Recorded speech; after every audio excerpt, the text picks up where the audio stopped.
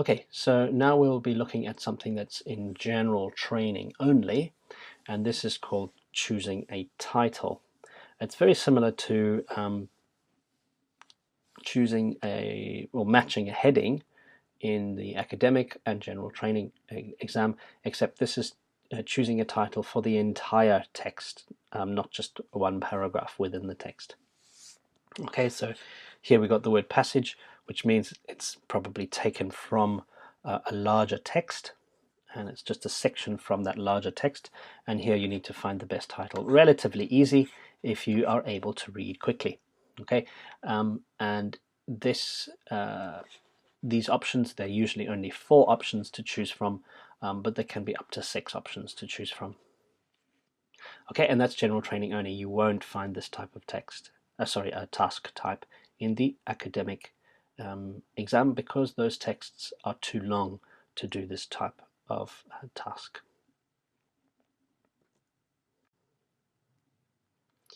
Okay, we'll be looking at matching section information. Again, this is almost always only in the general training exam. It's never in order for obvious reasons, and difficulty not too high. So you'll see here that the text might be divided up into certain sections, not necessarily paragraphs, but different sections. So this one is talking about art, and this section deals with art, this section deals with learning to use the internet, and then what you need to do is find which section contains the following information.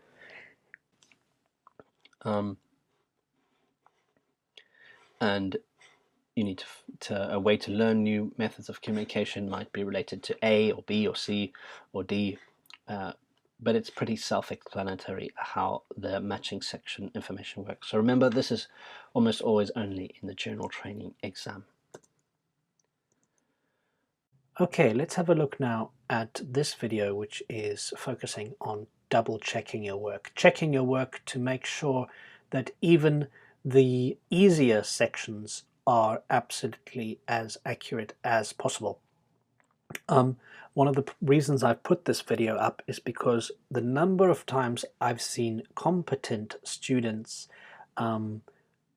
make stupid mistakes in the IELTS exam simply because they weren't checking their work as they transferred it over to the answer sheet is enough for me to think that this is a dedicated video.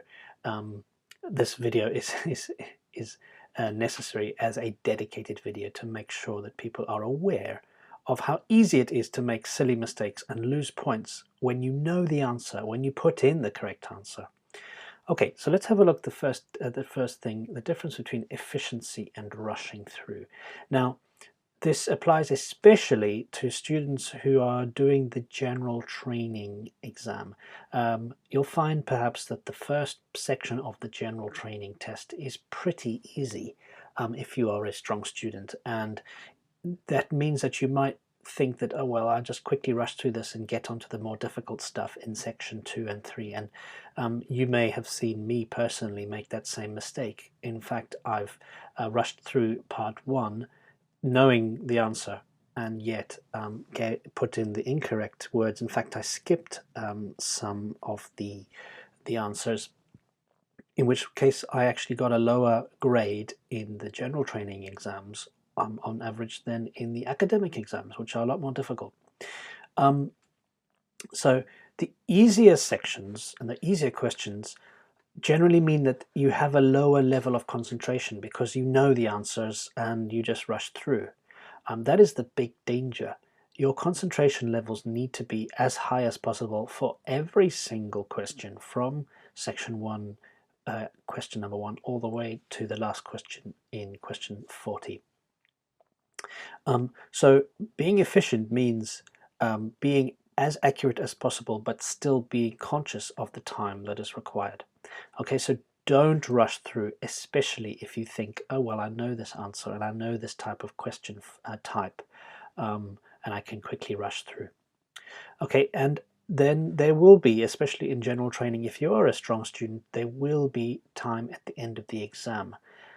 During that time, you are not supposed to spend all your time on the more difficult stuff that you couldn't find the answers in, for example. section 3, because you might find that in fact you've mistakenly put the incorrect word in the answer sheet. You swapped, for example, a question. Question 5 should have been question 4, and question 4 should have been question 5. There's 2 marks lost there simply because you weren't concentrating and spending time checking your work from the beginning until the end of the exam. So don't just concentrate on the difficult stuff at the end of the exam. Give some weighting, not equal weighting, but some weighting to the stuff that you know the answers are what they are. Okay, so let's have a look at some techniques that we can do to force ourselves to be as to concentrate as strongly as possible.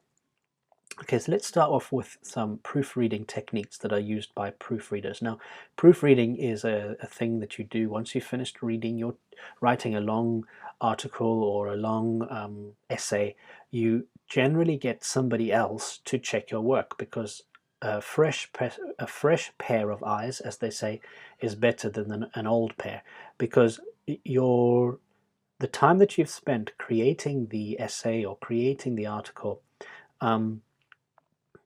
your mind has got into a sort of pattern, and it's very difficult to break from that pattern, because you know the sentences so well, you know the article and the structure of the paragraph so well that your eyes skip over mistakes.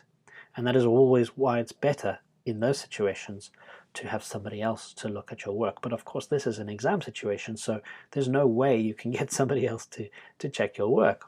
So we have to resort to things that for example, newspaper journalists do before they send it to the editor. They will use these techniques to check their work before they get somebody else to waste their time, perhaps checking for basic errors that they wouldn't have should have seen themselves. Okay, so number one, obviously, concentration is key. Key meaning very important. So if you can keep up your concentration levels throughout the reading exam, that will help you from the beginning. Number two is to check your answers out of order. So for example, you would check section 2, then section 3, then maybe back to section 1. But if you just do section 1, section 2, section 3, you're not breaking the pattern, and your brain is not going to be as focused as it needs to be. So when you break the pattern, especially in the second one down, in the third one down here, check individual questions backwards. For example, check question 33, then go back to 32, then go back to 31. So maybe work your way backwards per section to really break that pattern in your brain and force you to concentrate. Okay, and now there's another technique which I don't know anybody else who recommends this, but I tell this to my students. I had a student once from Japan who said this is what he did because his father used to work for the trains in Tokyo, and he explained this point and call system, which apparently is quite famous now. So the Japanese rail network uses it, as well as Toyota and a few other Japanese companies. And basically what you do is you point at something. For example, this man is a train driver, as you can see, and he's pointing at the doors, I think. So what he would be saying, obviously in Japanese, he would be pointing at the video and saying, "The doors are all closed." And then he'd move on to the next monitor and he would say, whatever that's showing, whatever it is, or the dial, for example. "I am now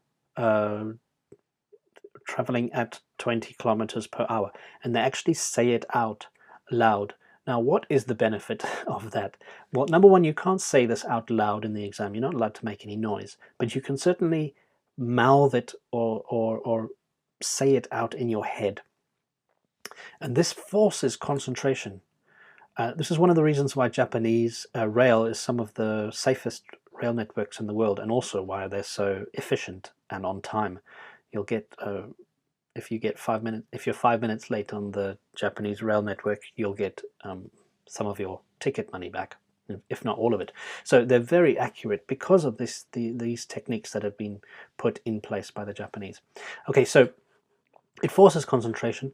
Mistakes are spotted when you say it out. For example, I have completed question 14, and then point over, and I have moved question 14 over to the answer sheet.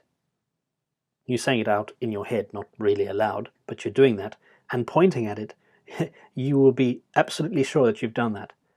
And one of the other things that I'd sometimes do is that, did I check that? I might be thinking in my head, did I double check that? When you're doing this point and call, you know for a fact that if you've done it, your brain will remember having done it. And that can really help you to focus on the moment at this point and not think back, oh, did I check section 1? If you know you've been pointing and calling section 1, you can remember it having done it. And so you don't have to think about that. You just focus on section 3, or section 2, or whichever section you're focusing on at that moment. Okay? And the big thing is that forgotten questions are noticed. And I've spoken about this before. It's a mistake I made in a general training exam. You'll see it here, where I've missed out one question. And that was because I wasn't using this point and call technique. I was rushing through, in fact. So this is your answer sheet. This is for listening. But you can see where it can sometimes go wrong. If you, for example, in the on the question paper, forgot to do question 5, but then carried on with 6, 7, 8. If you're not checking properly, you could, and I've seen this before, you could end up putting the answer number 6 in the space of number 5, number 7 in the space of number 6, and so and so, with the result being that you've got one space left at the bottom, and then you're thinking, what's going on? I don't understand. Where's for? Oh no! And then all that time wasting of scratching that out and putting the correct answer in. And I've seen students who've swapped, there's a space here, they've swapped 30 with 29, for example, and everything's moved up, with the result that they've lost all the points here because they've run out of time, for example. So this point and call technique is great, especially when you're transferring your answers over from your question paper onto this answer sheet. Remember, it's unlike the listening exam. You don't have an extra 10 minutes at the end of the exam to do this. You have to do this during the exam time, during the 1 hour that you are given. Okay? All right, so that's point and call. So we're going to do a little bit of practice now, and I'd like you to just look through. There's 1, 2, 3, 4, 5, 6, 7 answers I've put in here, but each answer is in fact a mistake. So pause the video now and see if you can find what the mistakes are.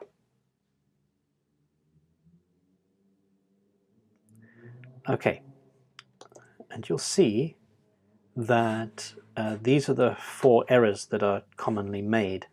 Not following the rubric, and a rubric is another word for the instructions. So the rubric in IELTS exam are always in italic texts, an italic font like this. So choose no more than 2 words from the text. Write your answers in your answer sheet over here.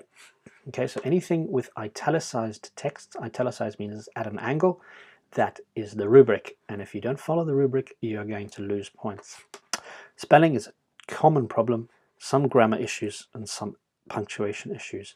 These come in play much more so in the writing than in the reading or the listening. Spelling, of course, is very important. Okay, so did you find the mistakes?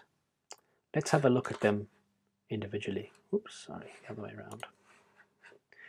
Okay, so the first one, professional image. This should be spelt with a double S. So professional. Okay. This one over here, this is a grammar mistake. State of clothes, they must be never wrinkled. Well, never comes before be in English, so they must never be wrinkled and in good condition. We don't have to read the reading answer here because I know for a fact that grammatically it doesn't fit. The answer, in fact, is pressed. Pressed means ironed. Ironed means using an iron, hot piece of metal with some steam and water to make the clothes completely wrinkle free. Okay, wrinkled without any undulation in the cloth, so completely flat. Okay, so the answer, in fact, it could fit here, but the problem is the word be. So the only answer possible here is pressed. Over here, tasteful only has one L. So be careful with words like tasteful. If it's tastefully as an adverb, yes, of course, then it's double L and Y. But in this case, it's tasteful with one L. Okay, colorful, tasteful, eventful is always a single L and not a double L. Allergic reactions, this should be a double L here. Okay, so allergic reactions. Head covers in line with religious reasons or something are allowed. Honor cultural traditions is what's written in the text, but the problem is we're not following the rubric. It says no more than 2 words. So we cannot put 3 words here, so only 2 of these are possible. Is it honor cultural or is it cultural traditions? And obviously the answer is just cultural traditions. So head covers in line with religious reasons or cultural traditions are allowed. Here we've got a problem with the punctuation. Clothing in line with the company's apostrophe S logo on it is recommended. This by itself, it's grammatically incorrect and would get 0 points. By the way, in this text, if you do come across it, there's no S here. It should be just company logo, but you might see company's logo as well. But a company logo, this company being the adjective, is also possible to write this. Okay, and then this one is perhaps somebody that from Spain or Italy might use this word structure, or France. Warning verbal should be a verbal warning. Okay, so there's grammatical mistakes here because an adjective in English always comes before the noun. Okay, now I just want to reiterate what I said here. This is your reading answer sheet, and you would be writing in your name and the candidate number, and you'd fill in your language code here. I don't know exactly what language which language codes relate to which language you speak, but you would, if it was, for example, you spoke French, the code would be perhaps, I don't know, 311. Then you would scratch in 3, 1, and then 1 over here. Okay, and then obviously are you male or female? Now, this is an example, as I said, that you might end up putting professional image. Here's the double S, that's fine, but in space 14, and you should have put it in 15. So that's mistake number 1. And number 2, if you feel that your writing is not as good as it could be, there's no trouble writing everything in capital letters. The only time you can't do capital letters like this is in the writing. The writing, you're supposed to show punctuation by capitalizing the first letter of the word, of a sentence, and then capitalizing names and places, etc. But in the reading and the listening exam, it's no trouble to put in the words as caps or capitals if you feel that your writing is not as good as it could be. Okay, your handwriting, I mean. Okay, so there we go. That's the correct answer for number 16, by the way. 16, pressed as in ironed. Okay, and tasteful with a single L. But this would be 0 points simply because I am putting them in the wrong places. Okay, I hope that's useful for you. Let's just recap what we said. So double checking, you need to have a balance between going quickly and being accurate. Efficiency is the most important. Don't rush through any section that you feel, I know this straight away, it's so easy.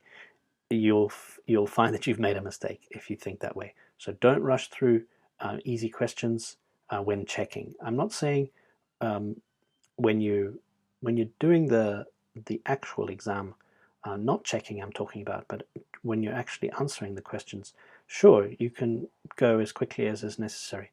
But I'm talking about the checking now. Checking for those sections, the easier sections, is equally important as checking for the more difficult stuff. Okay, and then remember this point and call and proofreading techniques are great to force you to concentrate throughout the checking process. Okay, I hope that's useful for you, and I'll see you in the next video. Okay, welcome to the step-by-step feedback video for IELTS test number 8 from book number 12, and this is the academic test. Please, as I've always say, please don't watch this video until you've at least attempted to do this exam. The PDF is available for download in the previous lecture. So attempt to do this, give yourself 1 hour, and then once you have attempted to do it, then come back and watch this video. Okay, so let's get started. So if we look at the first one, early humans used a material called something to make sharp points of their what? Okay, so I remember seeing that. This keyword here is sharp. Oops, that's a bit thin, just 1 second. That's better. Okay, so early humans used a material called something, there it is, a type of natural glass called obsidian. Used as tips for spears, okay, and the sharp points of their spears, you should know the word tip is the same meaning as sharp, sharp point. Okay, so obsidian, and there we've got the word spear, so for their spears must be pluralized.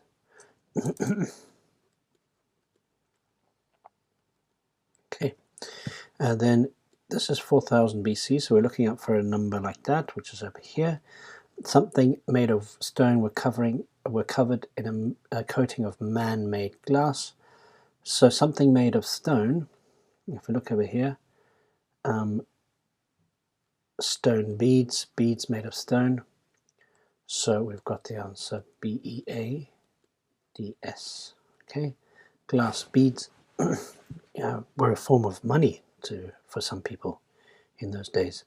Okay, first century BC, glass was colored because of the something in the material. Okay, and there were imperfections, so some problems with impurities, there's the word, in the raw material. Okay, so impurities. And the word pure, if you could see, you can work out where the word comes from. If something is pure, it is without any, let's say, pure water. It means there's nothing else inside the water. It's just 100% water. So there's the word pur. You can see the relationship between pure and impurities. And obviously, im makes it negative. Okay, so it means stuff inside that makes it not pure. Okay, until 476, we've got here 476 down here. Very quickly we can see it. And only the something knew how to make glass. It was the Romans, I remember this, because they guarded their secret very closely. They guarded the skills and technology closely. So over here we've got the word Romans. Okay.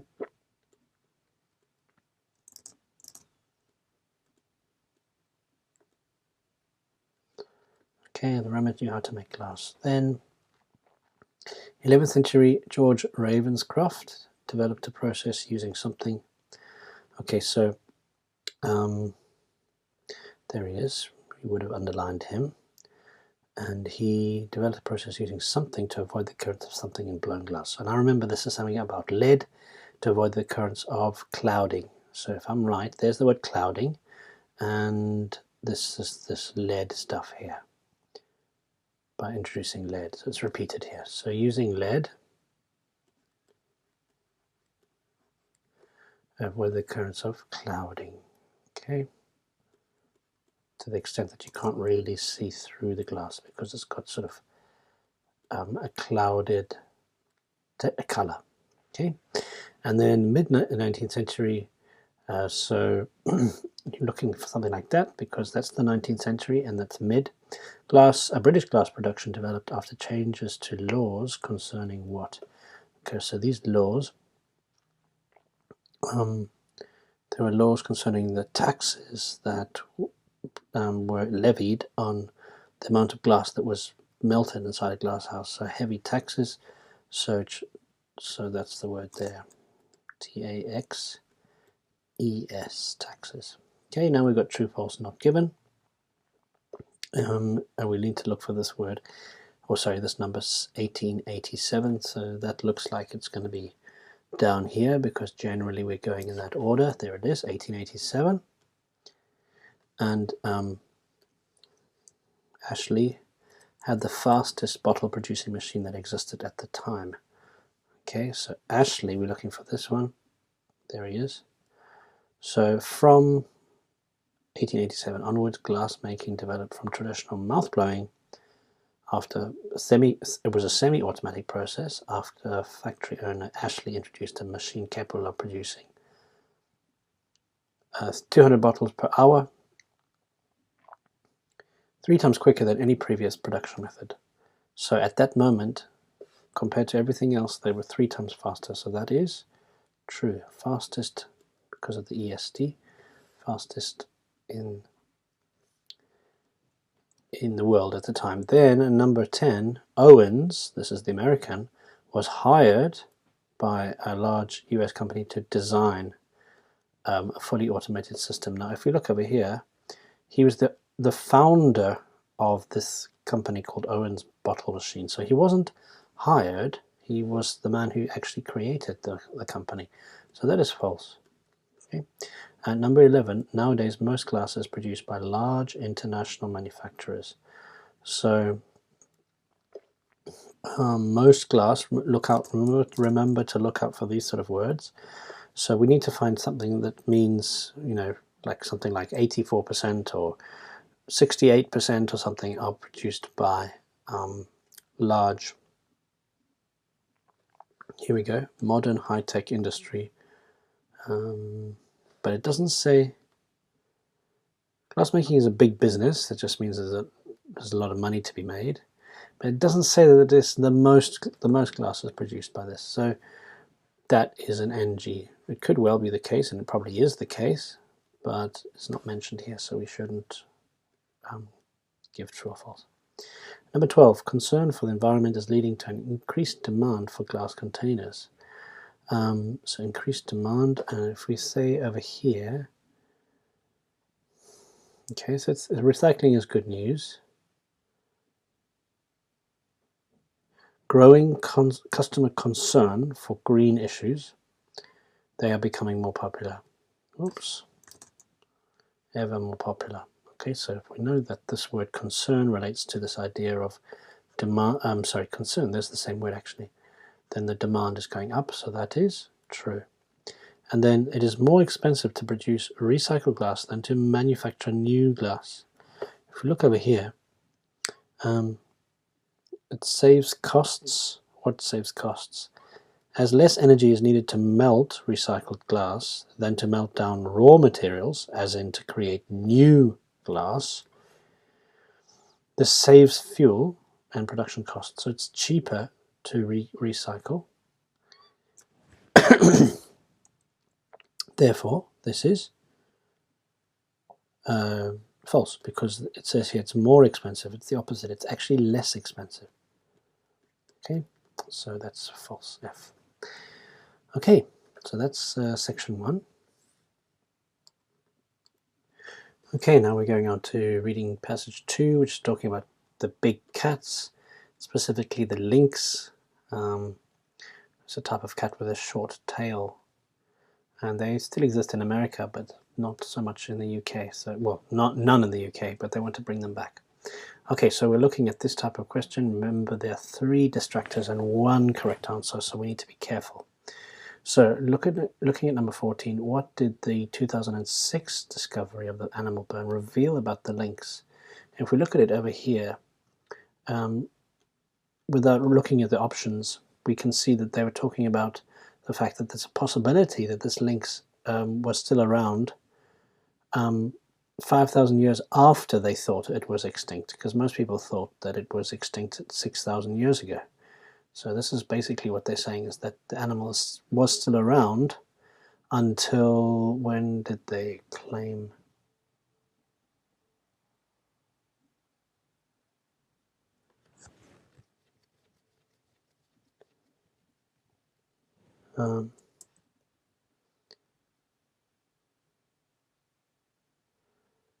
Okay, well, I don't know when the bone would have, it's not clear when the bone in this found in this cave is supposed to have come from what animal, how old it was. Oh, sorry, dated from the same period. It's important here.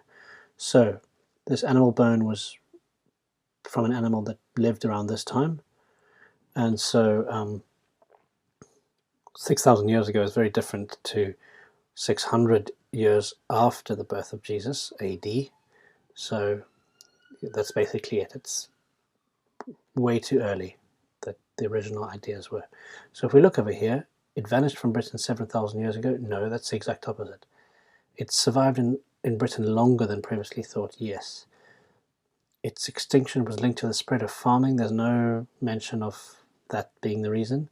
And physical appearance was very distinctive. No, what they found is that this loin is similar to the lynx. Okay, and so there we got the word A over there. Oh, sorry, D. D for that one. Okay, now number 15. What point does the writer make about large predators in the third paragraph? So it's important. We're looking only at the third one. So from here, and basically what they're saying is that the large predators turn out to be, this phrase, turn out to be, is very important. They bring life because they kill off animals that, for example, deers down here that basically eat the small trees, prevent them from becoming forests and things. So the large predators keep the numbers of grazers down. A grazer is like a zebra or a horse or a cow, something that grazes on grass. Okay, and so if we look over here, what it's trying to say, their behavior can alter according to the environment. Their presence can increase biodiversity. That's what I'm looking for. They can turn out to be bringers of life. So I'm going to go closest with 15A, but let's just double check. They may cause damage. No, not predators. Their behavior can alter, not possibly, but it's not mentioned here. And they should be reintroduced only to areas where they are native. It's not mentioned specifically in this. That sounds right, but it's not mentioned here. And we're looking only at the third paragraph, so the answer for that one is A. And number 16, what does the writer suggest about British conservation in the fourth paragraph? So if we look down here, we can see that generally the British way of conserving things is a jar of pickles is something that, you close the lid of the pickles and nothing ever comes in. No air, no water, nothing. It's just kept completely the way it was left, the way it was packaged 100 years ago, and it's still the same 100 years later. Okay, so that's basically what they're saying. So, okay, it's failed to achieve its aims.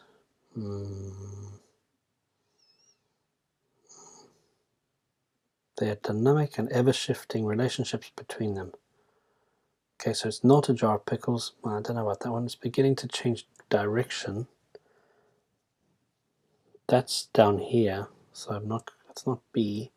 It's taken a misguided approach.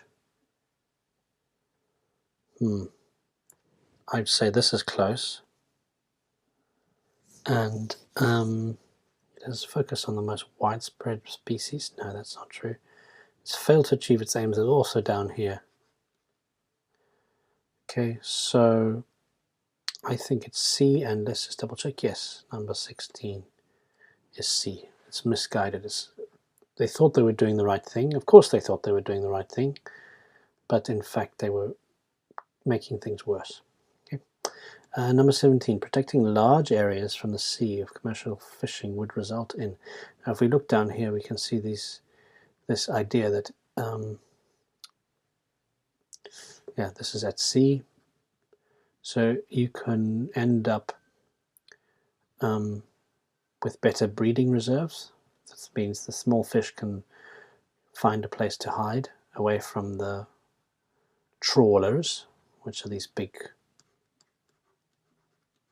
A trawler is a big type of fishing vessel, so they can hide somewhere else.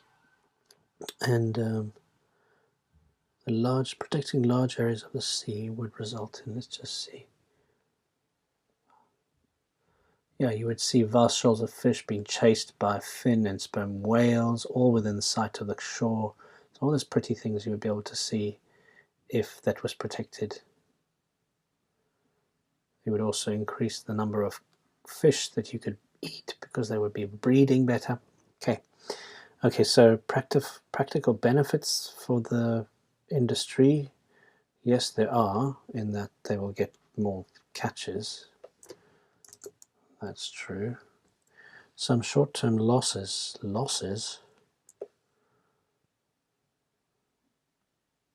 Let's say could not be more damaging. So that structure could not be more damaging. That's what they're trying to do. They're trying to trick you with that. But this phrase is very different to the way you might imagine it. And I'll explain it down here.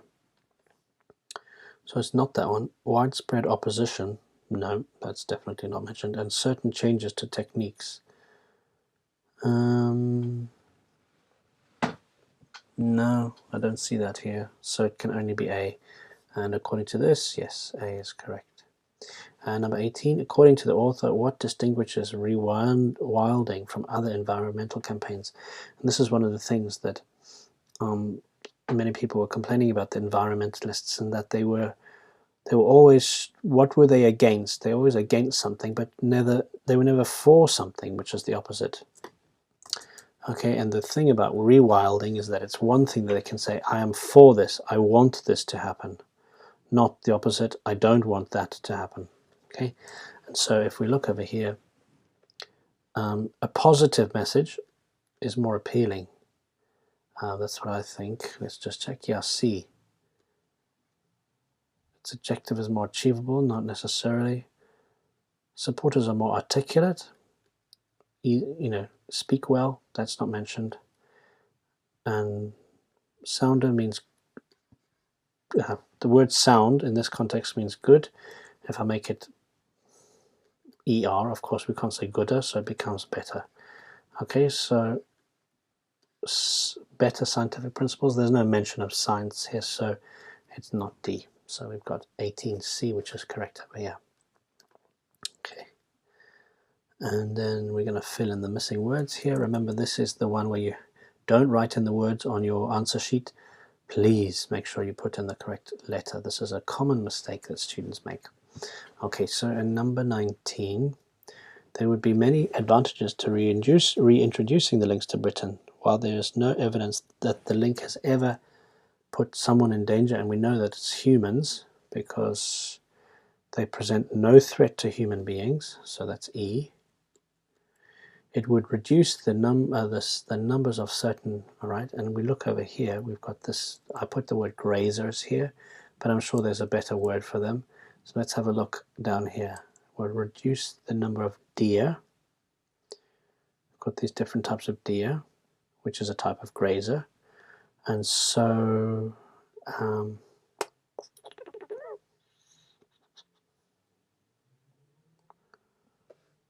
okay, well, let's have a look at here.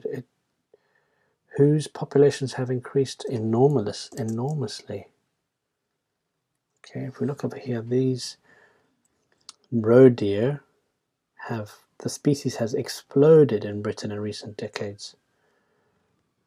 Okay, and because they eat the small trees that are starting to grow, they browse the small trees. Browse means, in this case, eat. The forests can't grow back. And it's not farm animals because roe deer is a type of wild animal, so it must be D. And yeah, 20D. Just double checking. Okay, 21. It would present only a minimal threat to something, provided they were kept away from lynx habitats. Yes, so I remember this being farm animals because obviously they're easy to eat, but they have to stay out of the forests, and lynx like to live in the forest. And if sheep have to stay out of the forests, if that farmer wants to keep getting money from the government, he has to make sure that his sheep are out of the forest. If they're out of the forest, that means there's only a minimal threat, because lynx don't like to hunt in the open. They prefer to hunt in the undergrowth of a forest. So 21 is farm animals. Okay, F. F. Okay, now provided that these kept away from lynx habitats, so forests. Furthermore, the reintroduction program will also link efficiently with initiatives to return native something to certain areas of the country. Okay, now here I think it's related to this idea of the trees growing and battling to take root because of the browsing by these roe deer. You'll notice this is not in correct order. So usually this is in the correct order, but we're going backwards here because we looked at this answer F was down here. Okay, so be aware that sometimes it does jump back up. In this case, aim of bringing forests back to the barren upland, so it's jumping back up. But the answer there for 22 is A. Okay. Okay, now we move on to section 3, talking about boards of directors. A board of directors are the people that technically should be working independently from the management of the company, and they help the company to avoid disasters because they are technically independent. They basically go from saying that there needs to be perhaps a more professional board where they actually get paid, because there's more and more work required from them, and doing it independently part-time becomes more and more difficult. Okay, anyway, here we are with a list of headings, and we need to try and match the heading with the paragraph. So with paragraph A, we have this this one here. So many external bodies being held responsible for problems, because we're talking about governments, regulators, central banks, auditors have all been in the frame. In the frame means in the spotlight for the reasons why things went,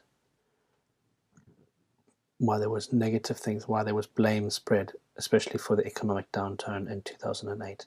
So all these different things have been held responsible for the problems of those times.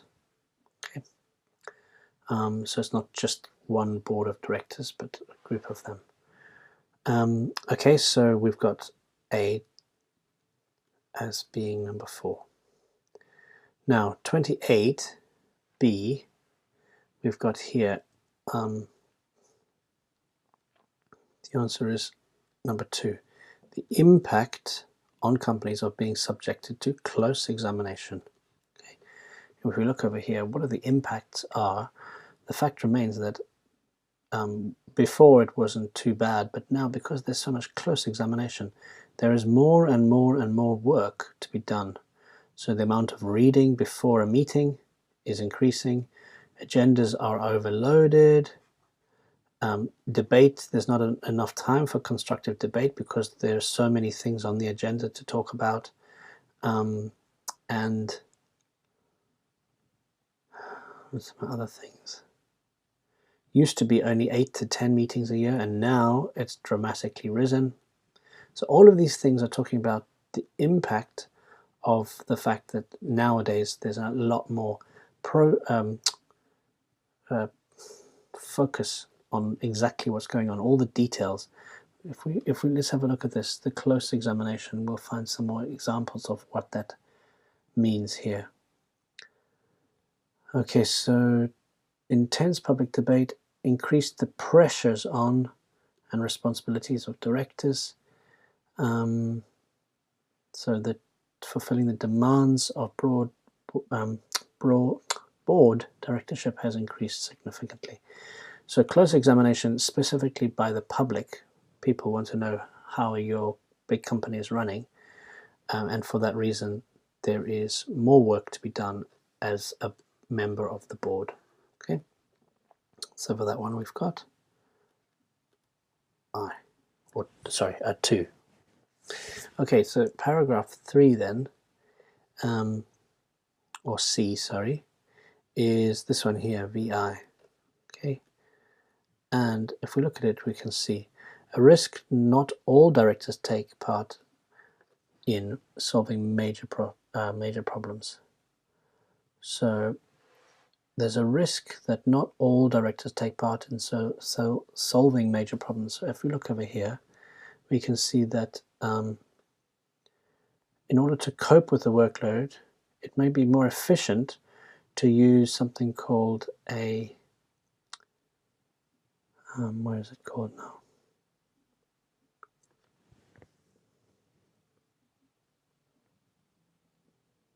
Oh, sorry, here it is. Devolved into committees.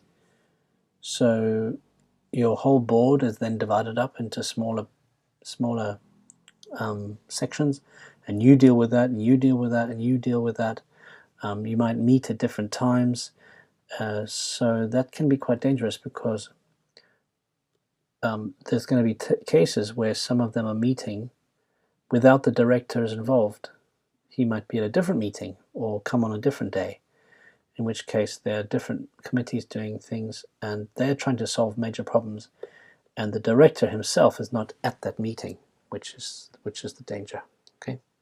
Now paragraph D, we have here a proposal 2, 3, so that's 8.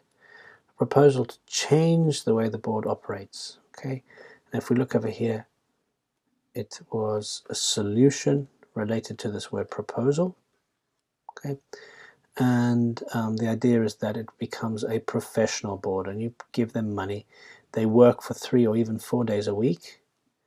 In larger companies, there's obviously very large companies. Otherwise, it would use up a lot of your salary, of your income. But yeah, and then you can use this change, the way it operates, to become more professional, better informed. Okay. The problem is there are some problems, and we'll mention that here, some criticisms, and we'll get to that later. Okay, so for D, we've got 8. Then E, talking about some of the problems, is, that's, sorry, what's that one? 30. Yes, that's number 7.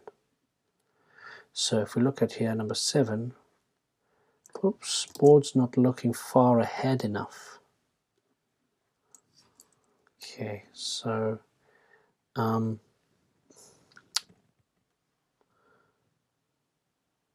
there it is. So one of the criticisms is that they do not focus sufficiently on long-term matters of strategy. Okay, and there's the word longer term, related to looking far ahead enough and dealing with problems in the future, far into the future. And so longer term matters of strategies, etc. And they concentrate only on short-term financial metrics. Okay, so therefore we've got this word far enough related to long-term. Then paragraph F, we've got just the first one, this one here, disputes over financial arrangements regarding senior managers. Okay, and F, we saw this situation where this woman was, this lady Alison Carnwaith, she was, she actually wanted to reduce the amount of money that was paid to the chief executive, but in the end she was overridden, and then when she tried to defend the reason for his getting a huge salary, she was kicked out. She was not kicked out, but she was forced to resign. Okay, so this all suggests this dispute, this fighting over who should get what and how much money they should get. Okay, and so that makes it I here. And senior managers, you can say she's the chair of the remuneration committee, and she was talking about the chief executive. So all of that is senior management. And then, so for number 33, we've got 1, 2, 3. Okay, it's that one over there. The possible need for a fundamental change in every area of business. Every area. Okay, it's quite a strong word. Okay, and in all sectors, there's the key word. So boards of companies in all sectors will need to widen their perspective to encompass these issues. And these issues refer to corporate ethics, morality of capitalism, the market economy, all that is related to encompass these issues, ways to deal with these problems. Okay, so therefore we've got number 3. So the one that doesn't fit, number 5, falling number of board members with broad enough experience. There's no mention of the number of board members going down. Okay, all right, so we've got that one. That's a tricky one. I find heading this type of task quite difficult even as a native speaker, so I understand if you battled a bit. Right, let's go back up to the top here because this is likely to be in order. So yes, no, not given. Which statements agree with the claims of the writer? Okay, so 34. Close scrutiny. This is a key word. It's related to this word up here actually, which is one here. We had close examination. So close examination, close scrutiny have similar meanings. Of the behavior of boards has increased since the economic downturn. Yes, so if you know there was financial meltdown 2008, if you know anything about what happened there, you would know what this means. And so yes, that is true. Closer examination, more, where is this word? The public, yeah, intense public debate. So that's related to this one. So that is yes. Okay. So, right. Then this one here, banks have been mismanaged to a greater extent than other businesses. Again, this is this comparison. I didn't see anything about the banks being worsely managed than any other company, so that's an NG. And then board meetings normally continue for as long as necessary. That's not true. To debate matters in full. That's basically what they're saying, is that the debate must therefore be restricted in favor of getting through business. So even though there's lots to go through, they just say, okay, let's go quickly through this because we've got so much to do and we only got 3 hours or whatever it is. So that is no, not true. So 36, no. Then 37, using a committee structure would ensure the board members are fully informed about significant issues. Well, that's the exact opposite. He's saying that by using a committee structure, yes, if we devolve it into committees where each committee has its own power, then no one is fully informed, because they're saying that some things are missed.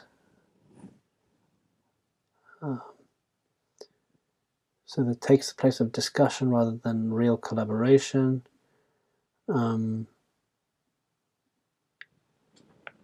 Yeah, basically that's when you say board members, you mean all board members, and they're not, because half of them are a different committee, different meeting, different time.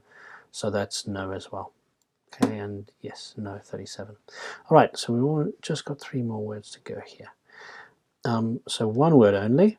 Before 2008, non-executive directors were at a disadvantage because of their lack of, now have a look up here. So before 2008, try and look for the word non-executive. Find that here somewhere.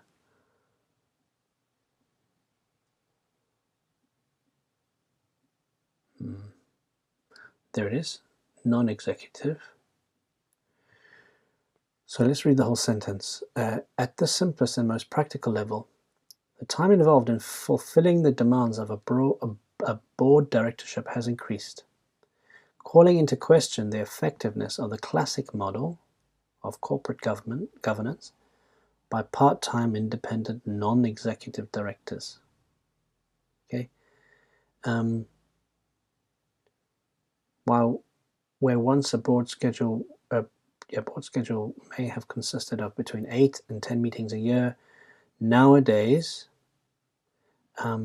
far more are required. So they're talking about 2008. Before, they didn't really know what was going on, because it says here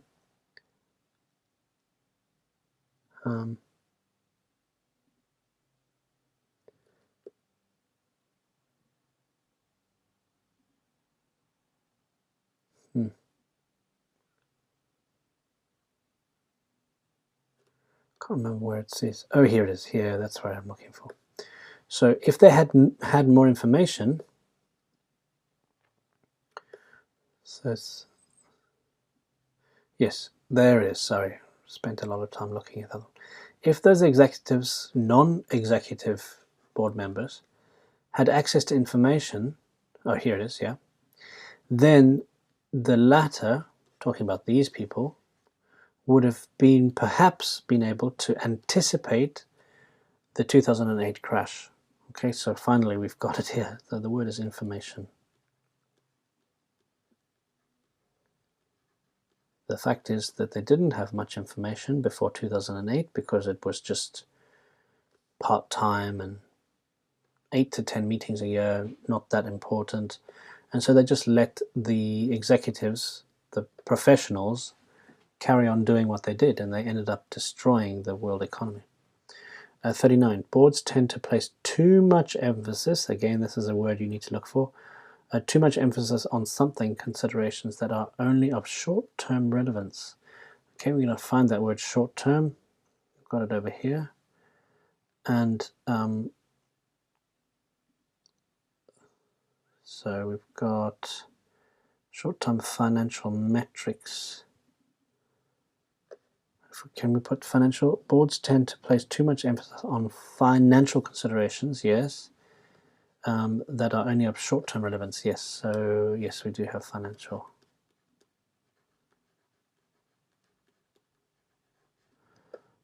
Okay, financial considerations. And then 40, on certain matters such as pay, the board may have to accept the views of, such as pay. Now, let's see if we can find, the word here is investors or shareholders. But we're going to try and find the answer without just looking straight for that. Oh, cool, I found it already. So shareholders use their muscle in the area of pay to pressure boards to remove underperforming chief executives. So those who are getting paid a lot but not doing anything with that money, not doing their job properly, then they can be pushed out using their muscle, and that forces the company to accept their views. Okay, so I can put here shareholders, but they also accept investors. Now, if you can find the word investor. Ah, there it is. Okay, investors, which is essentially the same. Okay, so there you have the answers. I hope that's useful for you. Let me know if you have any questions, and I can try and answer them down in the comment section below, or at least another student will. Okay, so thank you very much, and I'll see you in the next video. Okay, this is the feedback video for IELTS book number 8, Test B of the general training variety, so general training Test B. Please don't watch this video until you have attempted to do this exam by yourself. Remember, you should give yourself around 1 hour to complete the test, because that's how much time you would have in the real exam. Okay, so let's get started for those of you who have already attempted this exam by yourself. Okay, so this is consumer advice for buying shoes, and you've got 4 different steps, and these are the different plans. So you go from the easiest steps down to the 4th step, which includes going to court, taking the case to court. Okay, now we just have to look at true, false, not given. So the first one is, if you return unwanted shoes straight away with the receipt, the shop will probably give you a refund. So we need to find this word probably, and with proof of purchase, that means with the receipt. So if you go with proof of purchase, go back to the shop with this purchase at once. This relates to straight away. You have the right to insist on a refund. It is also likely that you will get one if you change your mind about the shoes and take them back immediately. So all of this at once, immediately, related to straight away, and plus you've got this proof of purchase or receipt. Because of this word likely, that you will get 1, and 1 refers back to a refund, okay, which is down here. Okay, so this one is true. Number 2, you are advised to accept a credit note if you are offered one. Well, this is false, because they actually said if you are offered a credit one, you don't have to accept it. This is not advice, but it starts to become advice here. If you accept it, you will usually not be able to exchange it for cash later on. So you may be left with unwanted credit note, an unwanted credit note, and if you cannot find other shoes that you want from the shop. So all of that whole thing suggests that there is some advice that you should avoid doing this the way that they've written it. There's no actual word that says you are advised or you are recommended, but the way it's written suggests that they would suggest you don't do it. So this one is false. Okay. Number 3, the factory is responsible for replacing unwanted shoes. The factory is responsible. Well, that's not right. Over here it says, don't be put off by the shop if it claims that it's the manufacturer's responsibility to sort things out, as in the factory, the place that makes the shoes. It's not true.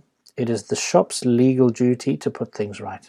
Okay, so the shop, not the manufacturer. So that is also false. Okay. Now, number 4, you can ask any shoe shop to send shoes to the footwear testing center. Ask any shoe shop? Well, no, I think you have to ask for that particular shoe shop. And if we're looking for footwear testing center, this is one of the things that you would have underlined, because it is capitalized first letters, so that's something you need to look for. So most shops are covered by this practice. If the shop you are dealing with, so the shop, that's the first indication that we're talking about the shop in question that's causing you trouble, you are dealing with, adds that extra bit of information that it's clearly this shop and not any old shop you find that also happens to sell shoes. Then we know that it's only this shop, and so the problem with this word any makes this a false statement. Okay. Number 5, shops prefer to give a credit note rather than change shoes. No, it doesn't say anywhere about this preference. We don't know whether that's true or not, so that's a not given answer for this one here. This one here, number 6, the customer contributes to the cost of having the faulty shoes tested. And this word contributes to the cost, yes, so it's not half, it's only a little bit. You'll see here that you pay £7 for it, but the shop itself will pay the rest. So £7 minus 21 minus 7 is 14. So the shop itself would have to pay £14 for this shoe to be taken to this independent footwear testing center, and they would pay the rest, including any postage costs that would be covered by the shop. But still, you have to pay that £7, so that is true. The customer contributes to the cost of it being tested. Okay. Number 7 then, the procedure for making a legal claim is easier in Scotland. Now, that's not necessarily the case. We've got how much you could get back in small claims court in Scotland, but this idea of it being easier, remember, this is a comparison type of word. These are very typically the most important words in these type of questions, and there's no comparison between ease or difficulty. This is in brackets, so when you see the word easy, it's not talking about Scotland, it's talking about the procedure in general, the procedure of taking it to court. In the UK, it's not too difficult to go to something called small claims court. Okay, so this is a not given situation. It may be, but we don't know. It's certainly not written in this text. And then number 8, legal advice and forms can be bought from certain shops. Forms can be bought from certain shops. Okay, so some bookshops, which certain shops, bookshops, sell advice packs, and they contain the relevant forms to start the process of going to court. Okay, and certain shops, therefore bookshops, the answer for this one is true. Okay. Now let's just go. Okay, now we go to the second reading within section 1, and this is about lost cards, credit cards or debit cards. Okay, and this is a multiple choice, so be careful. There are 3 distractors and 1 correct answer. So number 9, what should you do first if you lose a credit card? And it says here, contact your bank as soon as possible. And actually they don't use the word contact, they use the word telephone. Okay, and this is, although originally it started as a noun, look over here, it's being used as a verb. If you do this, telephone or phone or call the credit card company or bank as soon as possible. And so make a phone call, therefore the answer D. There's no mention of the police until it gets over here to the idea of if you suspect there's some theft involved, then you call the police. But if you lose, this is the word lose, so it's not the police. Write a letter, definitely not. Contact your insurance company. They just mention some insurance policies will cover this, but that's not the person to contact first. You need to contact a phone. You should make a phone call to your bank. Okay. Now, number 10, a credit card shield is a credit card shield, also something you would capitalize before you started reading the questions. So, credit card shield. It's a central registration scheme, okay, and it helps customers whose cards are lost or stolen. So this scheme, it makes a sort of a system, a central system for registering people's card details, okay. So for this one, we've got 10. It's certainly not an insurance company, okay. It's not a telephone answering service, because this doesn't make sense, this scheme system here. And then an agency for finding lost or stolen cards, no. All they're going to do is help you to cancel all your cards at the same time. If you look over here, if any or all of your cards are stolen, you need to make 1 phone call, because this central system for registering details, and that will cancel all of them at once. Okay, that's what it's there for. Okay, now number 11, when contacted, the card protection system, so that's the next one down here, card protection system, company will do what?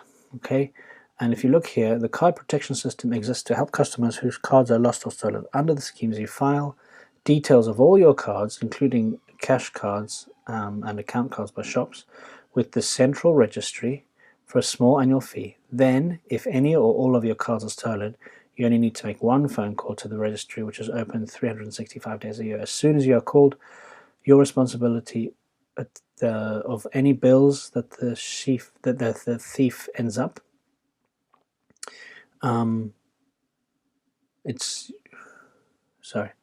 As soon as you have called, your responsibility for any bills run up by the thief ends. Okay, so the minute that you have made that phone call, anything else that the thief manages to get hold of from your personal bank account is then covered by this card protection system. And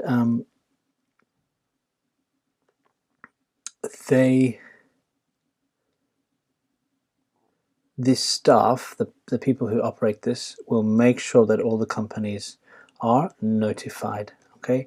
And so they will get in touch with the relevant credit card companies, okay? Get in touch relates to the word notified, okay? So they will notify them, they will tell them that there has been a theft, okay? And they will not inform the police. There's no mention of police, so that's not A. They will not necessarily ensure that the lost cards are replaced. That's the bank's job. And give details about the loss of card to shops.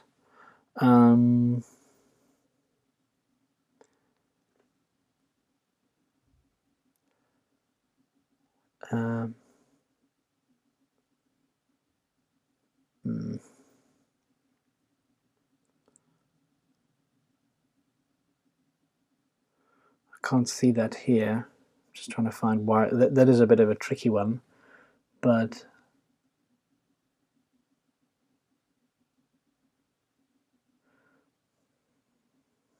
yeah, well, this, if we look at when is similar to as soon as. So when you have called, as soon as contacted, as soon as you contact them, the company will do this thing. And there's no mention about in this sentence at least, no mention about them calling shops. Okay, so it's not D here. Now I just want to go back here to B because I mentioned that it's a system for registering cards details because I underlined this with central registry, but actually that's talking about the card protection system. So let's just go back and double check that number 10 is correct. It's a central registration scheme. Okay, and there's the word registration. Scheme relates to a system. So that's the main reason for number 10 is actually over here and not down here, because down here was talking about the CPS or card protection system. Okay, number 12, you are fully covered by both banks and shops if you lose, fully covered, you don't lose any money if you lose a, now if you look over here, checks and guarantee card, unless you have been careless by signing blank checks, for example, this means say means for example in this context, you will not have to pay for any forged checks a thief uses.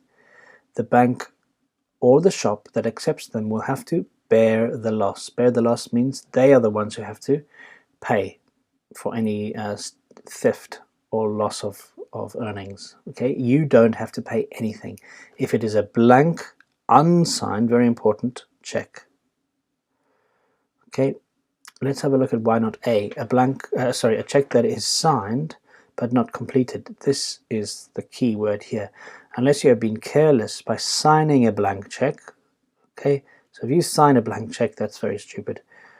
Most people nowadays don't have check or checkbooks, but this is left over from when they did, and it used to be a case where somebody might trust a friend and say, look, I'll sign this check and you just fill in how much money is needed when you're at the shop. And if your friend is actually not a very good person, they could add whatever number of zeros to that and then make off with all your money. So that would be stupid, and some people used to do that, but obviously nowadays checkbooks are not very common. Okay, a switch card. This is switch over here, you can see that. But no, if you are still liable for bills up to £50, sorry. So you're not fully covered. You still have to pay 50, and the same thing it applies here. Credit card, £50, you will still have to pay. So 12D is out. So it's only 12B, which is correct. And number 13 then, if you have written your personal number on a stolen card, you may have to. And if you look down here, pay for everything the thief buys on it. If you've written your personal number, usually it's 4 digits. So if your number is 4331, then, and you write that number on your, it's called a PIN code, at least in English it's called that, personal identification number code. So actually this is superfluous because code and number is the same meaning. But anyway, it's called a PIN or a PIN code, as some people call it. And this is, there it is, personal identification number. If you write this on your card, if you write your PIN on your card, the bank can prove gross negligence. That's just stupidity. Gross means very big. So big stupidity on your part, and then you will have to pay everything. Okay, so obviously never write your PIN code on your card. So that is the only time where you will have to pay for anything that the thief buys using it. Okay, there's no mention of joining a different one. You have to pay up to 50. No, that's if something else happens. If you, for example, delay a whole day before you report your card, and in that one day the thief has stolen a lot of money from it, yes, you still have to pay £50. But if, so it's not B, but if you put your PIN code or your PIN on your card, then you pay for everything.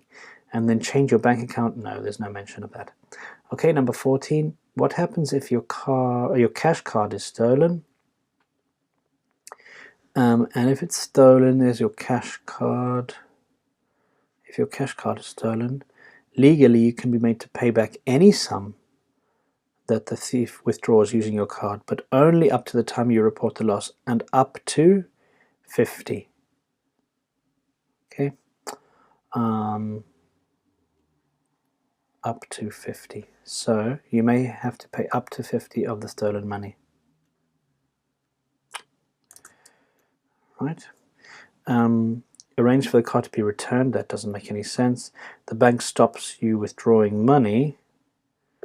There's no mention of this happening, that the bank decides to stop you taking money out. Only happens once you call the bank and say this card has been stolen. You have to actually tell them to stop allowing this to happen. And then D, you cannot use the cash card in the future. Well, depends. Sometimes you can reset it. Okay, so that's section 1.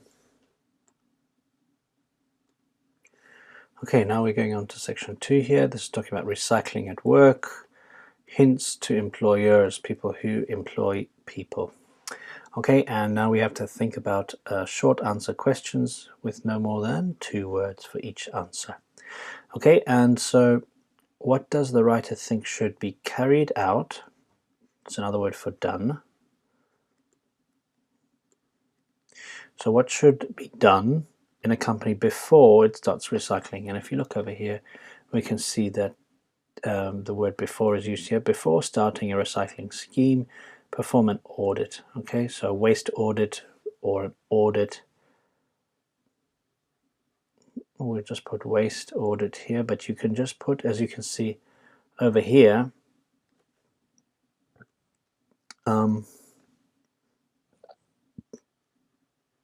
audit. If you just put audit or an audit, that's 2 words, then that would be fine. So you can put waste audit, an audit, or just audit by itself. All of them would be fine. Okay, number 16. What machines can help to cut the stationery budget? Okay, and so over here we've got special types of printers, and they're called duplex printers. And duplex means printing on both sides of the paper.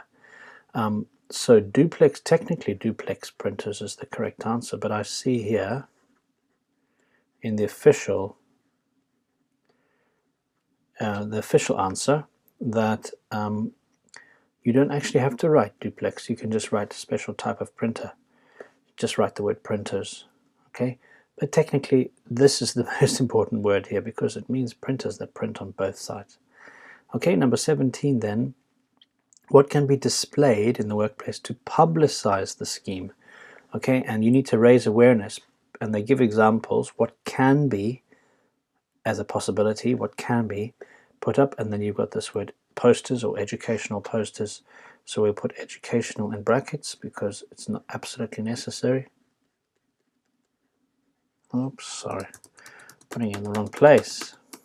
Okay, I'll just put posters here because we don't have space, but educational posters are also a correct answer. Okay, number 18. What can be distributed, okay, to motivate staff? So something needs to be distributed, and you can explain to them ways to increase motivation. You can have competitions, and you can have newsletters reporting on the waste improvements. So people get this newsletter and go, oh wow, we've made some improvements. Okay, and be careful. Funnily enough, you would get that incorrect if you only put one as a newsletter. So don't forget that you must put an S, because there is an S here. Even if you drop the S off, you would get 0 points. Okay, So very important to follow exactly what you see. Number 19, what can unwanted paper be used for in the office? Okay, and for this one here, if we look down here, it refers to something else. It refers something backwards. Waste paper will be produced in the workplace, but it is not necessary to discard it. It, as in waste paper, can serve a variety of purposes before it is recycled, such as writing notes. So, what can unwanted paper be used for in the office? And you could write writing. If you wanted to, you could write writing.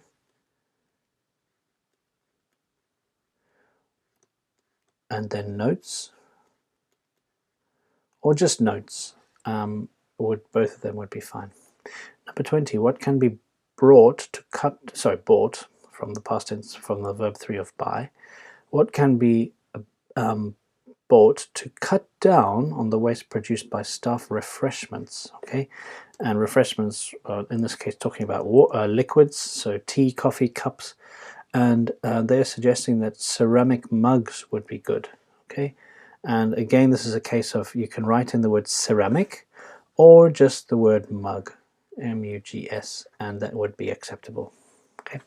Number 21, where can unwanted PCs be sent? Okay, and so here we've got this old computers. They can be sent to charities instead of to just throwing them away. Okay, so charities, and again, don't forget the S, because that's what appears here. If there's an S, you put an S in the answer as well. Okay. And let's carry on to this bit here. Now that's the text number 2 of section 2. So 1 second, I'll come back. Okay, so let's have a look at this. How to answer any interview question. Okay, and this again is a gap fill question, very common in this general training type exam. No more than 2 words allowed in this gap. So number 22, the writer warns candidates not to imitate the way that something ignore questions in interviews. And if you look over here, you can see that some politicians take no notice of press questions and just introduce a different topic. So he says that you shouldn't do this because unlike some politicians, candidates must answer the question. Okay, and so therefore the word politicians, sorry, with an S, politicians. Okay, and you could write some politicians here, as you can see here, they've used the word some as well. Okay, so that's okay. Now 23, interviewees are recommended to follow a certain something to allow them to communicate their main points. So follow a, and this is a collocation, so it must be something like pattern, or in this case he's using this idea of Q equals A plus 1, and there's the word pattern, and another way to say pattern is formula.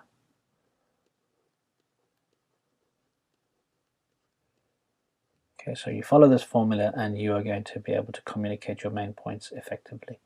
24, senior executives advise candidates to request information from some place before an interview.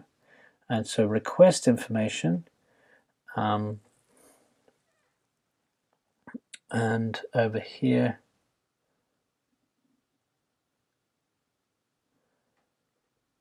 let's see, diligent preparation is also necessary to effectively answer any interview questions, say the executives. They give a number of tips. So learn as much as you can. Ask company employees questions prior to the job interview. So you might be lucky enough to know somebody who works there, and they will be able to give you some insight into the workings of the company. So if you request information, it's related to this word ask questions. Okay, and there you've got the word company employees, or just the word employees would be acceptable. Okay, number 25, a candidate can also learn about a business by studying its, okay, and now we've got this word studying. So the keyword there, studying, and you can read the reports. Okay, and in this case, shareholder reports, the whole thing is required, because there are a number of reports, types of reports.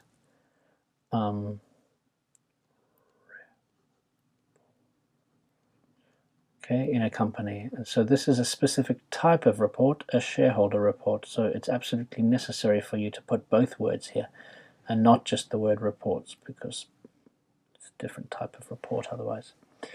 Okay, and now so yeah, reading reports, get insight. So reading plus insight suggests this studying, spending more time than just reading. It's a bit stronger because of this insight. Now, number 26, the head of an interview training firm advises people to avoid telling, and this, I remember this straight away, because people who lie, if something's gone wrong in your previous company and you should tell the truth, yes. Steer clear of means avoid, and then the word lies over here.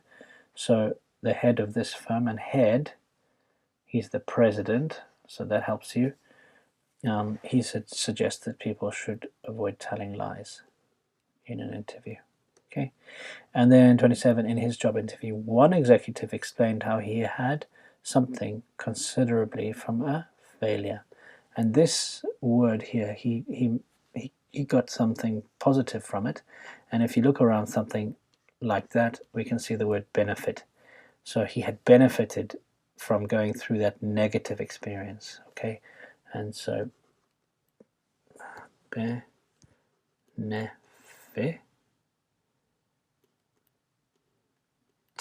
Now this is a single T, but I have seen it written with double T, and actually that's over here as well. You can use double T, but always probably the safest thing to do is just to look at exactly how it's written in the text and then just copy that.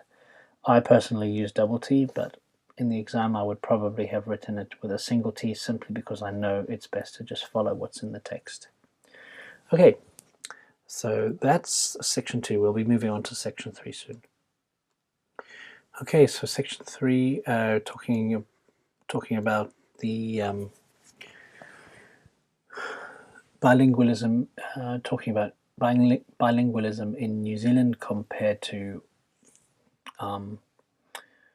Europe, and evidence of the fact that bilingualism is not so easy to get started with for children in New Zealand. Anyway, let's start here. So true, false, and not given. 28 here, most people who speak a second language in New Zealand are born in another country. Okay, and if we look over here, a small percentage of whom were born in New Zealand. This leaves a small number of who claim to speak 2 or more languages, but only a small number of those are born in New Zealand. In fact, most of them were born in another country. So this one is true. Okay. Then most New Zealanders believe it is good to teach children a second language. Well, this is not given anywhere, because the key word here is most. As you know, this type of word is very, very important for this type of question. True, false, and not given. And most, I can't find anywhere here where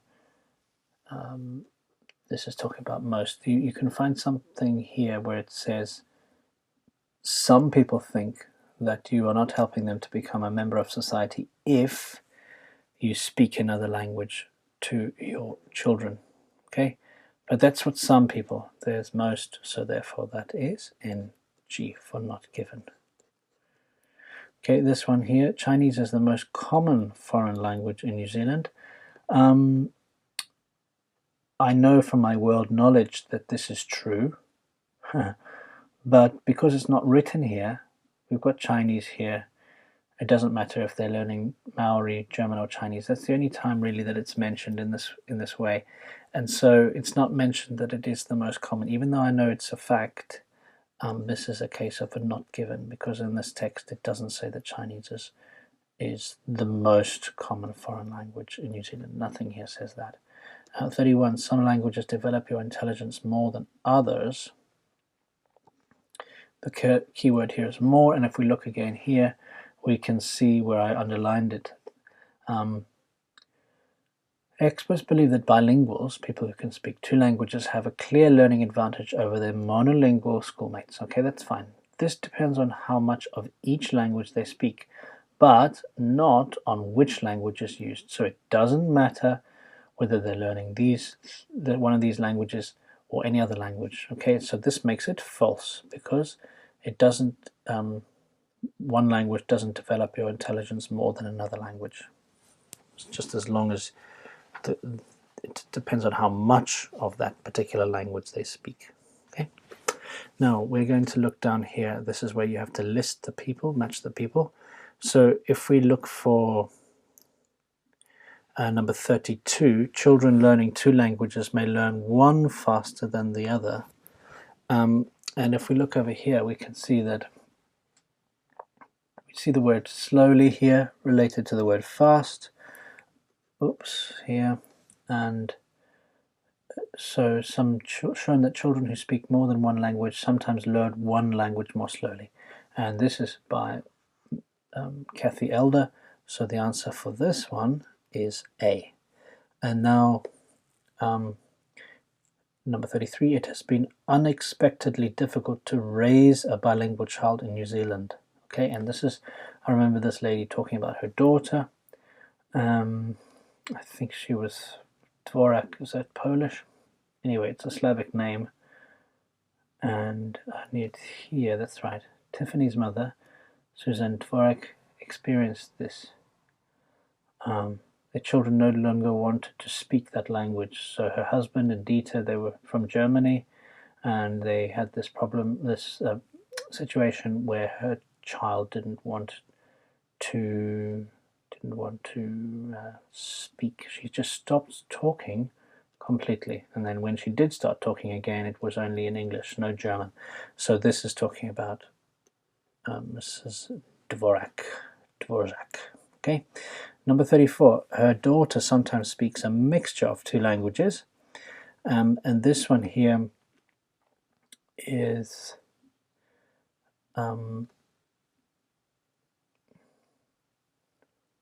here we go. When Suzanne speaks to her daughter in German, she still answers in English, or sometimes she speaks half and half. And there we go, half and half relates to the word mixture.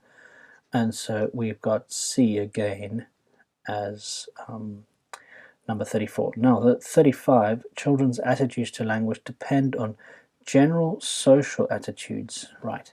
Now, this is, whoops, over here. There's the word socialize. It's the way that they see, so the way they socialize with other children. It depends on the attitudes of the society in question. So they may want to not speak their home language because it's uncool, it's frowned upon, it's not acceptable in their eyes, at least, depending on the attitudes of the people around them, the people that the children that they socialize with. And if you look over here, you can see it's Professor Halford, and so for this one we have B. Okay, now 36, it's not important which language parents speak with their children. So she says over here that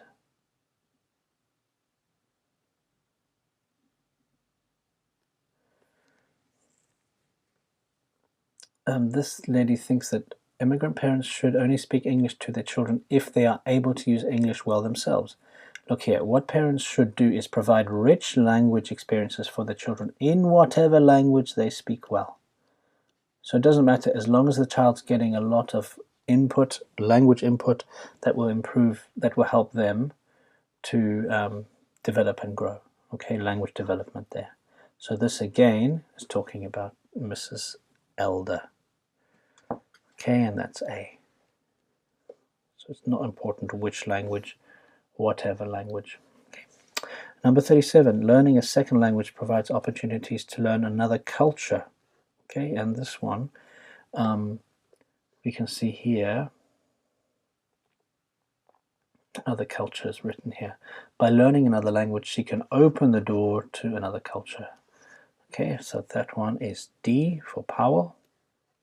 And then speaking a second language provides work opportunities, and we can see that right at the bottom here, because we're talking about this lady who initially didn't want to speak Chinese when she was growing up, but now she's my company sent me to a trade fair in Hong Kong because I can speak Chinese. Being bilingual helps open doors in the business world, business work opportunities. So that one is E. Okay, now we've just got two more, and these require two answers to make to give 1 point each. Remember, each number is worth 1 point, so if you got one but you don't get the other, then the answer is then the grade is 0 for number 39, and the same thing applies at 40. Okay, so which two people stopped speaking one language as a child? Okay, and I remember this, one of them being Tiffany, because that's the daughter of Suzanne. Okay, and if we look over here, we can see she talks about it here, that here it is, sorry. Tiffany's mother experienced this, and they go on talking about the fact that Tiffany went to nursery school. She stopped talking her native German and only started talking again when she was better in English. Okay, and then down here we can see that Donna started off by refusing to speak Chinese, but then later on accepted that Chinese was part of her culture, and she appreciates it now and she can use it for work. So that's 1 point. And yes, A and C. And then over here, which two people think that their children's language may develop as they get older? Okay, and so if we look over here, we can see that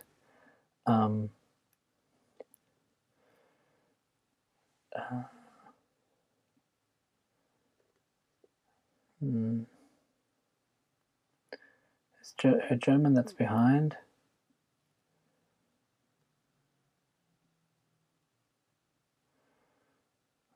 Here, Suzanne's approach. Never force a child to use a specific language. Just keep using it yourself.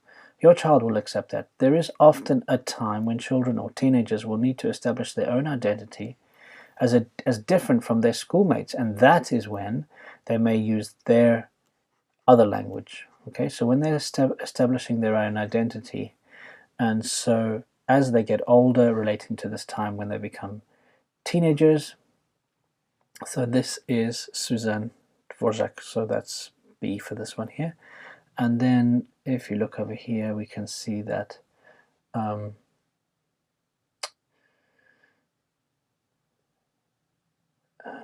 she may not want to speak Maori at the moment,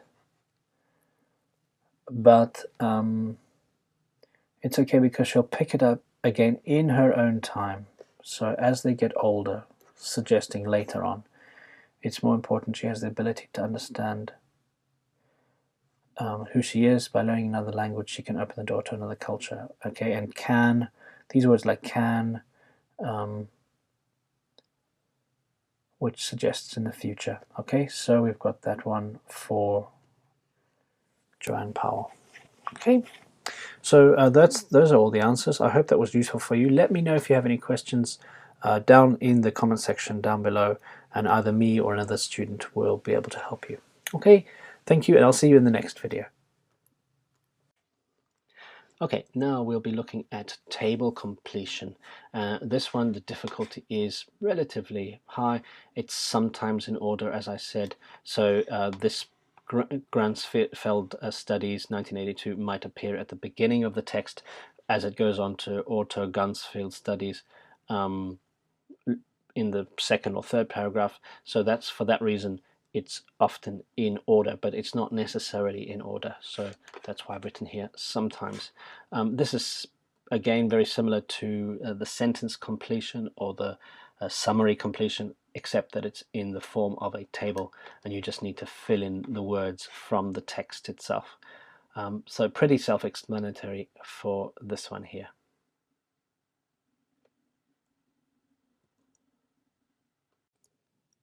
Okay, welcome to this tips and tricks video where we will be looking at this idea of don't try to understand everything. This is a very important concept to get our head around if we are to complete the exam on time and not to get stressed out about things. Okay, so let's have a look at this. So basically the idea is to simply complete the task. Okay, and the task always is in the rubric. It's italicized, so it says choose no more than 2 words from the passage for each answer. And look at number 8. Before Perkins' discovery, what group in society was the color purple associated? Okay, with what group, right? And it says forget everything else. Now what I've underlined here in the text is some examples of words that you are not expected to know. At this level, you're not expected to understand what animals' secretions are. You'll know what animals are, but what are secretions? Well, these are things that come out of the animal. Glandular, mucus. Okay, two words that even I, up until the age of at least 15, probably didn't know. All right, snails I would, of course, and muddy in hue and fade. Okay, so all of this, is it important to understand these words in order to complete number 8? Well, let's have a look again. Before Perkins' discovery, with what group in society was the color purple associated? And there all we've got is purple and color. So indeed, the purple color extracted from a snail was once so costly that in society at the time only the rich could afford it. Okay, and then I have to write the rich. Remember, I can in some cases put the before an adjective, like the poor, the rich, the wealthy, and it makes it into a type of noun. Okay, so the answer in this case, 2 words, the rich. Okay, and what you can see here is that all these technical words, jargon, are not necessary for you to complete the task. And I have seen students getting very frustrated with the fact that they didn't understand these words. But then I had to ask them, did you need to know those words to complete the task? And almost always the answer is, no, I didn't. Well, then why are you stressing out? Or why are you getting frustrated? Okay, so remember, complete the task, forget everything else. Okay, if you have any questions about this, please let me know down in the comment section. Otherwise, I'll see you in the next video. Okay, welcome to this learner training video where we will be looking briefly at vocabulary and grammar. And the reason I say it's brief is because I already have an IELTS step-by-step mastering vocabulary course, and my grammar course is coming out relatively soon. I'll be working on the writing and speaking part of the course first, but it's on the list. And so for those of you who are wanting to improve your vocabulary, it's very important to do so, especially in the reading, because I've said this a few times, the reading exam is a bit like a very elaborate vocabulary test in a way, because you'll be expected to know synonyms, words that have similar meanings. A lot of the time the question will use words that are not exactly the same words that are in the text, but they have similar meanings.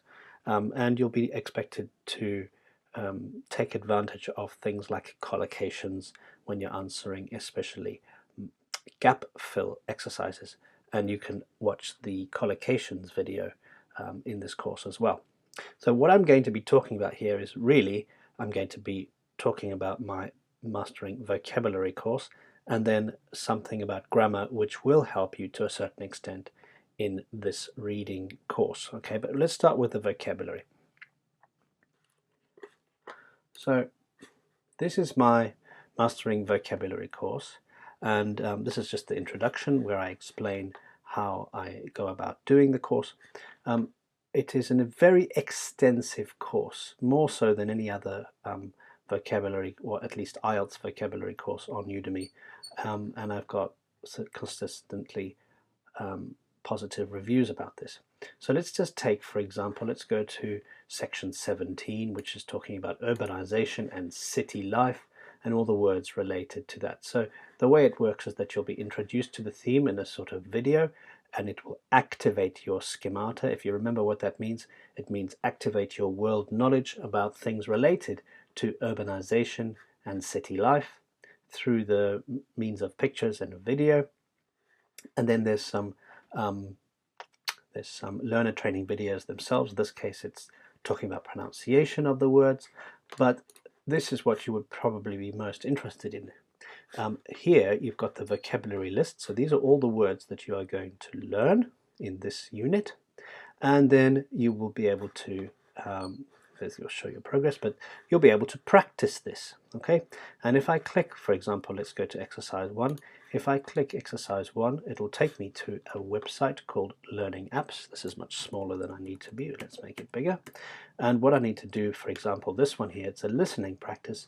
So I'll press play and I'll be able to listen, okay, and then fill in the missing words here according to what's been said. So there's a number of, or a wide variety of exercises from this course that will help you to improve all sorts of things, not just your vocabulary itself, but also pronunciation and word building and collocations and things like that. Okay, and you can also chat to other people and practice using vocabulary related to urbanization and city life if you so wish.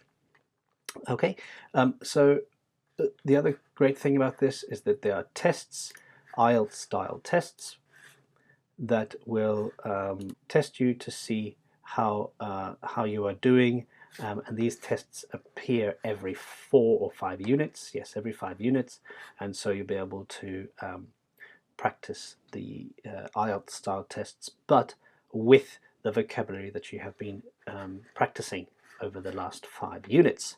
And so this can really help you to put it into practice in the real exam. There's also practice tests related to writing as well, so you'll be able to use those pieces of vocabulary in your writing tasks too.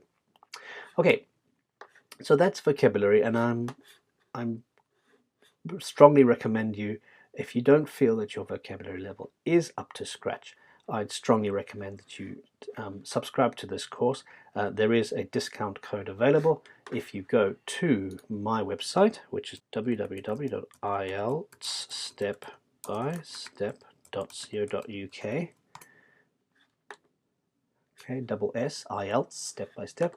And if you go and have a look at mastering vocabulary, if you click on that, it will give you, it's automatically embedded as the discount code. If you look down below over here, you can see that it's already giving you the discount code. So if you enter the website, the Udemy website via this link, you'll automatically get a discount for the course.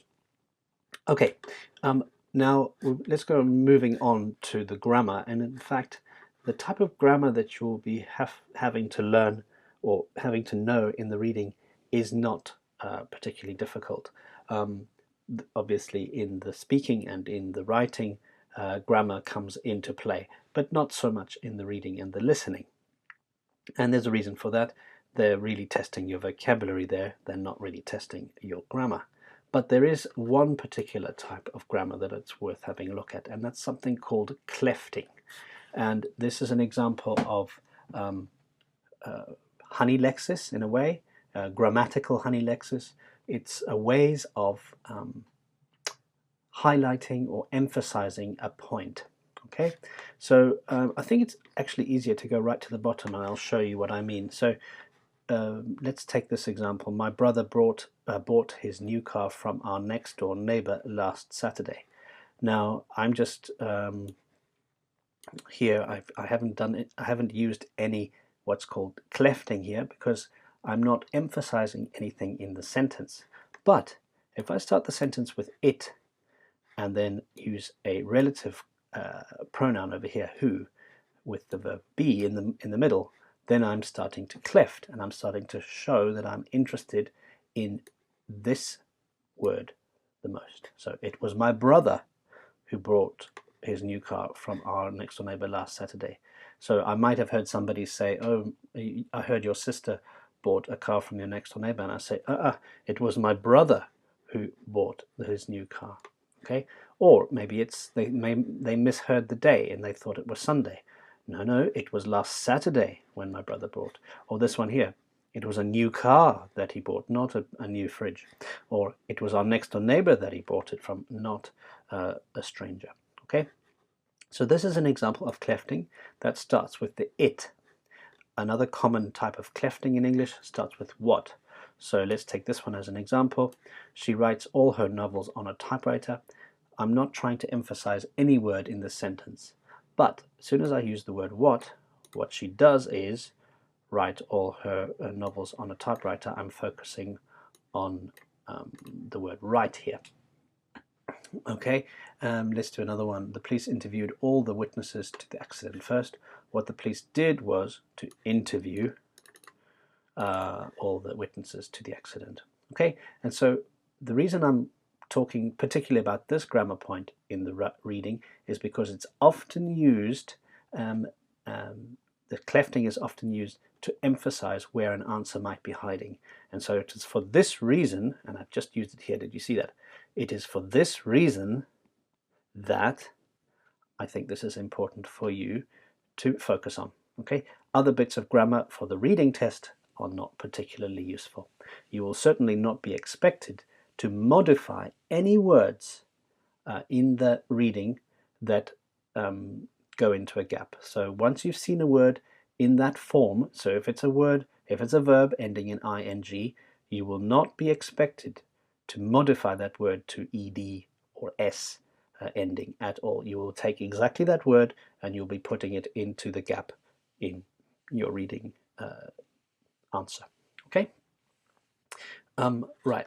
And if you want, say for example, you find this relatively useful and you want to practice it for your writing exam, there's a website here called test-english.com, and have a look here. You can have a look at the word cleft sentences you can search for it from Test English, or you can type in this entire URL, and here you've got some practice. You can have a look at the explanation first. So Sheila hid the book under the mattress. The person who hid the book under the mattress was Sheila. That's not technically a cleft sentence, or is a bit, but the more common ones are the ones starting with it. Okay, it and the thing that and what. But you can have a look at all of those, and then you can do some exercises. So what I don't like about the place is the weather. Okay, rather than that. Those don't fit. Okay, so there we go, some practice for you if you want.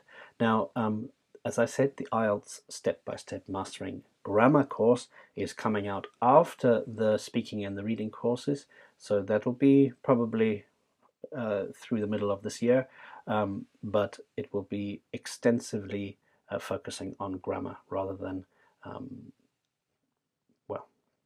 just this cleft sentences that I've got here.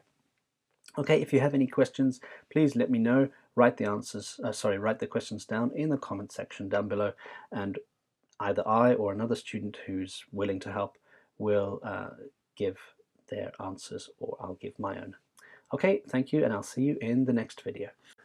Okay, this is the feedback video for IELTS book 14 academic test number 3. As always, please attempt this test before you watch this video. You're not going to gain anything if you watch this video before you've at least tried to do this test first.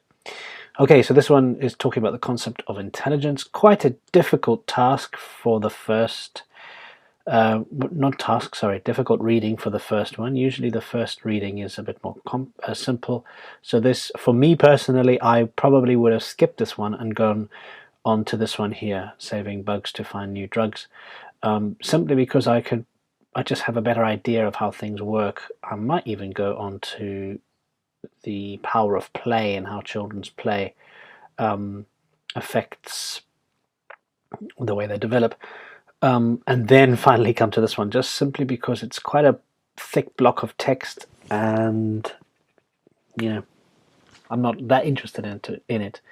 But anyway, let's do it in the order that they've provided to us. So write in the correct letter A to J which section contains the following information. And you'll notice there's a number of sections to choose from, so all the way down to J, A, B, C, D, E, F, G, H, I, J. But this type of task usually asks you to focus on the first part of the text. So we'll be looking, most of our questions will be looking here, and then assuming that that carries on from here, we'll be looking at the second part of the text. So I'm going to focus most of my attention in this first part here. So which section contains the following information? Information about how non-scientists' assumptions about intelligence influence their behavior towards others.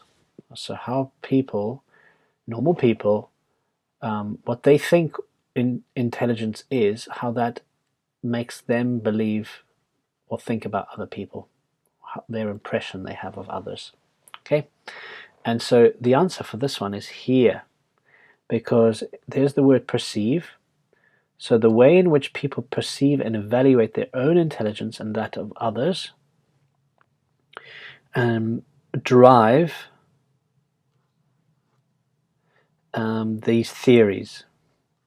Okay, so to better understand the judgments people make about their own and others' abilities, it's useful to learn about people's implicit theories. Okay, and there's their assumptions relates to this word theory. Parents' theories about their children's language development will determine at what age they will be willing to make various corrections. So if they think the children should only be corrected when they're 3 years old and not when they're 2, then they're not going to give any correction at the age of 2. Okay, and all of this relates to this information about how non-scientists, normal people, assume things about intelligence and how that influences their behavior. Okay, quite tricky, but the answer for this one is B. And number 2, a reference to the lack of clarity about the definition. Now, if you look over here, we can see that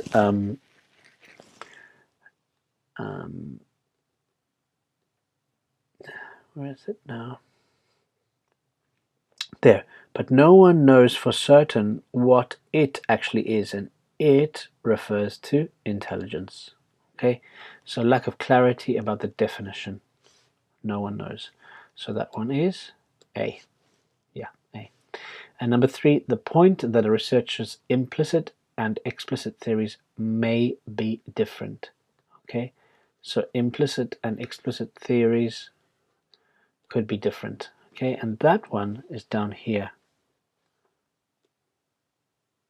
So a researcher is a single person's research.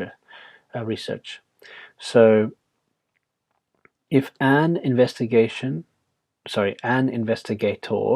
we've got one, suspects that existing explicit theories are wrong or misleading, if an investigation of implicit theories reveals little correspondence between the extant implicit and explicit theories, the implicit theories may be wrong.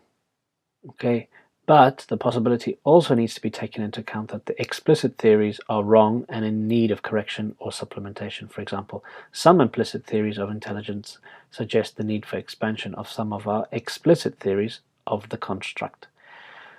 Even I'm finding this difficult. This is quite heavy language, very technical, very scientific, unusual, as I said, for text number 1.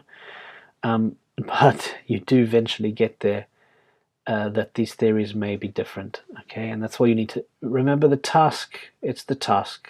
You don't need to understand all of this. Even I'm finding it a bit difficult what they're trying to say here. But the task is to try and find the section where it's clearly stated implicit, explicit, and you can see these words coming up everywhere here, explicit, implicit. They come up much more so than anywhere else. They're all in D here. There are a few here, but this idea that they are different, little correspondence between, quite tricky language here, but that means they are different. And so D is the answer here. Okay, yes, no, not given. do they agree with the claims of the writer? So number 4, we've got here, slow language development in children is likely to prove disappointing to their parents. Now over here we've got this word, it said, for example, children's language development will determine what age they are willing to make corrections to their children's speech.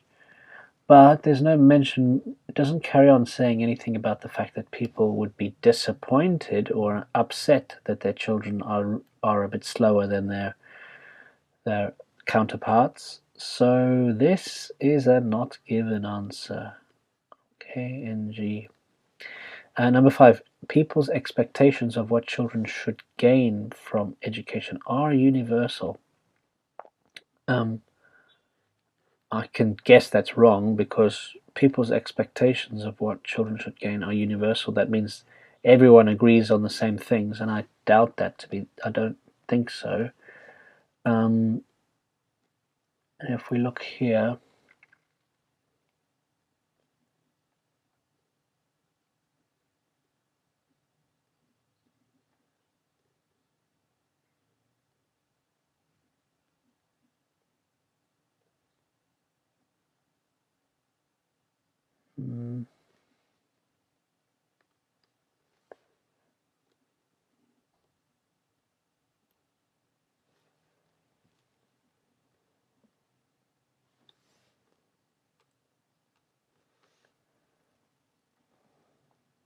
yeah, as mentioned earlier, people have expectations for intellectual performances that differ for children of different ages. We're talking here about schooling, okay, development.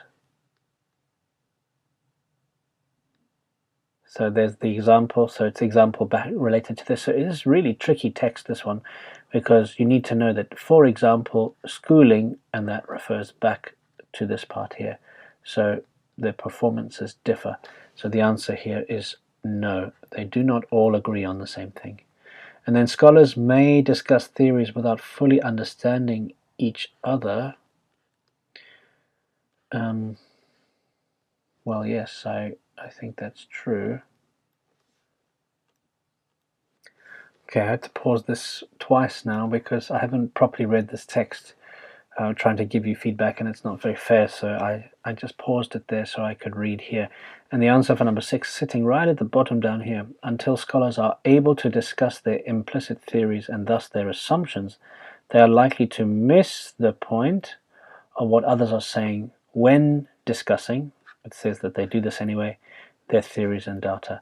So scholars will discuss this, but it's rather silly because they miss the point of what the others are saying. They don't understand each other properly.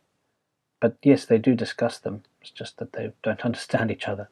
And so for this one, the answer is yes. Okay, or just Y. Y is correct, and N for no would be acceptable in the IELTS on the answer sheet as well. Okay. Okay, now these ones are a little bit easier because at least we know exactly where we're looking for, or what we're looking. So, sorry, where we're looking. So there's Hamiltonian, here's Jeffersonian, and this one is Jacksonian. So all these will be sitting in one of these, paragraphs, one of these 3 paragraphs here. Okay. So it is desirable for the same possibilities to be open to everyone, same possibilities open to everyone here. And if you look over here, rather to allow children the opportunities to make full use of the skills they have. Here it is. People should have the same equal opportunities. Okay. So there we go, equal opportunities. So that is number 7 is B. Number 8, no section of society should have preferential treatment at the expense of another. Okay, and so this one here, all people are equal.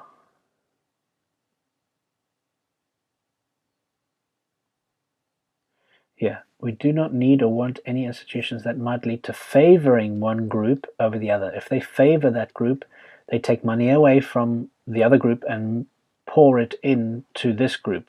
That should be that's not allowed in the view of Jackson, because all the people are equal, not only as human beings, but in terms of their ability to be good, to do what to complete things, so their competence. Okay, and so that's therefore C for this one here. Then people should only gain benefits on the basis of what they actually achieve. Okay, so if they achieve something, then they'll get benefits. If they don't achieve anything, they get no benefits. And that, again, is this Hamiltonian here, because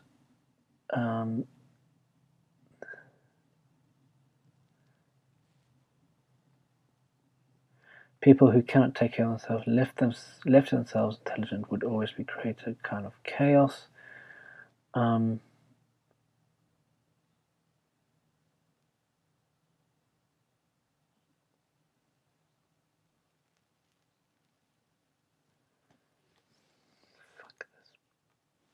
Sorry about that. It's been a long day today. I've been looking at the wrong paragraph for this one. So for number 9, that is over here. People are rewarded for what they accomplish. Okay, and so for that one, it's B. They gain benefits for what they actually achieve. Accomplish, achieve, reward, benefit. Okay. Number 10. A variation in intelligence begins at birth. So this variation begins at birth. And here's the word born. So people are born with different levels of intelligence. Okay. And so it starts, the word at birth gives us straight away the answer as A here. And then more intelligent people should be in positions of power. That's quite easily, that's clearly written here, because we talked about the less intelligent people need the more intelligent people to keep them in line, as in become their boss, their king. They mention the word kings here. Government officials, they keep everybody else in line. Okay, so that is A here. Then everyone can develop the same abilities. Okay, everyone. Now this is talking about down here. We are all equal, not only as human beings, but in terms of our abilities, our competencies. Okay, abilities, competencies, so that relates to the Jacksonian view, therefore C. And then people of low intelligence are likely to lead uncontrolled lives. There's the word kind of chaos. So the unintelligent end up with chaotic world or uncontrolled lives.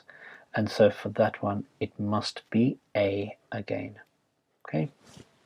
All right, let's go on to hopefully a less tricky text.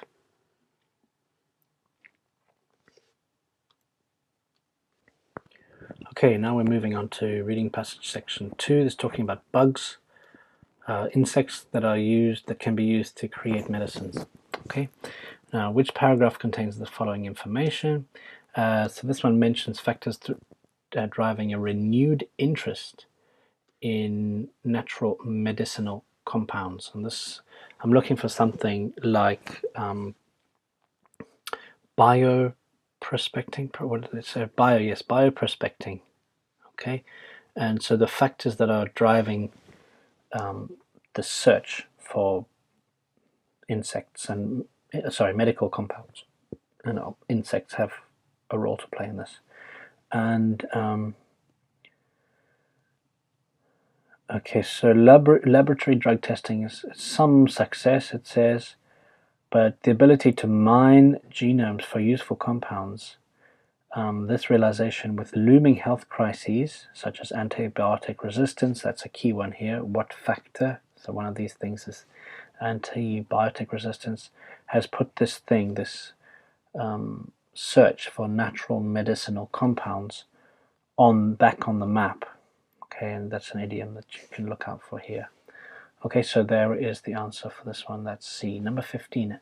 How recent technological advances have made insect research easier?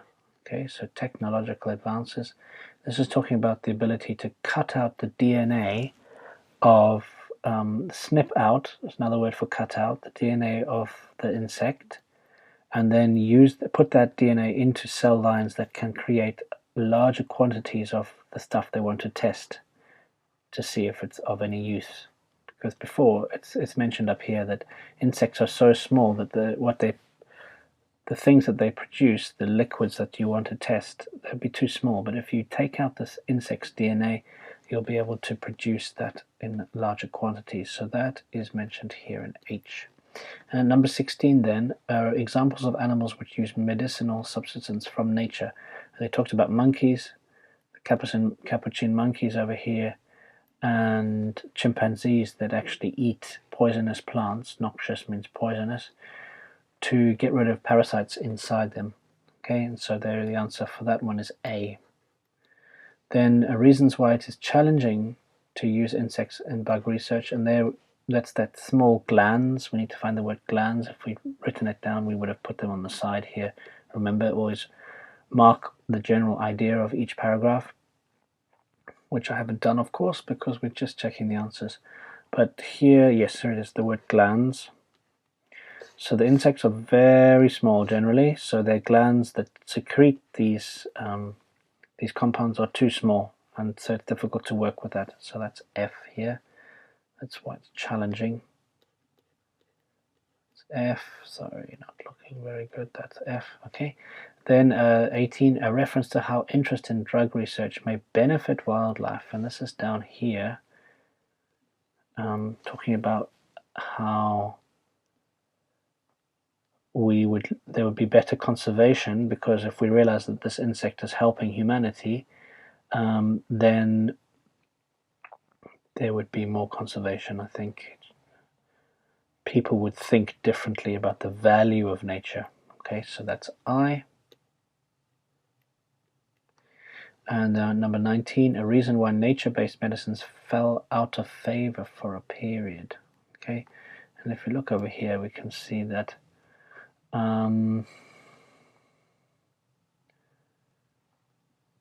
for a while, so for a period related to this one, modern pharmaceutical science moved its focus away from nature and into the laboratory, designing chemical compounds from scratch. The main cause of the shift is that although there are plenty of promising chemical compounds in nature, finding them is not easy. Okay, and it was easier to organize or do inside the laboratory. Okay, and getting the right number of organisms, very difficult, etc. So it's all about this one here. So number 19 is B. And now 20, an example of insect-derived medicine used at the moment. This is talking about somewhere in China and South Korea. So if we can find that, we'll see it's here. Yes, South Korea and Russia. Sorry, not China, Russia. This antimicrobial alloferon blowfly larvae, it's used as an anti-tumor agent, so something to treat cancer. Okay, so there we go, we've got E. And now choose two letters.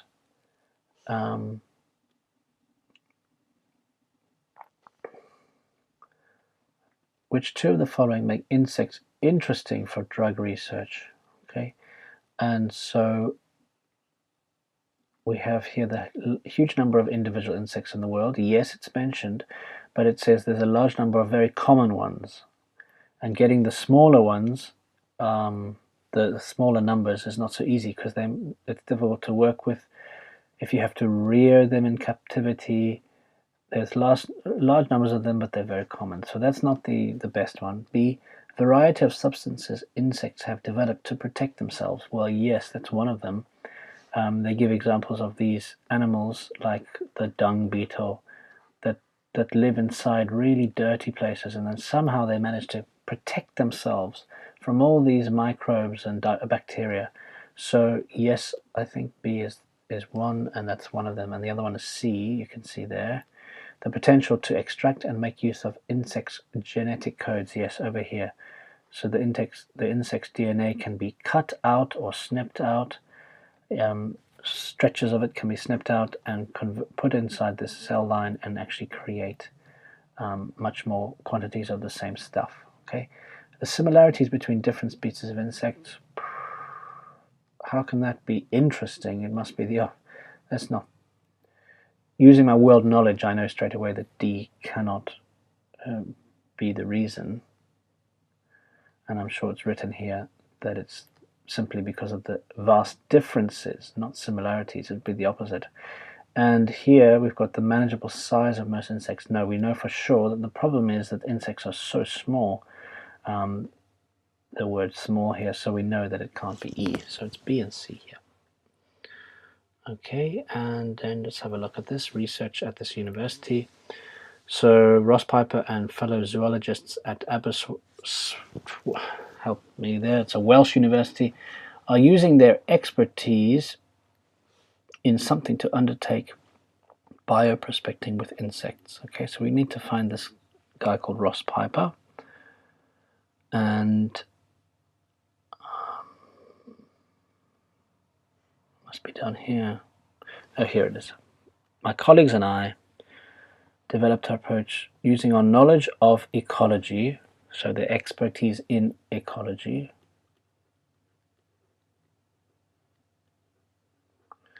when undertaking bioprospecting with insects. They are especially interested in the compounds that insects produce to overpower and preserve their something. So this is talking about here, preserve their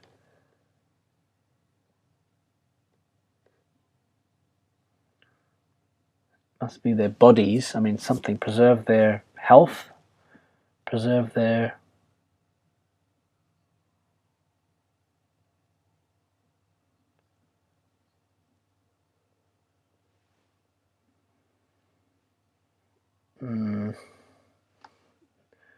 oh, prey. Oh yes, of course.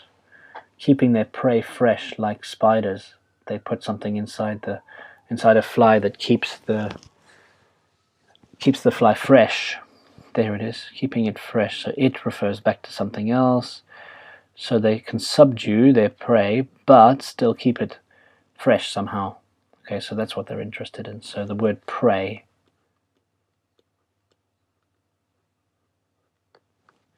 To overpower. Oh yeah, overpower, of course. If I'd read that properly, I would have seen that it means subdue. So overpower or subdue. They're also interested in compounds which insects use to protect themselves from pathogenic bacteria and fungi. This is where we are now. Found in their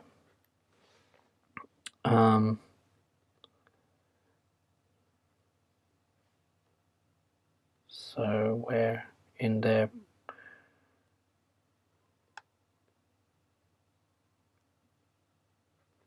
okay, in the filthy habitats. Yes, habitats. So found in their habitats where they live. Some insects habitats. TATS. Some insects spend all their life inside feces, another word for shit, sorry, and carcasses, dead bodies of animals. Piper hopes that these substances will be useful in the development of drugs such as, and here we've got this, or suggesting there's a potential to find compounds that can serve as or inspire new antibiotics.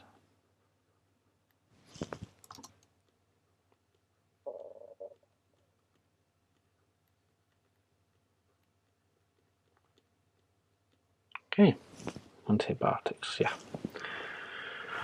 All right, that's one, and now we're going to move on to section 3.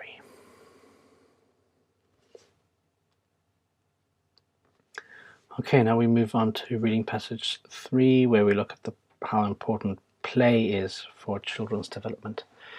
Match each statement with the correct researcher. We've got lots of researchers, A down to G. Let's have a look at number 27. Play can be divided into a number of separate categories. Okay, and if we look over here, we can find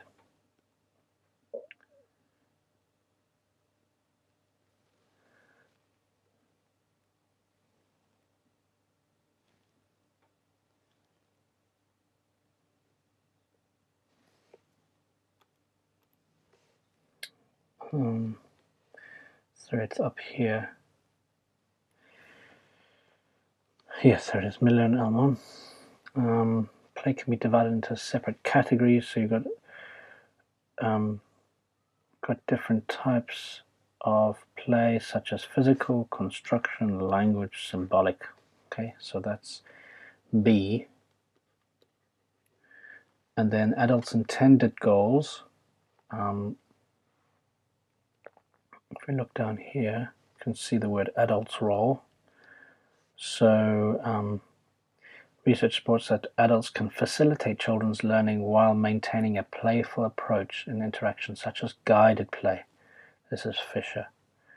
Then the adult's role in play varies as a function of the educational goals, okay, and what they want their children, how they want that child to develop, and that is Hirsch Pasek. Okay, and so that one for number 28 is G. Okay, then combining work with play may be the best way for children to learn, and we've got here, where did I see it?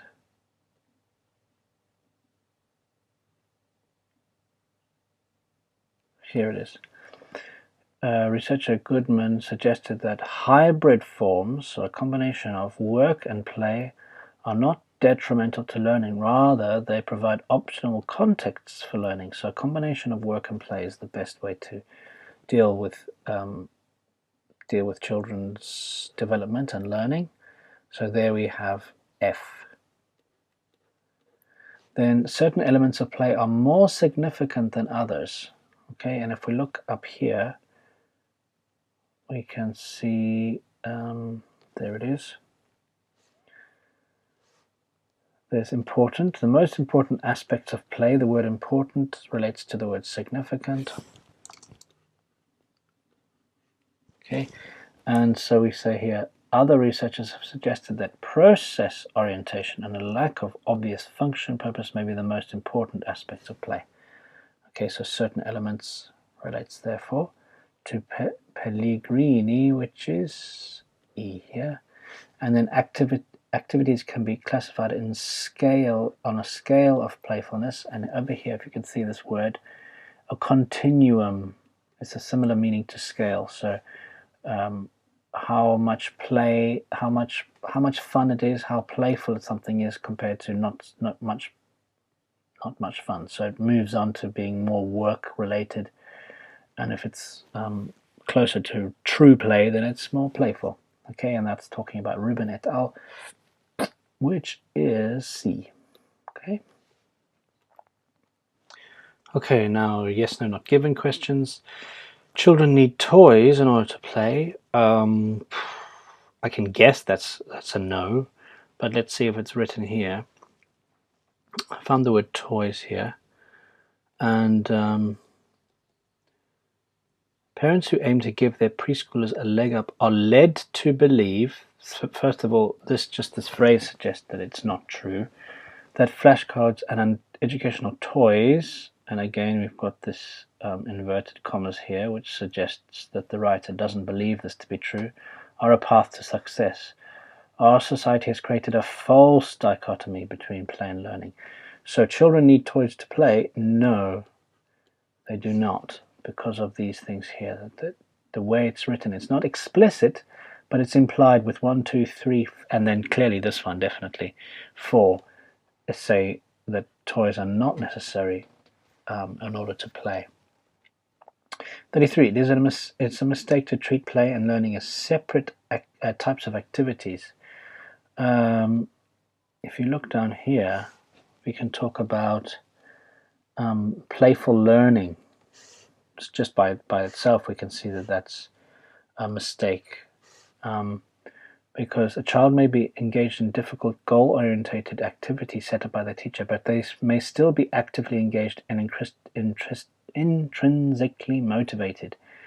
At this midpoint between play and work, the child's motivation, coupled with guidance from adults, can create opportunities for learning that's got play in it.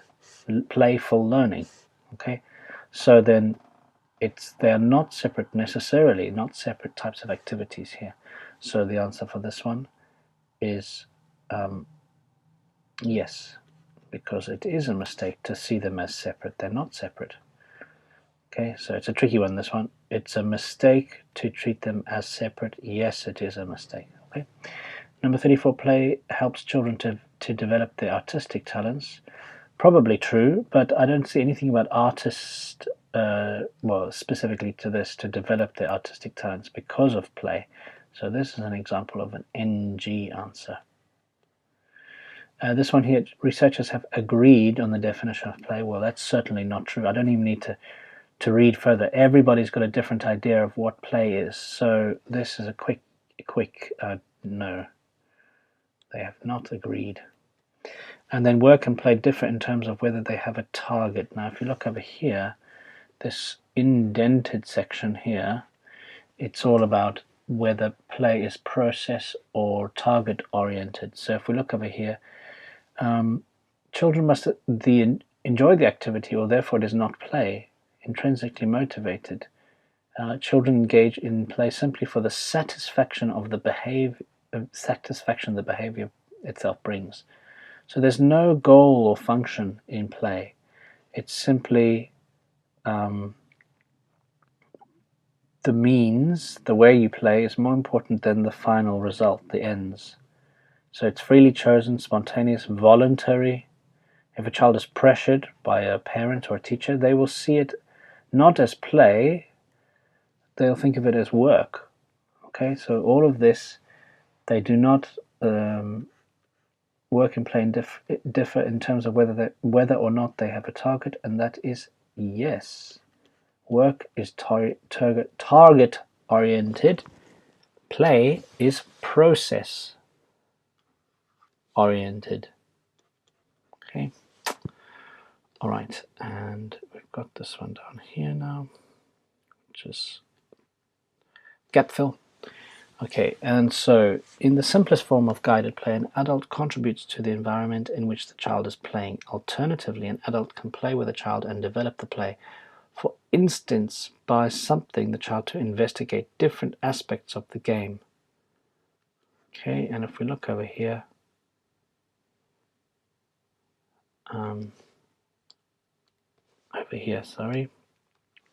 we can see adults can enrich the child's environment by providing objects or experiences that promote aspects of a curriculum, so a teacher.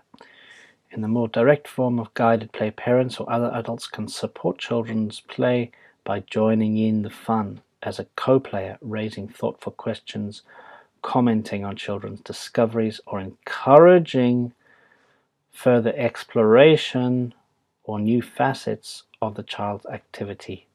Okay, so encouraging. So here the ing form must be used, because you could say promote. You might say promote the child to investigate, but the problem is, number one, the grammar. You don't say promote somebody to do something. You can promote someone to a position, like a job, but we must use the ing form here, and therefore the only one that's possible here is encouraging.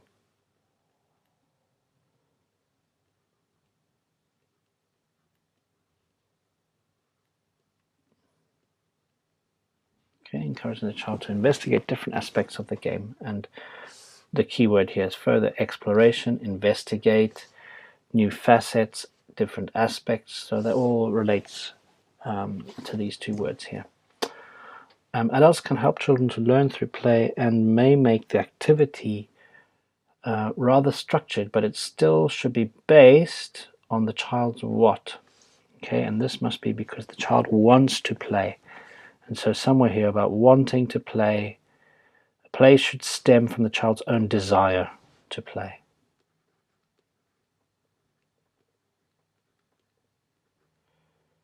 Okay, that's an I. Okay, children's desire, or the child's desire to play, wanting to play. Play without the intervention of adults gives children real what? If we look down here, while guided play is an avenue They can provide learning experiences. So this word, without an adult, it's true autonomy. Real relates to the word true and autonomy is the answer here. With adults, play can be something at particular goals. So can be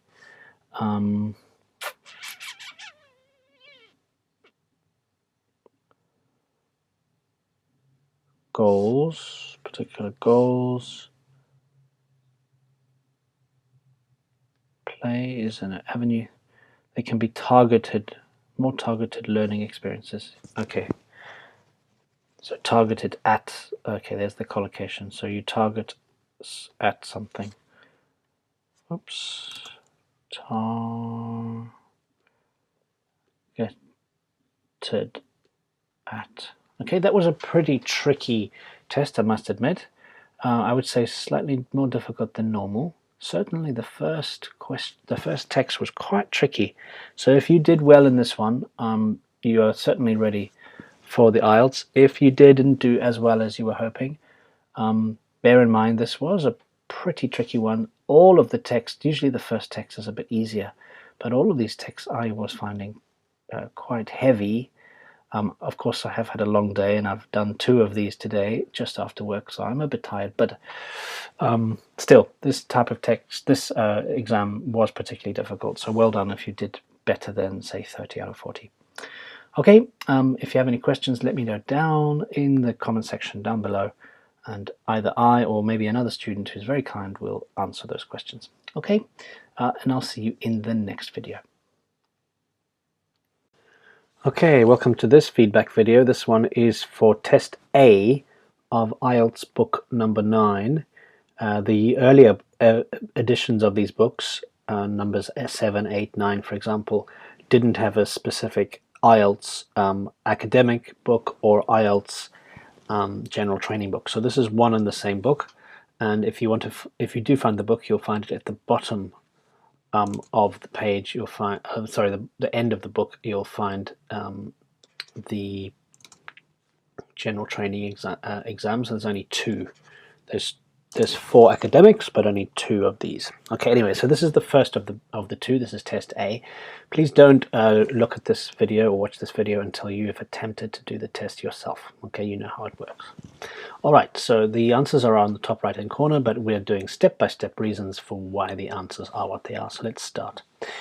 So the first one, you need to write letters A to G, so you need to choose the correct letters.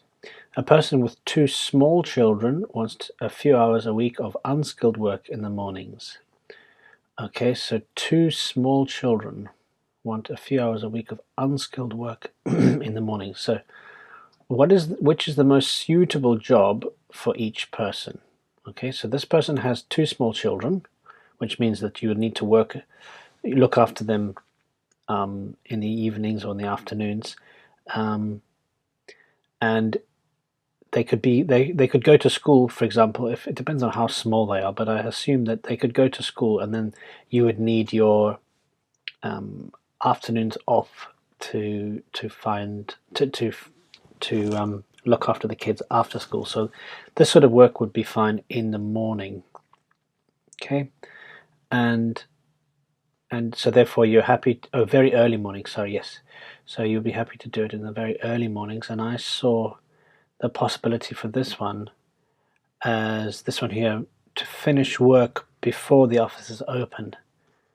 So assuming the office opens at 8, then you could start working from, say, 6:30 and finish at 8 o'clock, which would be fine. Okay, and so yeah, D we have for number 1. And then 2, a person with no experience or qualifications. So this is the word up here, which means experience not essential, who's looking for short-term, full-time work, Monday to Friday. Short-term, Monday to Friday. Look, this is saying Saturday and Sunday only, so can't be that, but we need another one that says something about qualifications not essential. There again, formal qualifications not important. Monday to Friday.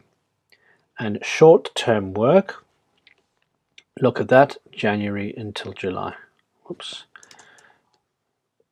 So 6 months or so. All right. and therefore we've got for C, and that's correct there, yes, C. Then a lively student with no experience, again no experience, cannot work on the weekend. So that's the same one that we found up there. Remember, this one here with experience not essential.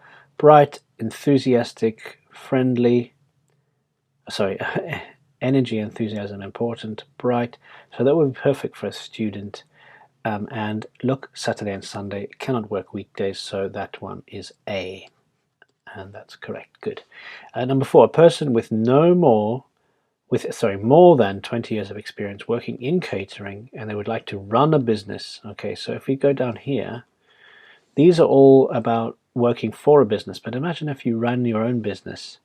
So ideal for an experienced person looking to start up their own. Their own what? Own refers back to, I don't know what's wrong with this thing. I'm trying to hook it round. Own referring to restaurant.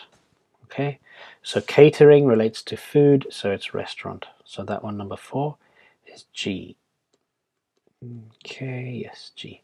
Number 5, a catering college graduate who's now looking for his first full-time job. So a catering college graduate. So this person does have some experience.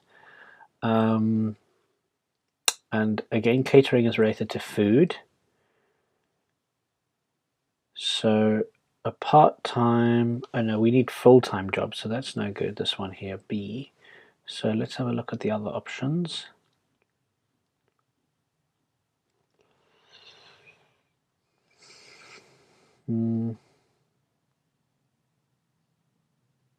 Full-time cook.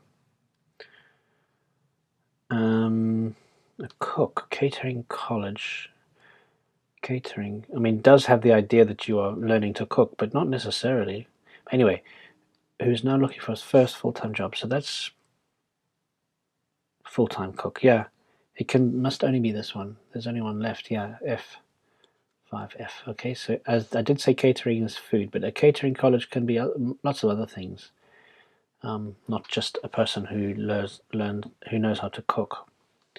Okay, and number 6, a person with many years of experience working in hotels, well-paid part-time employment. Okay, well, I saw this word silver service. It's a special type of service for high-end restaurants, high-end hotels, and part-time, which is exactly what they want, part-time. And we've got the word hotel there, so that gives us straight away the answer. Okay, so number 6 is B. Right. Now let's go down to the next one.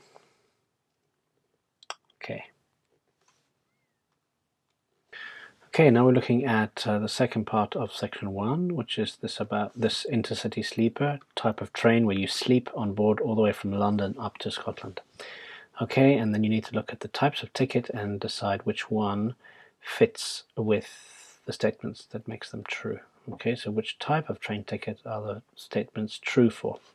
Number 7, there are advantages if you book a journey with a friend. Okay, and this one down here, I saw that here. It's savings for both of you, 2 people. Okay, so we have number 7F, that's right. And then we cannot use this on a Friday. Okay, and this one was except, there's the word except these peak days, all Fridays, and then these other days of the year. So around Christmas time, around Easter, what's on the 28th of May? I'm not really sure what happens then. So anyway, there's the word Friday. So we've got this one as C. And then number 9, this cannot be used without, this can be used without a restriction. So it's available up to the time of travel and valid for all trains and at all times. So if you're not sure what time you're going to get your train, you'll have to get a standard type of ticket. It's cheap. It's more expensive, not the cheapest option, but it means you can travel at any time and use any train. So that one is number 9G. Okay. Now number 10. this can only be booked up to 7 days before departure. And if you look over here, it said, now where is it?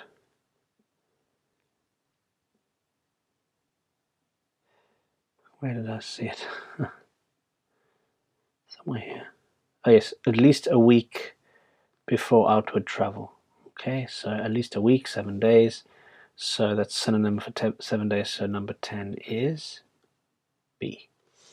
And it's the cheapest ticket, so you can easily see that. But there is a restriction on the departure time. Okay, so if you have a look, you can't see any number here, but everything else, clearly this is the cheapest one. But you can see there that you have to travel after 9 p.m., which makes it a restriction. Okay, number 12. If you decide not to travel after you've bought the ticket, you cannot get your money back. So have a look here.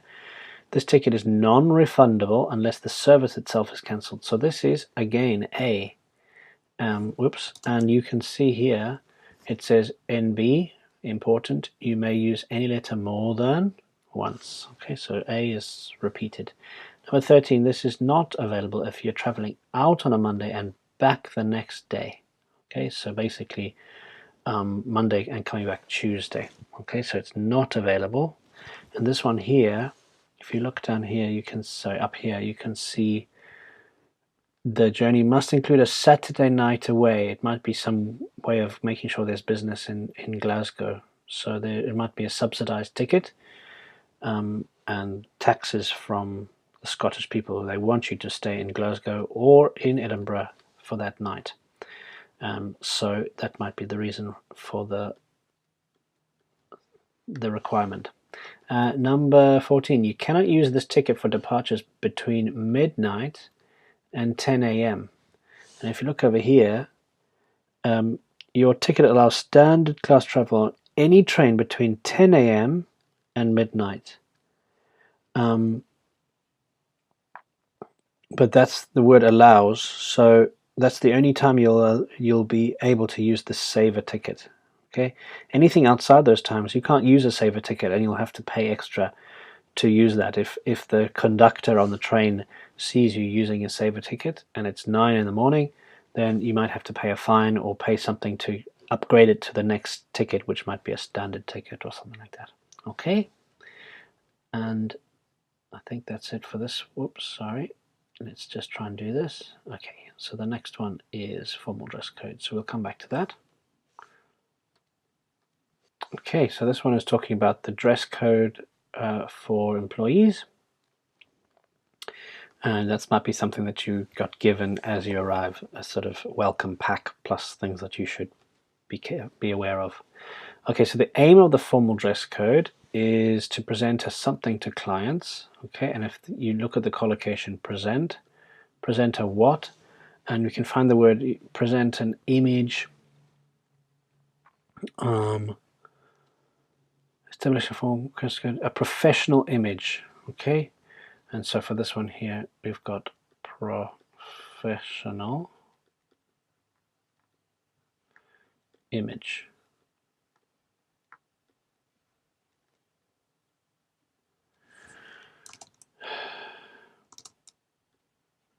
Okay. Next one here, the state of the clothes. What do they look like? They must be something and in good condition. And if you look over here, we can see that they shouldn't be wrinkled. So what do you use to unwrinkle them? You need something like a press or an iron. And there it is. There's the word pressed. So that fits here. They must be pressed.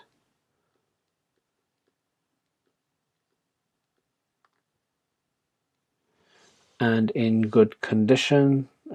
They should be acceptable. Frayed, sorry, not dirty. Torn or frayed clothing, similar meaning to good condition. Okay, so it's unacceptable to have that sort of situation. Then tennis shoes, yes, okay. Accessories may be worn. These must be something and brightly colored. Okay, so brightly colored. Sorry, not brightly colored, obviously.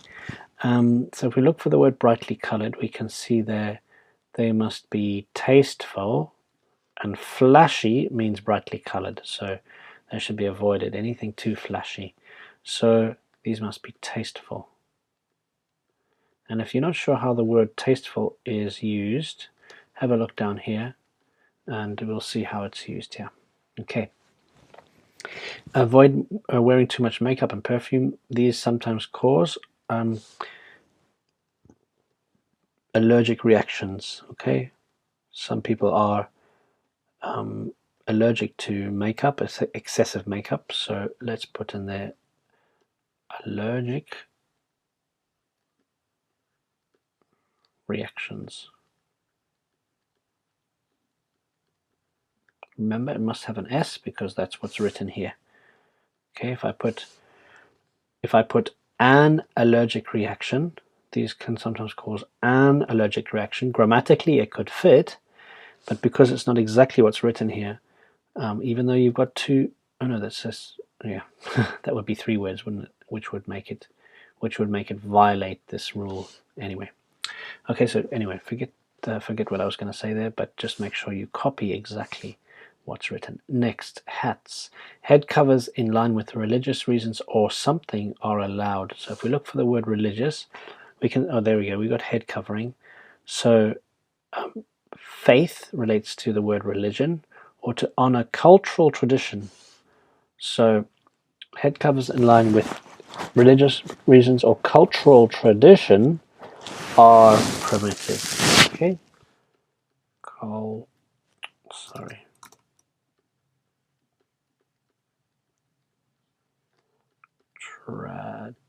Tradition. Okay. Then number 20, dressing down on some Fridays. Clothing with something on it is recommended. Our company logo is strongly encouraged, recommended, encouraged. So with the company logo is fine.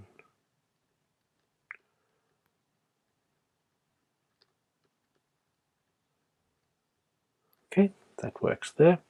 And then breaking the dress code, if advice is repeatedly ignored, something is given. I would say it's a warning. If we double check, we can see down here that's the violation, so it's related to if it's ignored. And okay,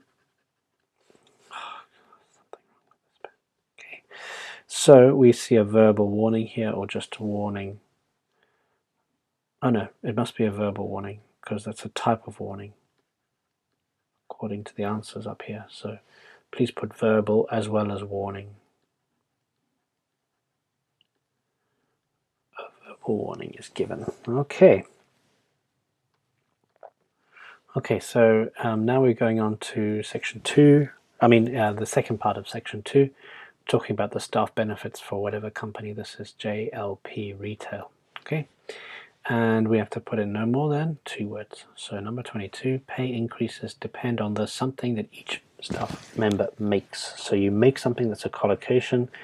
It must be something about money. So if we look over here, we can see that pay increased. Oh no, that doesn't make sense. Pay increases, not about money, because this is about money. So it must depend on something about the number of sales. Yeah, number of sales someone makes.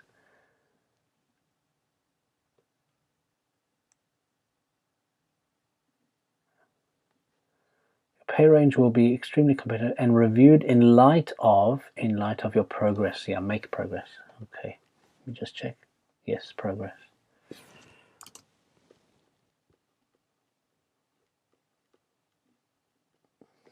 Okay. Employees must work a minimum of something to be eligible for a pension. So a minimum of how many years? Let's have a look. There's the pension scheme. Okay, so they have to completed the qualifying period of 5 years. So that's when you can start getting pension. So of 5 years. Remember to write the full word out if it's written there, just to be safe. You could probably get away with the number, but it's always safe to just write the whole thing. Okay, and there's an S there, so 5 years. Staff may take a holiday at one of the provided by the company. So holidays, if we look down here, we can see that residential clubs. So the business owns a number of residential clubs, and after 3 years of service, you'll be able to use them. So one of the holiday or residential clubs.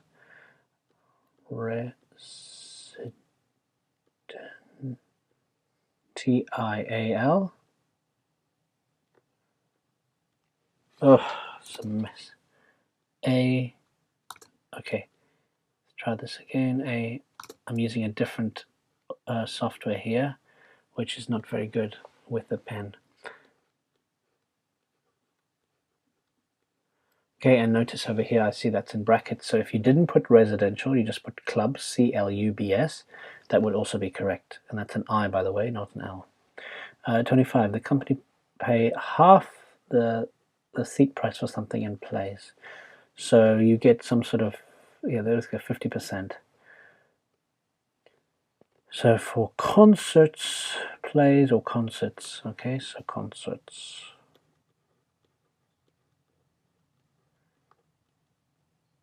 Okay, then number 26, the company pays financial assistance for both educational courses and something as part of staff development.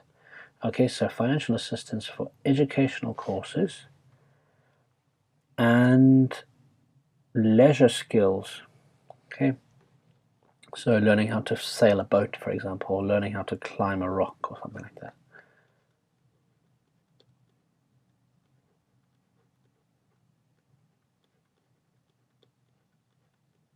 Okay, and number 27, employees may be entitled to something if they find themselves in difficult circumstances. So entitled to they'll be allowed to use difficult circumstances. Oh yeah, hardship, there's the word. So in cases of hardship, we can help staff with a loan, financial loan. So LOAN.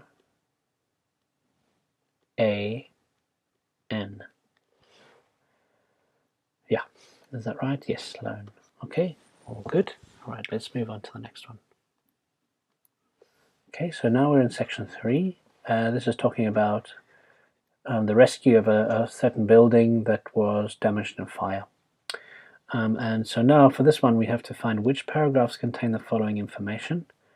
And if we look very carefully at this one, we see the procedure for sorting through the remains of a fire. Okay, so it's the keyword here is procedure for sorting through.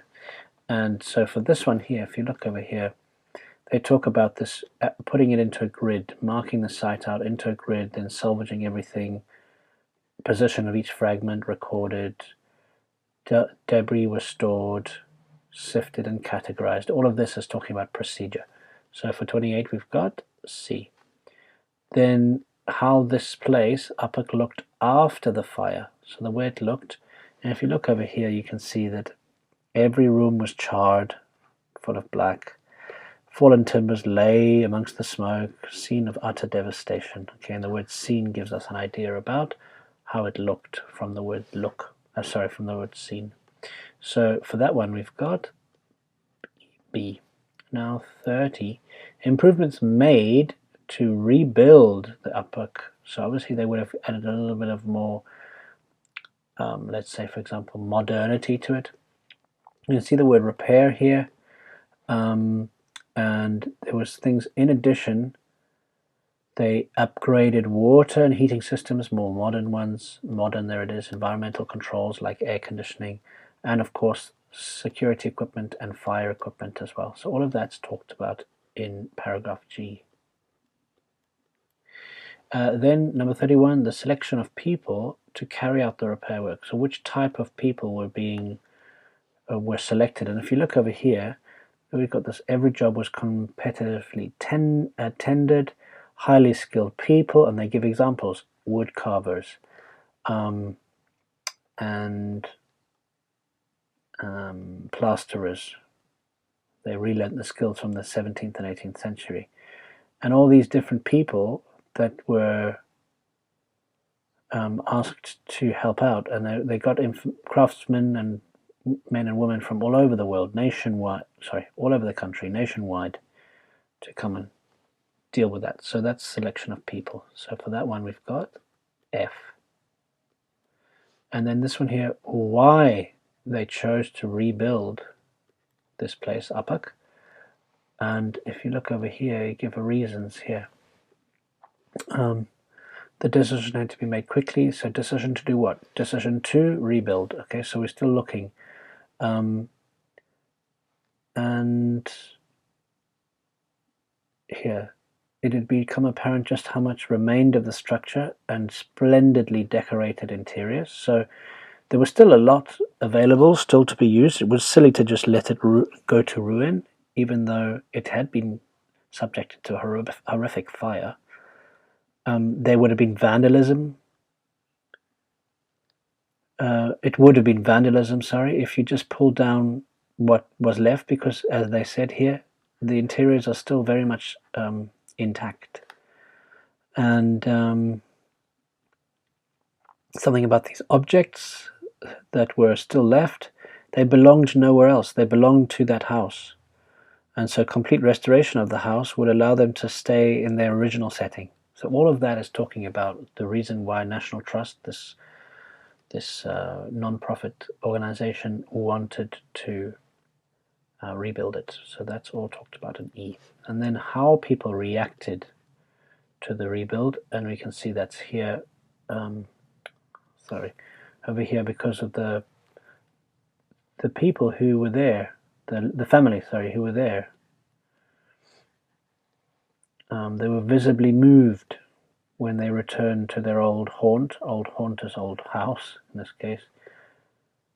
So the spirit haunt, they use that word deliberately because it's relating to the word spirit. A haunt is what, where a ghost lives.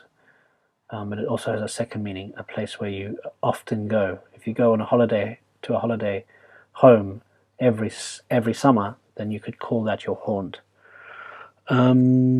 And so that the spirit haunt had not died. Okay, and all of that's related to this word, visibly moved.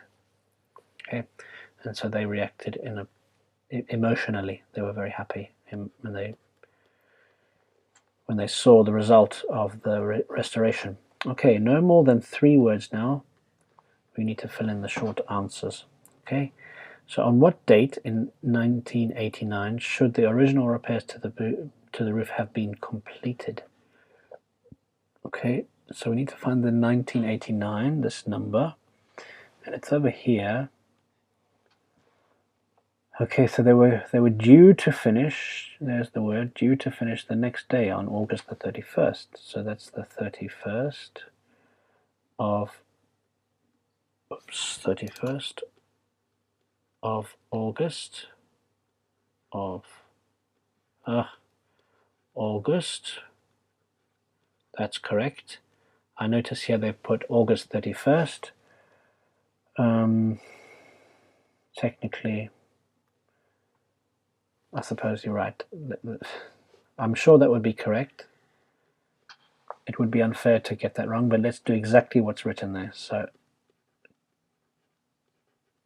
it's always the safest thing to do. Okay. Then the next one, by what method were things rescued immediately from the burning house?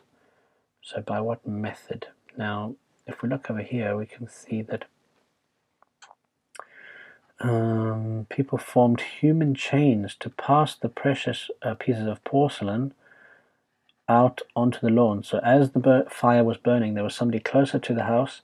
They were passing these very expensive things on to the next person and the next person and the next person into a form of forming a human chain, and then depositing them in the garden away from the fire. So a human chain.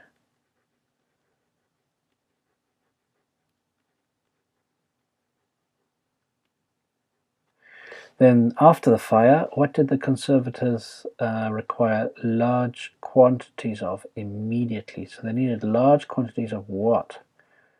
And it had to be done very quickly. And if you look over here, as the fire continued to rage, the National Trust's conservators were being mobilized, and that evening local stationers were especially opened.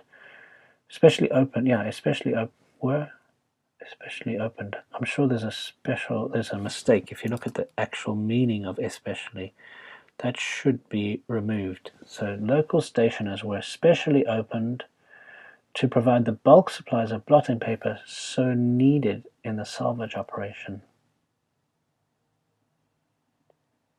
Okay, well, the answer is blotting paper, but I'd love to know why.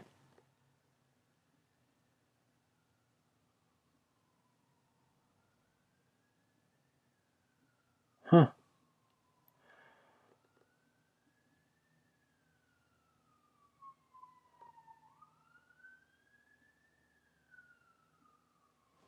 Okay, I have no idea why they needed blotting paper, but that's the answer. B-L-O-T-T P-A-P-E-R. And if you don't know what blotting paper is, it's something left over from the time when you had typewriters and inks and things like that. So have a look over there and see what blotting means. Into what did the Conservatives put material recovered from the fire? Into what? So there's some sort of thing that held all the material, and oh,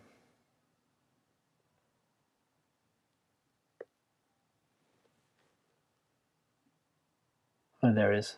So all the material covered from the fire, all the debris was stored in countless dustbins before being sifted and categorized. Okay, so you can just write the word dustbin. And if you're from America, or you know how the Americans say it, they would say trash can. Okay, and you can write countless, which would be also acceptable. Okay, but dustbins is the correct answer. Just that by itself is enough. Okay, and now let's go to the last one. These are multiple choice. Remember, A, B, or C. Be careful of looking at these before you've given yourself a chance to think about what would be here. So the fire destroyed, and now we've got to find which area of the house was destroyed. And if we look carefully, we can find. So they were replacing the lead on the roof.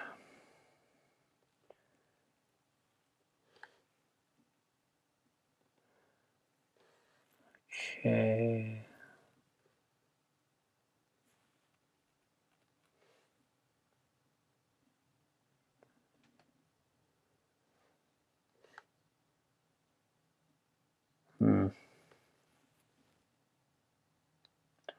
Two fallen floors.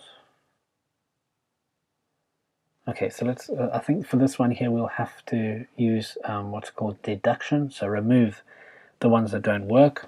So all the contents of the ground floor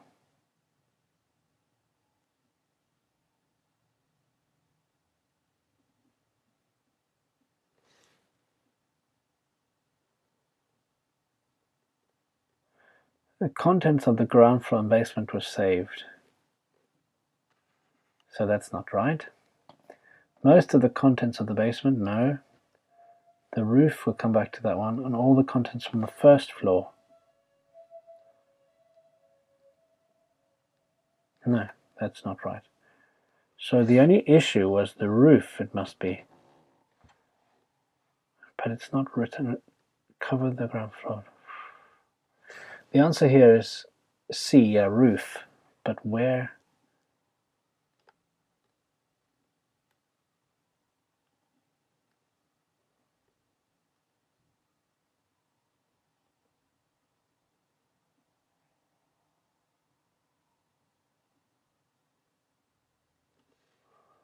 Nothing was to survive of the priceless collection on the first floor apart from an oil painting of a dog. Okay, so all of the contents on the first floor except a dog. Okay, so that's the problem with the word all. So the firemen swept up as they finally retreated. 95%. As the fire continued to rage. Okay, I think this is only just because it cannot be A, it cannot be B, and we can see here it cannot be D, so it must be C. Okay, that's the sort of type of question they sometimes ask in these. One of the reasons the National Trust decided to rebuild Upper was, and there we go, we've got all of it here, because the objects belonged there, no one else would be there. Somebody thought it would be vandalism to destroy the structure that was still pretty much remained. So they wanted them to know the building as it stood was unsound. Unsound means not good. Well, that can't be it. They wouldn't have to pay for repairs.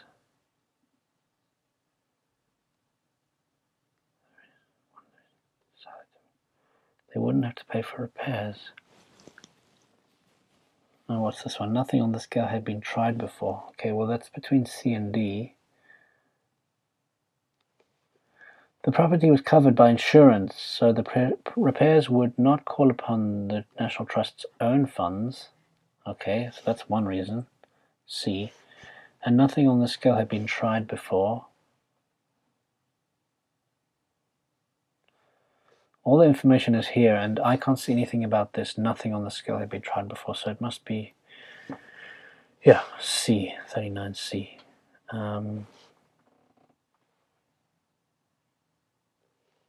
It's not, this D is not mentioned at all. 40. Some of the craftsmen and women employed in the restoration of Upper have benefited because now over here they've learned some techniques from the old techniques that have been lost, so they've benefited, I think. They were well paid, not necessarily. Don't know what, doesn't say anything about that. Business become more competitive, doesn't say that. They were able to work with Grindling Gibbons.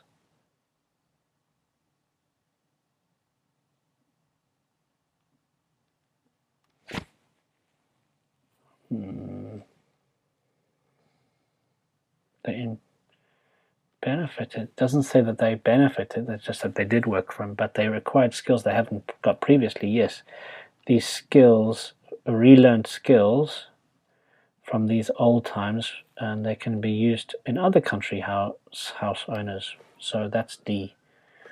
Yeah, 40D. Okay, let me know if you have any questions down in the comment section down below, and either I or another student will be able to help you with the answers. Okay, thank you very much, and I'll see you in the next video.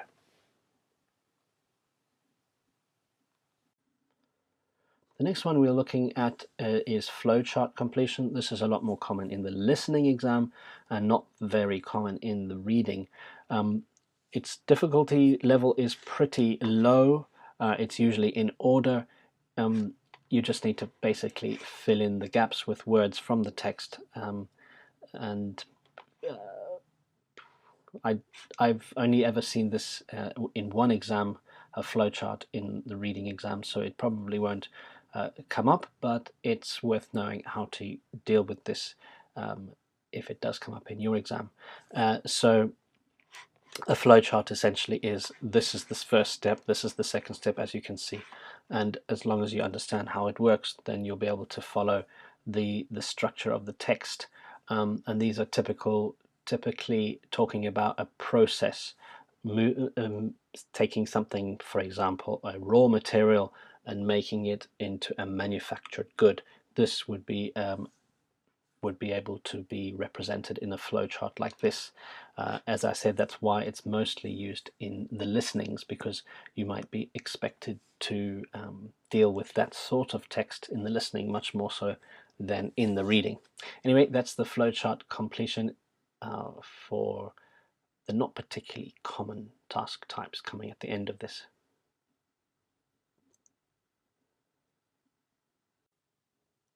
Okay, welcome to this tips and tricks video where I talk about writing in the letter rather than the word or phrase. And I have mentioned this before, but I just want to mention it one more time, because the number of times I've seen students make this silly mistake and then regret it because they've lost 5 marks even though their answers were correct. It's worth repeating this one. So have a look at this here. Can you see what the rubric says? It says choose 5 answers from the box and write the correct letter, A to G, next to questions 26 to 30. Okay, and the most important word really here is write the correct letter. Okay. The issue, however, is that I've seen students write the whole word in there. So he'll read and choose the topic. He'll read, let's take, for example, he'll read a textbook. And what they've done is, instead of writing the correct letter in, which is F, they've typed what they've written in on their answer sheet, the word textbook. Okay. And this is a silly mistake, a mistake that is so easily avoidable. But because you are running out of time, or because you are rushing a bit quickly, or because you were stressed, you forgot to simply follow the rubric, follow the instructions, and write in the correct letter, and you put in the word or the phrase. In this case, there would be a student paper, would be a phrase here. Okay, so I'm sure this is clear now, and you're very bored of seeing the same thing mentioned twice, but it's still worth thinking about. Okay, if you have any questions about this, let me know down below, but it should be self-explanatory by now. Please write in the letter, not the word or phrase. Okay, I'll see you in the next video. Okay, welcome to this brief learner training video where we will be looking at this idea of knowing your weaknesses. Being able to identify where your weaknesses are will help you, obviously, to improve on them. It will also help you to rank or to categorize the weaknesses into the ones that you need to spend your most time on before the exam, and then the ones that you've already mastered, or the ones that you're already okay with, you don't need to spend too much time. And so what I've done is put together some common problems that students typically face before getting into the exam, and the practice that they will need to do on these things. So the most common thing usually is running out of time, and what you just need to simply do is practice, practice, practice, basically. And things below this, basically running out of time, things like learning how to skim properly, learning how to scan properly, using the speed reading techniques, will solve this problem. So while this is usually a #1 issue, a lot of what we are looking at down here will be solved. This problem will be solved by dealing with the things down below. Okay. Another problem that students sometimes have is getting distracted easily in the exam. That's just a case of you practicing in situations that you might not always be completely quiet. When you're doing a practice test, why not have something? Why don't you try and do it not necessarily in the quiet part of your bedroom, but perhaps somewhere in a cafe, for example. Okay, skimming and scanning, these are two things that need to be done. You need to improve on them if you're not doing them properly, because you're going to, #1, run out of time if you can't do these. Speed reading as well. If you look at the video, there are certain techniques that you can use to improve your speed of reading. Okay, spelling. If you don't spell the words correctly in the reading exam, well, that's because you're not copying properly. It shouldn't be a trouble for you. This might be a problem for you in the listening exam, but in the reading, well, this is a case of you just making sure that you copy the words across. If you have trouble with spelling, consider using doing the IELTS on the computer, because that will allow you to copy and paste words across from the text into the box. Okay, now the next one that's often a problem is not appropriately dealing with distractors in the MC. That stands for multiple choice questions. So remember, in the reading there are 4 distractors, well, 3 distractors, 1 correct answer. So there are 4 options, and some people still have trouble with that. So if you do have trouble with that, you need to do more practice of multiple choice. Go back, re-watch the video about multiple choice and how to deal with distractors, and apply the techniques that are mentioned in that video. Okay, this one is a big problem, not knowing enough synonyms, as well as this one, not knowing enough collocations.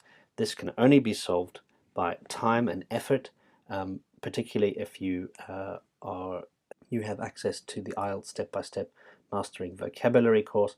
That will really help you to improve your range of vocabulary. Also, as you're reading something, or as you are listening even on TV, and a word that comes up that you think, wow, that's quite an IELTS type word, have a notebook with you that you can note down any new words that come up in your everyday life, or even when you're studying for the IELTS, because those words will be then able to be used in your IELTS in the real test. Okay, so have a notebook with you to note down any words or phrases that come up. Okay, often a common problem is the true false not given. This particular bit, the not given task type, can cause trouble for some people, and what I would recommend you do is look at that video again that focuses on true false not given, especially the not given part, because it's got some techniques there that will help you to improve, remember, by creating questions out of the statements. Okay, battling with matching headings tasks, that's typically because people are trying to read with detail, and instead of reading quickly and trying to get the general idea of the text. So this is, remember, this is matching headings. It's not so much headings, but matching information to paragraphs. And if you spend a long time on this, it's because you're not scanning and skimming, particularly skimming, properly. Okay, not activating my schemata properly. Remember, this is what you do before you start reading a text. You try to imagine, you rely on any images and the title of the text, and you try to imagine the scenario to get your brain into a more natural environment in readiness to deal with the information that's going to be in the text. Okay, so you need to, if you're aware of this, if you know that you're having this trouble, it might be because you think that time is of the essence, which is true. Time is very important in the IELTS exam, but giving yourself 30 seconds to just put your mind in the context of that reading will save you time in the long run. Okay, the next one is not identifying keywords in a question. Yes, this can be a problem for some people. They end up underlining words that are just nouns, which, as I said, naturally jump out at you, instead of finding those words that are the sort of, they contain the kernel of truth of the question or of the statement, and they typically are contrasting words like more, or words like than. Anything related to the word than will be a contrasting, comparison, not contrasting, a comparison word. And so look out for words that are comparison words, because they typically hold the most important part of that statement or question in it.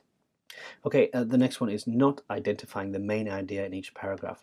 Remember, that's the note-taking, the topic sentence phase that you should be doing before you start reading any questions. Okay, and if you don't do this, you will find that you're reading the questions for no reason. They don't stand out, they don't make any sense to you, and you can happily read the questions before you start reading the text, but they're not going to, it's a waste of time, really, in my experience.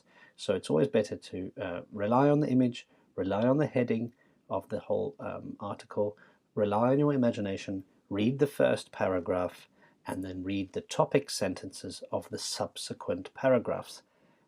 Underline the capitalized words, underline any numbers and dates, and underline any places, underline any words that are in brackets, and underline words that are italicized or using inverted commas.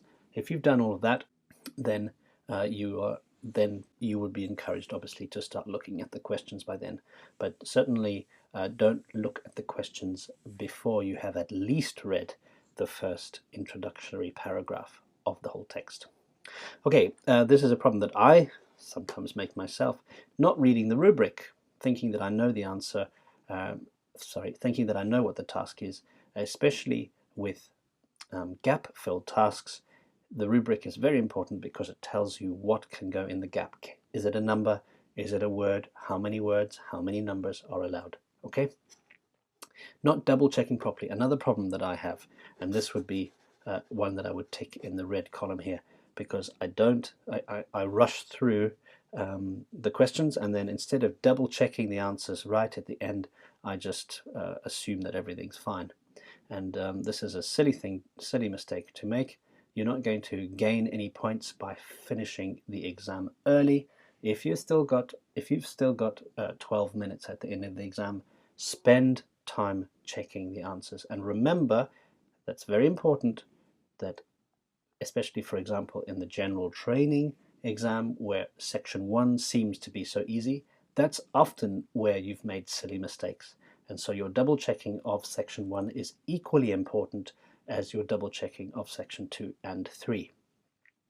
Okay, and the last thing, maybe not focusing on the task, as in getting frustrated by unknown words. Yes, this is often a problem for some students, and they get frustrated because they don't understand all the words.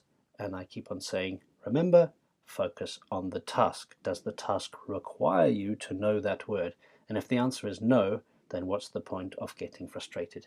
Okay, but this comes down to really giving yourself a lot of practice and just getting used to focusing on the task and not focusing on any words that you don't know.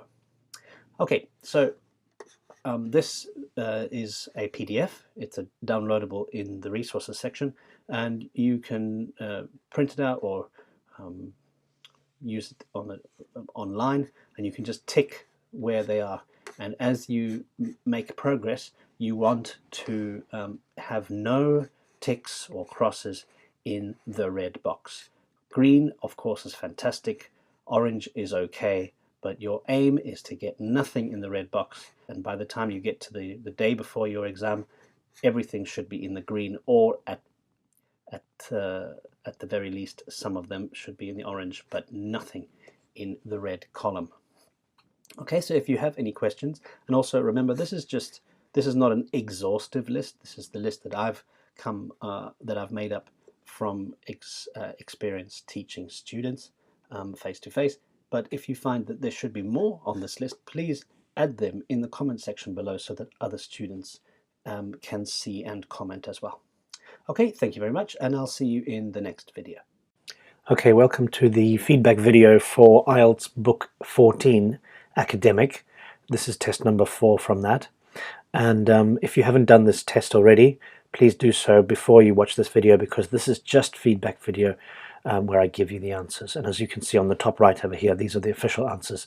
So I'm basically just giving you the step-by-step reasons for them. Okay, let's begin. Okay, so this is Isabel Geraldo's research, so it's basically the whole thing really, and it focused on a total of something different age groups of ants. Okay, and I remember there was 4. If we want to just make sure, yeah, 4 age ranges. So we can write just the number 4, whoops, the numeral 4, or we can write the full word 4 if you want. Both of them will be acceptable up there. Okay, and how well ants looked after their, and I think it would be young. Look after your young, look after your babies. Babies are more related to animals like mammals, so we would use something different. And let's see, yeah, how the ants took care of the young of the colony. Okay. Sorry, something wrong with my pen right now. Okay, so just bear in mind that this is usually an adjective, a young person, an old person, but if I put the before it, the, I can say the young, which means all young people, the old, all old people, the rich, all rich people. Okay, so I can make it into a noun type of thing, and that's what's happening here. This is there, obviously it's not the, but it's a possessive, so it's become a noun, even though actually it is an adjective. Okay. Now, number 3, their ability to locate something using a scent trail. This must be food. Locate food, yes. A trail to food, so there's the word food. Oops. F-O-O-D. The effect that something had on them. Okay, what would that be? An effect of light, I think it was. How they responded to light, yes.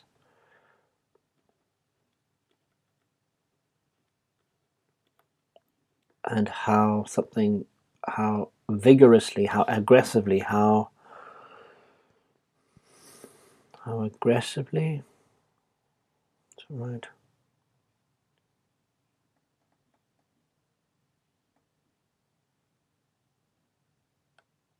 So experiment how that acts. React to live prey tethered.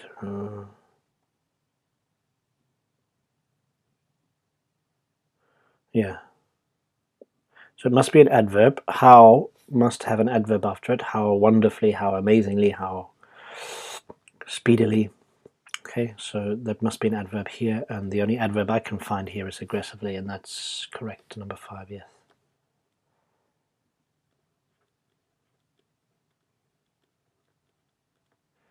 That's an I, by the way, not an L, because for some reason this thing's not letting me do that. I, V, and be careful, this one is a V-E-L-Y.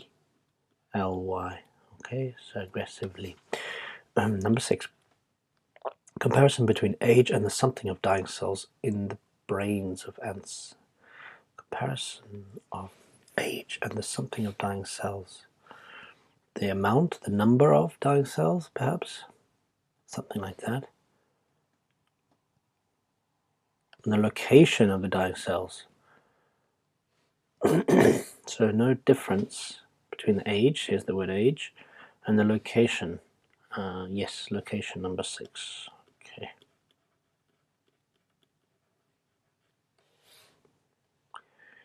Okay.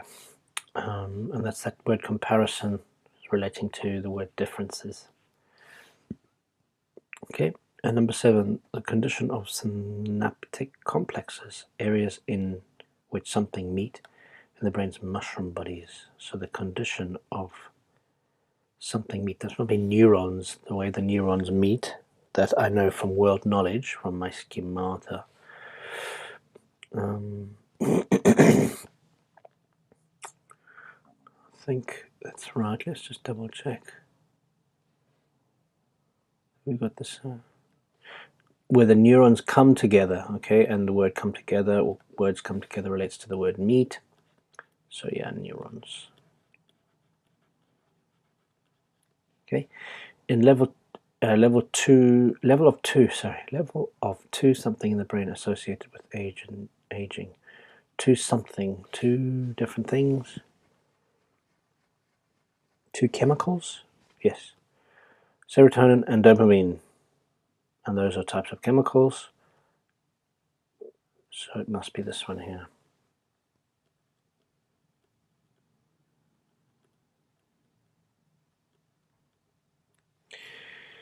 Yeah, number 8, chemicals. Good. Okay, now we move on to the next one. True, false, not given. Okay, it gets a bit more tricky now. Are the only known animals which remain active for almost their entire lives. The only known animals. Now, this is the problem. Look up for words like this, as you know. And that's not true, because we've got naked mole rats, which live for 30 years, and they pretty much... They can reproduce when they're old, they never get cancer, they live for almost 30 years, stay fit for nearly their entire lives. Okay, so there we go. There's the word almost, there's no change there. Whole lives relates to, whole relates to entire. Remain active, live, and stay fit. There's the word stay fit, actually, that's remain active. So all of that points to a false, an F for this one. Giraldo was the first person to study these ants using precise data about the insects' ages. Okay, so yes, there were, I do remember reading something that people were, beforehand, they were estimating, something about estimate, yes. Unlike previous studies, which only estimated how old ants were, her work, so there were people who came before it, but here we've got this precise data about the insects' ages. So estimated is the opposite of precise, therefore that is true. Number 11. The ants in her experiments behaved as she had predicted. I don't remember seeing that, where she's surprised.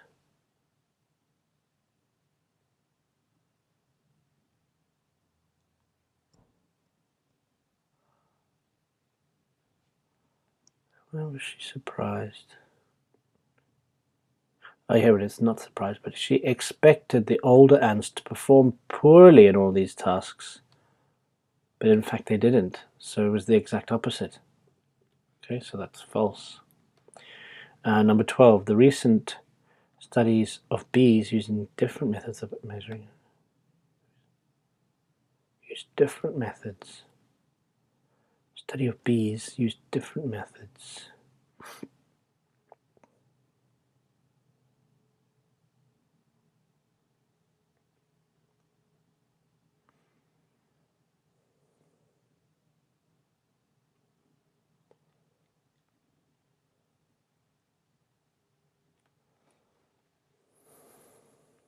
Results were mixed. Some studies showed aid related to decline. It doesn't say what methods they use, so that's NG, not given.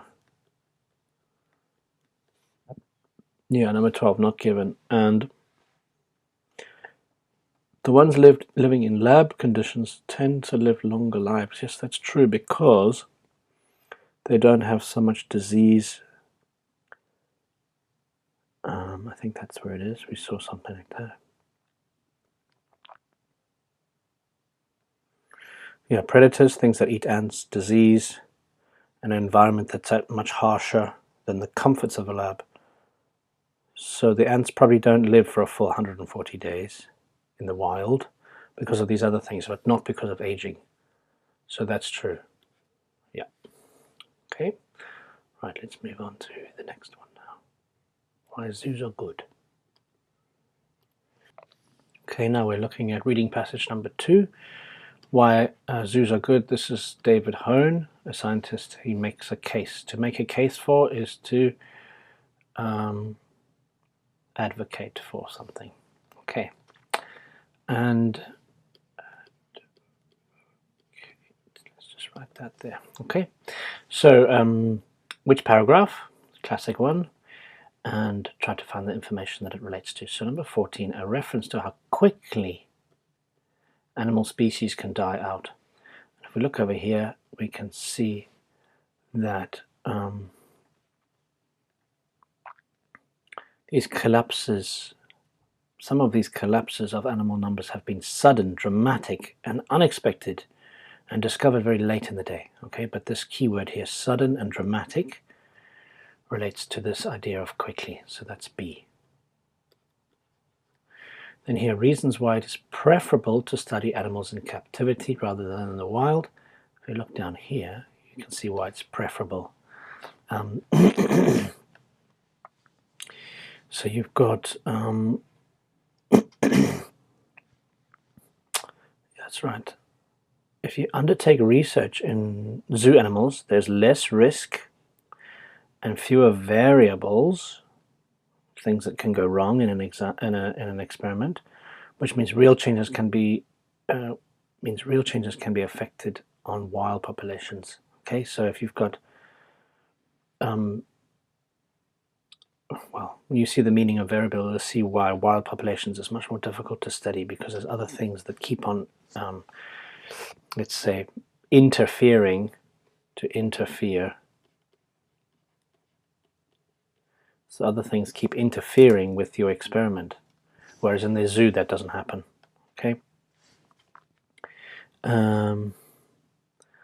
Okay, and they know exactly the number of doses required because of all this experience of handling and transporting animals and all these things. So it's much better to study animals in captivity for that reason. So that's E.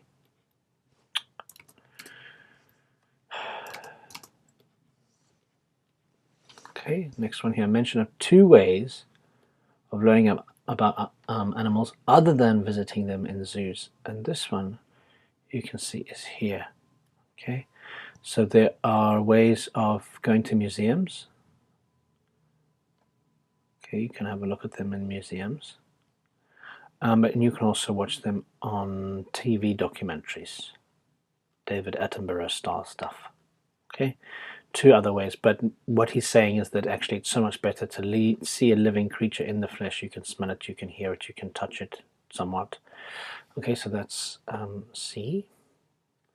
And then reasons why animals in zoos may be healthier than those in the wild. And that, remember, right at the beginning, they're talking about the fact that they have high quality diet, they have vitamin supplements, they are, any illnesses they might have can be treated very quickly. So yes, they are restricted by the amount of space, their movement is restricted, but all the other things he's claiming makes them healthier than those in the wild, so that becomes A. Okay. Now let's have a look at the true, false, not given. An animal is likely to live longer in a zoo than in the wild. Okay, and likely to live longer, talks about this.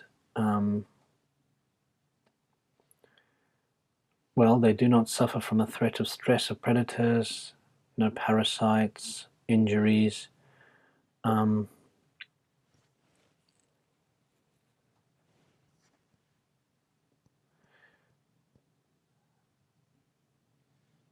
there it is, sorry, that's it there.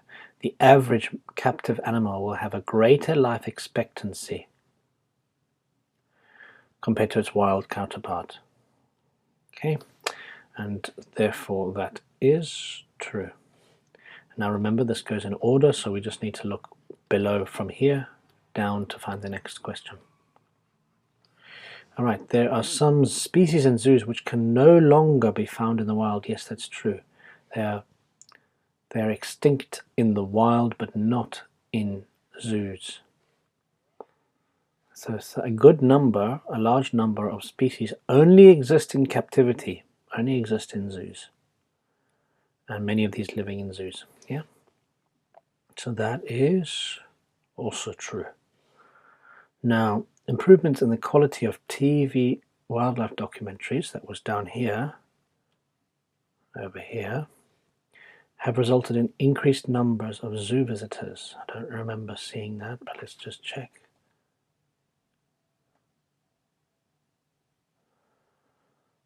It's not, yeah, not given. Yeah, it's not written there, so I'm not going to waste time scratching around looking for it when it's really not there.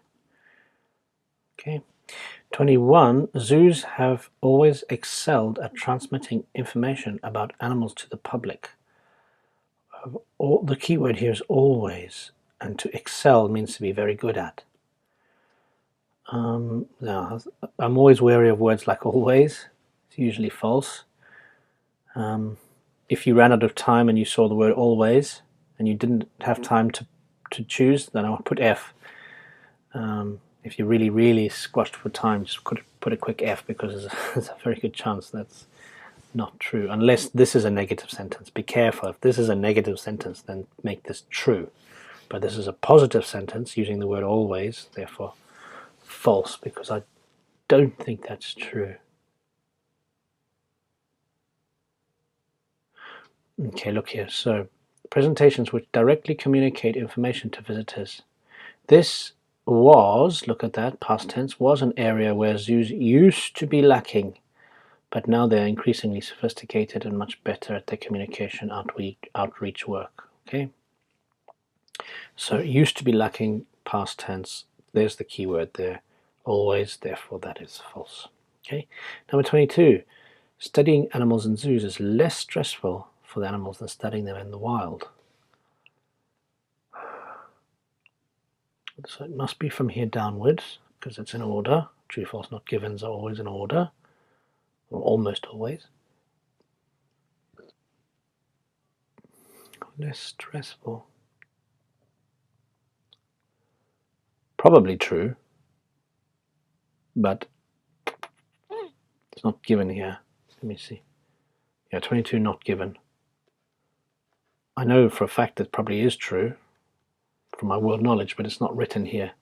That the word here, less stressful, it's not mentioned. Okay, right, let's go have a look at the next one. This one is write the correct letters. Which two of the following are stated about zoo staff in the text? Okay, so these people who work in the zoo. Some take part in television documentaries about animals. I don't read that. Some travel to overseas locations to join teams in zoos.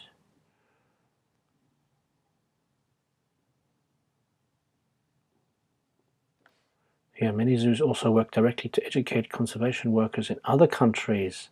Send the animal keepers abroad. If you send somebody abroad, they go overseas, they go to another country. So yes, I think that's one. Some get experience with species in the wild before taking up zoo jobs.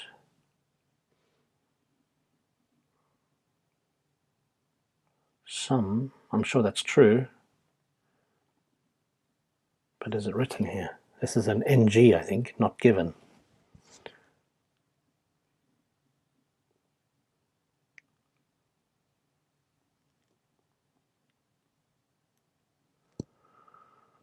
I'll come back to that one. D. Some teach people who are involved with conservation projects. Yes, we saw that there.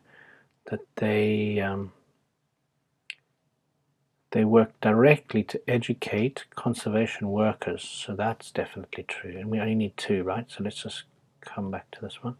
Some species specialize in caring for species that are under threat. Probably also true, but are not given, because I don't remember seeing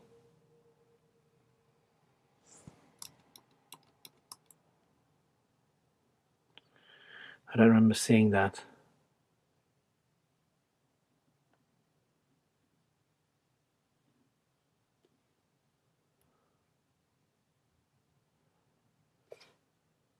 Specialize under threat. B and D, yeah. B and D. So just a case of reading very carefully, but I didn't find those, so it can only be those two. And then again here, which two of these beliefs about zoos does the writer mention in the text? So which ones are mentioned? The rest are not mentioned. They can help children overcome their fears of wild animals. I don't remember reading that. They can increase public awareness of environmental issues. Yes, that's over here.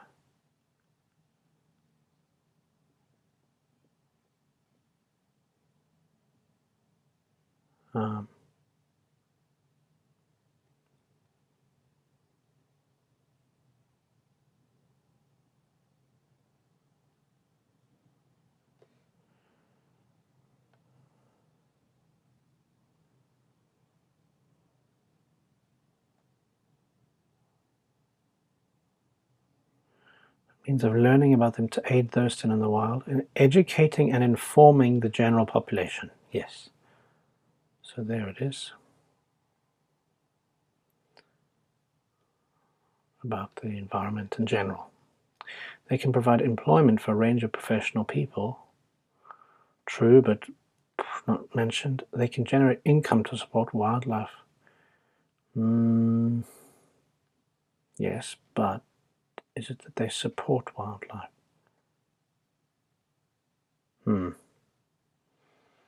That's very true, but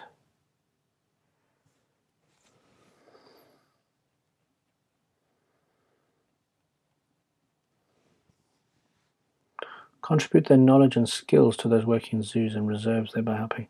But it doesn't say contribute their profits or money. So no. And then they can raise animals which can later be, yes, I know that for a fact. It's called captive breeding. If we found the word captive breeding, there we go, captive bred animals. They can reintroduce animals from zoos into the wild. Yeah, there it is, captive breeding proves. Okay, so that's B and D, B and D. Good. Okay, on to the next one.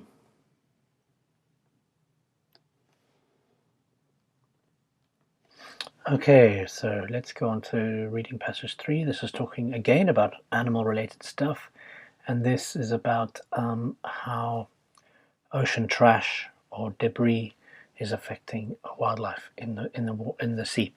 Okay, so true or false not given. This is usually in order, but you'll be surprised this time round.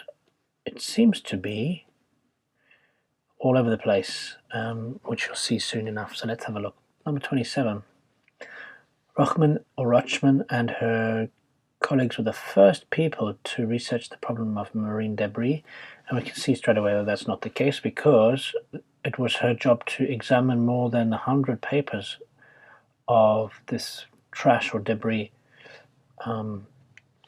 So she was looking at that were published in 2013, and she was using that information to inform her own research. So that's definitely false.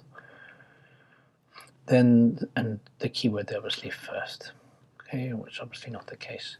28, creatures most in danger from ocean trash are certain seabirds, and I could not find anything about this, the keyword there being most in danger. There's nothing there, so that is a not given.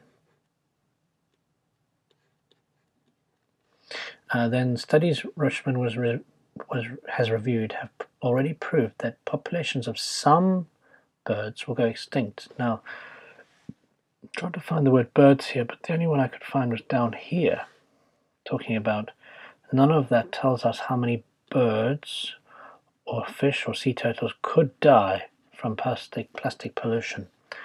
So that doesn't give us any information about how soon they'll become extinct. So that's false. Okay. And the keyword there is already proved. Nothing has proven that they're going to go extinct. So that's false. But now you'll notice this is quite far down from where we found the last answer. So all the way down here, you basically got 3 more paragraphs to do all of these questions, which I doubt that would be the case. And although usually, as I said, true, false, not given questions are in order, you can see straight away that that is not possible. So we're going to be looking up here as well. Rutschman analyzed papers on the different kinds of danger caused by ocean trash. And yes, if we look over here, we can see that they were looking at larger debris as well as tiny bits of plastic. Okay, and so different kinds of danger. There's an S plural, so it must be at least 2 different things, and we've found 2 already, so we know that this one is true. Okay. Most of the research analyzed by Rutschman and her colleagues was badly designed. No, it was actually quite well designed. 83% of the studies were true, and 83% of what they found was correct. But the other one, the remaining cases, had weaknesses in design. Okay, so 83 is it's a large majority. So most of the research was true. Was well designed. Okay, so true. 32. One study examined by Rutschman was expecting to find that mussels were harmed by eating plastic. And yes, they were expecting to find that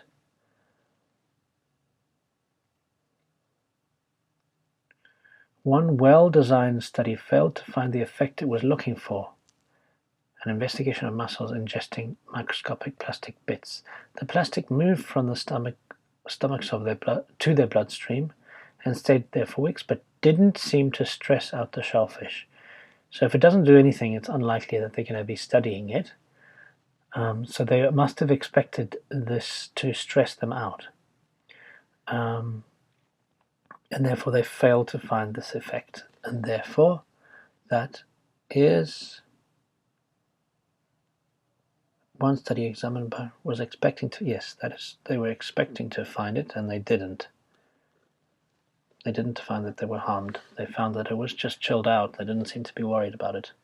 And then some mussels chose to eat plastic in preference to their natural diet. Well, that's not written here, so that's clearly NG, not given. Okay, a bit of a tricky one, especially considering it moves up and down instead of nicely in order, that the way you are used to it with these true, false, not given. Okay, let's move on to the next one. This is where you have to fill in the gaps. Okay, findings related to marine debris. This is pronounced debris, by the way. Stresses on this bit here, debris. It's a French word. Okay, So studies of marine debris found the biggest threats were plastic, so not metal, which is what we found here. They were talking about, so rather than metal or wood, it was the plastic that was the problem.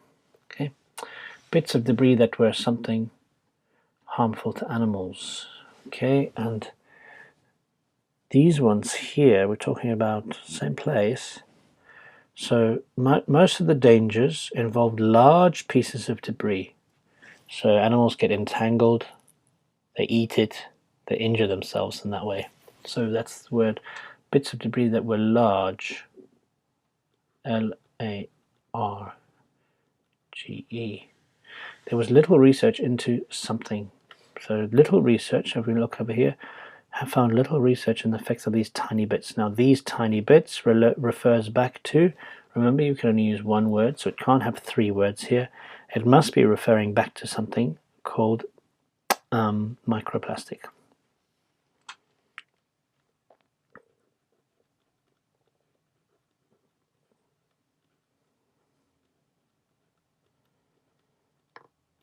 Okay. Then the drawbacks, the negatives of the studies examined. Most of them focus on individual animals, not entire, and then you must have populations or entire species. It's impossible to do entire species, but entire populations. There it is. The word whole, remember, is often used in place of entire, and there it is, populations. So they look at how the plastic affects an individual animal, not the whole population.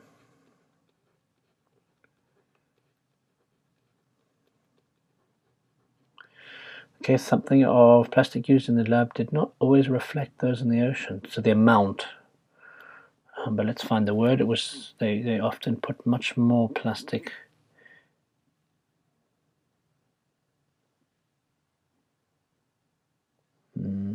Saw it here somewhere. Higher concentrations. Concentrations. Okay, so the concentrations.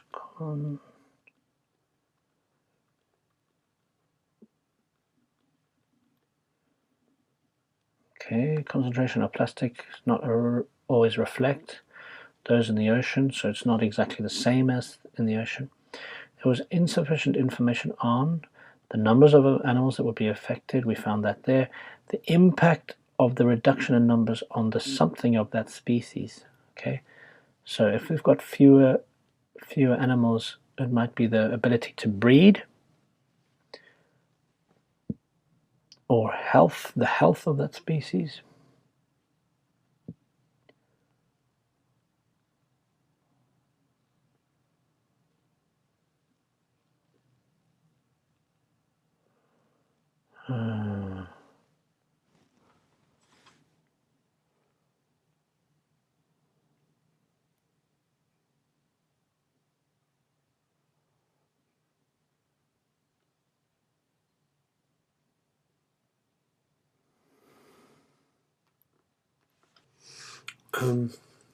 I see, actually I was looking at the wrong place. Reduction in numbers,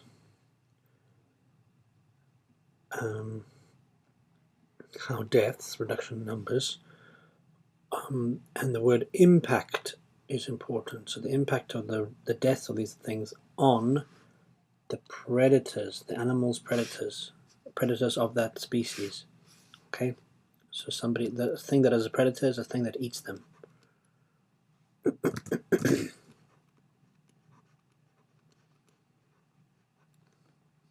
That must be an S. No S, and you get that wrong. Oh, that looks so weird. That's an S. Okay. And the impact on the ecosystem and the rest of the ecosystem. So that would have helped you to find the word predator just before it over here. So use these ones here as well, please, when you're looking. Now, Rutschman says that more information is needed on the possible impact of future something involving oil, and I saw the word oil. So such as, there's the word such as, so it's example.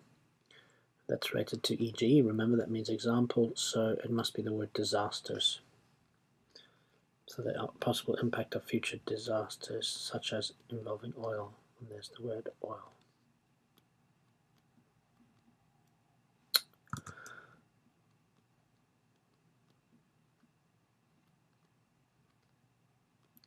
Okay. Now, question 40. Choose the correct letter A, B, C, or D. What would be the best title for this passage? Now, this is interesting. It's not often this type of question comes up in the academic. It's more common to find in the general training, but here we are. We've got a question like this one. And assessing the threat of marine debris. Yes, that's possible, that one.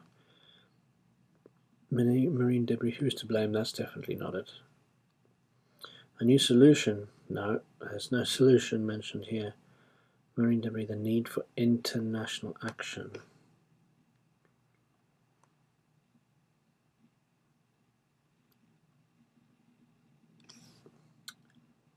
This dismal question. This is called a topic paragraph that introduces the whole thing.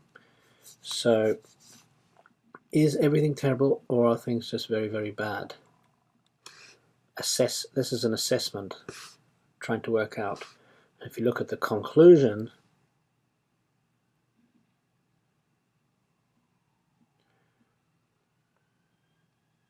ecologists need to figure out which problems need addressing, which ones should be better off ignoring. Yeah, that's definitely assessment.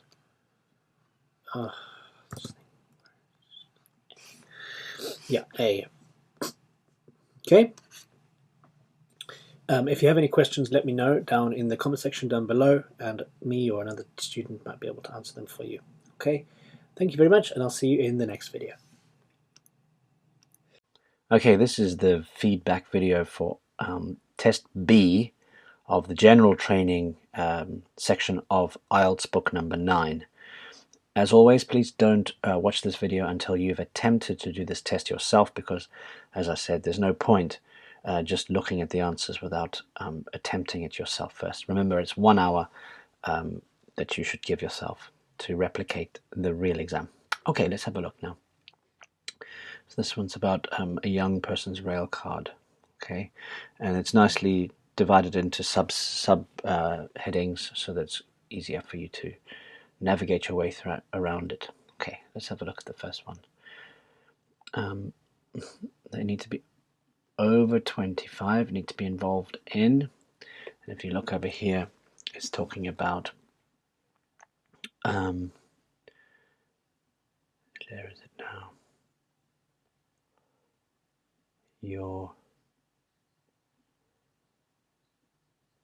Yes, there we go. Full-time education.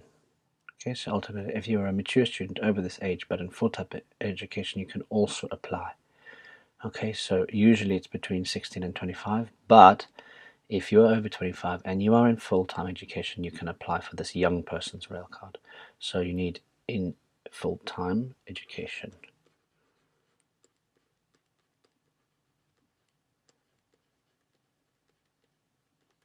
Now, you might ask, why not just education? Well, full-time is a type of education. You can have part-time education, which would therefore be not applicable. You have to have no job and be 100% doing in university or college. Okay, so that's why that is required. Now, number 2, for mature full-time students, one of the photographs submitted must be signed and, okay, and if you look over here, you could say it must be signed. Let's try and find the word signed. That's right, the photos. Yes, that is sign. So sign the application form as well as one of the photos. The latter, the second thing that I've just mentioned, which is the photos, also needing to be officially stamped. Okay, and so you could write officially if you really wanted to. but that's in brackets, so it's unnecessary. The most important word is stamped. Okay. Next one. At certain times of the year, there are no something for rail card holders at any time of the day. Okay, and this one you have to look down here to find in this one here. So you can use it at any time, Mondays, weekends, bank holidays, or during the week. But if you travel before 10 a.m. Monday to Friday, except in July and August, minimum fares will apply. Okay, so at certain times of the year, that means at this time of the year, bank holidays, weekends, this use of the rail card is possible. But this time of the year, this time of the day, you are not able to use it. So there we've got minimum fares.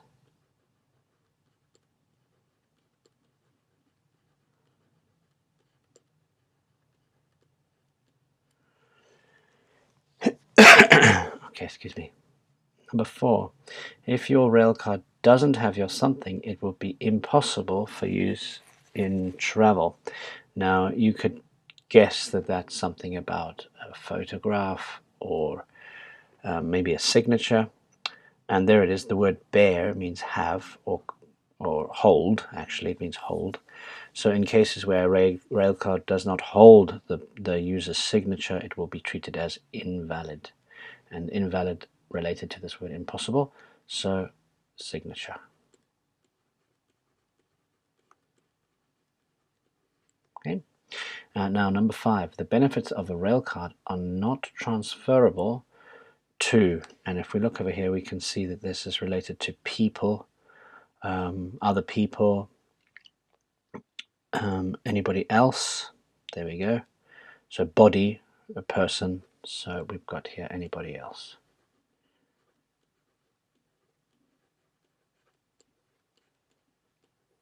Okay. Number 6, if you have no ticket but boarded a train at a station without any something, you will be still eligible for a discounted ticket. Okay, so a station without any what? Well, you could talk about the fact that it's what things that stations don't have. You need to think about that. And in this case, we could see that there's no purchase facilities available at the station. So if there are no purchase facilities, places to buy tickets, then you are allowed to buy the ticket on the train, and you still get this discounted ticket. So without any means no. So the answer here, purchase facilities.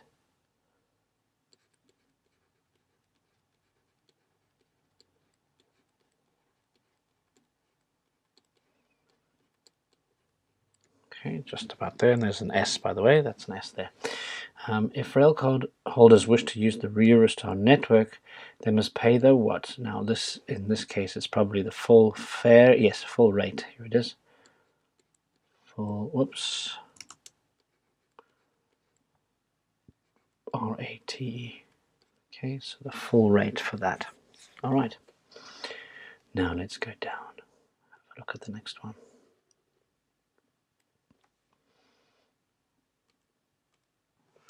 Okay, now we go on to train travel information with a table and some subheadings here. So that should be relatively easy to look at. So over here, an elderly person who is also studying full-time receives a concession of, okay, so there's two things. They're both elderly, so old, another way to say old in a more polite way, and full-time study. Okay, so technically that's 2 discounts, but if you look over here, you can see this little star here. Only 1 discount may apply to each fare, so they would have to choose one that would benefit them. And by the way, the word concession means discount. Okay, if it comes up again, if you see it like that, you'll know now that concession means discount. Okay, so if we look over here, we've got senior citizens. It's another way to say an elderly person, and they're allowed to have 25% discount. So we just write at 25%, because there's no mention here. Oh, here it is, sorry, students. So 25 as well, right? So it's exactly the same. Both of them get 25% discount. Large groups, now you can see there's a typo here. This should be of. So large groups of people who want to reserve seats should get in touch with. Get in touch with means contact, talk to. So very large groups of people, here we've got groups of 10 to 25, but very large groups of people, we need to look down here and you can see if you would like to charter a train or make reservations for over 25 passengers traveling all together, you need to call, related to this word, get in touch with, and then the answer their sales department.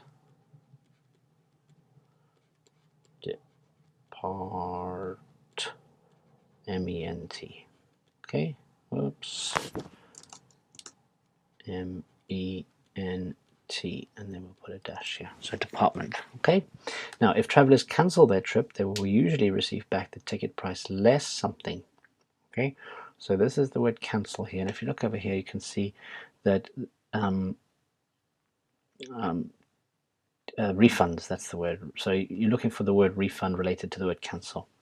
So tickets may be refunded no later than 5 minutes before the departure of the train for a charge of 15% of the ticket price. Okay, so they will usually receive back the whole ticket price minus, that means less, so less or minus 15% of the ticket price for administration purposes or something. Or they may change the date of their trip. Now change the date, changed to another day, for 10% of the ticket price by paying 10% of the original value. Okay, of the original value. These concessions do not apply in the case of, now over here, not applicable to same-day returns. Okay, so if you're traveling out on one day and coming back within that same day, well, sorry, you've lost your ticket or the money you've spent for it. Okay, so same day returns. Running out of space. NS. Okay. Yeah, 3 words is allowed, so same day returns, that's fine. Then it's a passenger's responsibility to make sure, so have a look here, it is the passenger's responsibility, it is up, when you buy it, it's up to you, it's a nice phrase to remember, or a structure to remember, it's up to you to check the dates.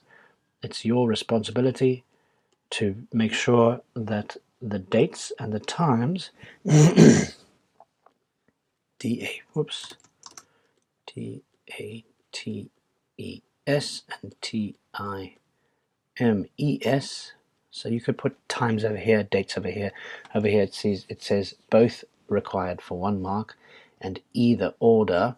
So you can put one in front of the other, doesn't matter. You'll both get the answer. But, sorry, you'll get the answer correct. But they both need to be there to get 1 point. Travelers should ensure they are ready to board the train with at least something to spare. Okay, and that's talking about the amount of time. And if you look over here, see the word minutes, we've got the word to. So ticket control and access to the train platform will be open until 2 minutes before the departure. So that's the best one here. So at least 2 minutes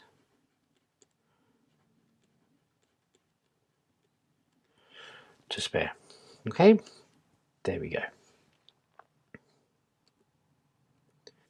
Okay, now we're going on to section 2, and this is talking about advice for immigrants to North America. Okay, so Canada and the USA. No more than 2 words for this gap fill exercise. Okay, so new arrivals to North America need to make sure that their academic qualifications or their something are accepted. Okay, so we found the word academic qualifications, but you could also have, sorry, just 1 second. You can also have these things called trade certificates. Allows you to carry out your trade.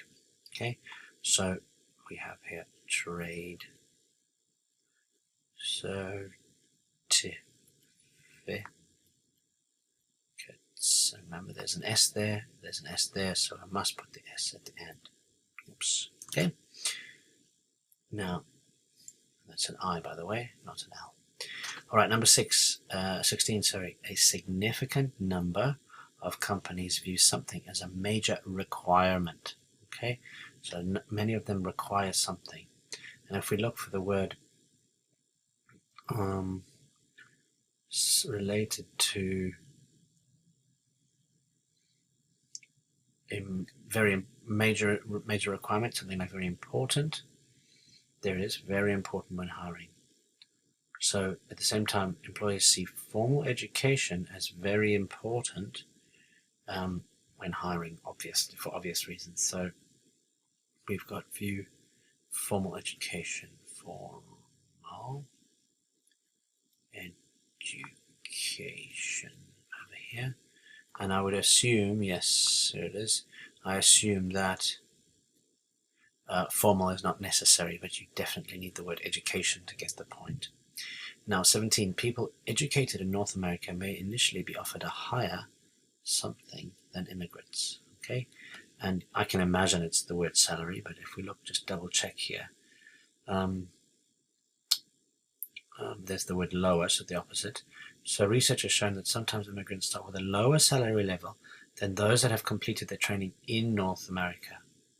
Okay, they start with, so initially, there's the word initially, related to the word start, opposite of higher is lower, so the answer here is salary. Okay, then number 18, something courses often provide more job stability. Okay, and so this could be related to the training, or what you call it, apprenticeships, but let's just double check. It's over here, more job stability.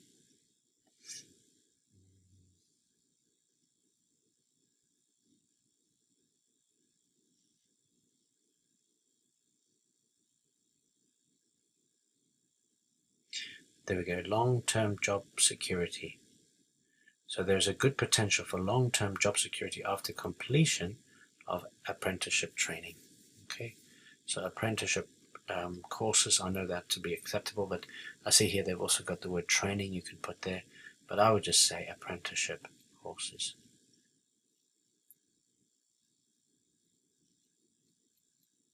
It's always a problem, isn't it? That I. I.P. Okay, so apprenticeship courses provide more job stability. There it is, long-term security. Number 19, most of the effort to find work is spent trying to obtain what? Okay, so trying to find work. And if we look over here, we can see that this is usually in order. So we'll be looking somewhere down here because we found the answer. Most of the effort spent trying to obtain.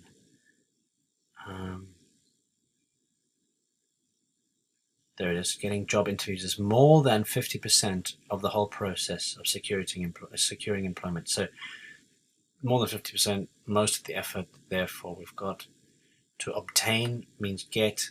So job interviews. Job interviews. Okay, and you don't have to write the word job, right? And this one here, as more newcomers enter the workforce, something increases. Okay, and if we look over here, this is about diversity, I think. Employees are making, yes, that's right.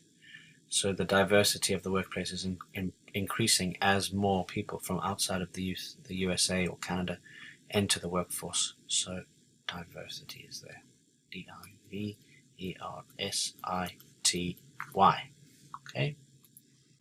Okay, now we're looking at the second part of section 2. Another gap fill, one word only, how to prepare for a presentation. So you should regard an invitation to speak as a compliment, I think the word was. There it is. See something or regard something as, it's a set structure, regard something as, they're related.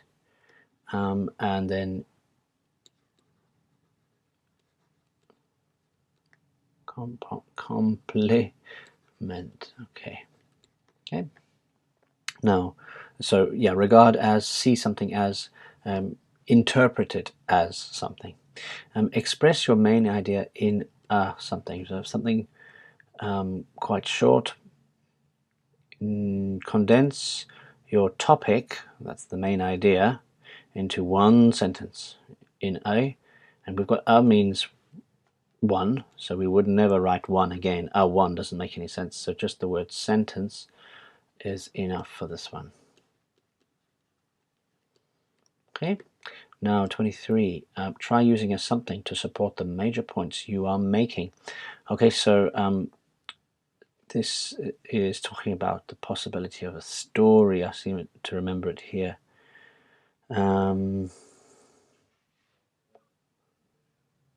Yeah, there it is. Develop a story to demonstrate each of these concepts. So try using a story to support the major points you are making. Each of these concepts relates to that. STORY. Okay. Then 24, add visual excitement to your talk by using in these things called props. He gives an example of a prop as a toy phone when you're making a phone call, or a hat to signal a different part of your talk. These are all called props. Okay, PROPS over there. And visual excitement relates to something for people to watch. Okay, so you've got the idea of visual related to looking and watching. So that's the connection there. Okay. Express appreciation to your listeners for their. Now, what are you showing? Saying thank you. So thank you. But this is never begin with, so it can't be that one. Express appreciation to your listeners for their. So it's not that one. Oh, here it is. Thank the audience for taking the time to listen to you. But that must be after the energetic introduction, not at the beginning. Okay, so for their time. Thank you for your time. It's a set phrase in English. Number 26, a something will get the audience to interact. So you want students to participate. So conclude with a game, perhaps, to get them to interact with you. And yes, 26 is game, G-A-M-E. Okay, interact relates to participate. And now the last one, 27, it's important to prepare well, as this will increase your, okay, and this is about your confidence. There it is. Burst of confidence, increased confidence will help you to sail through the whole of the speech. Okay, and so we've got the confidence.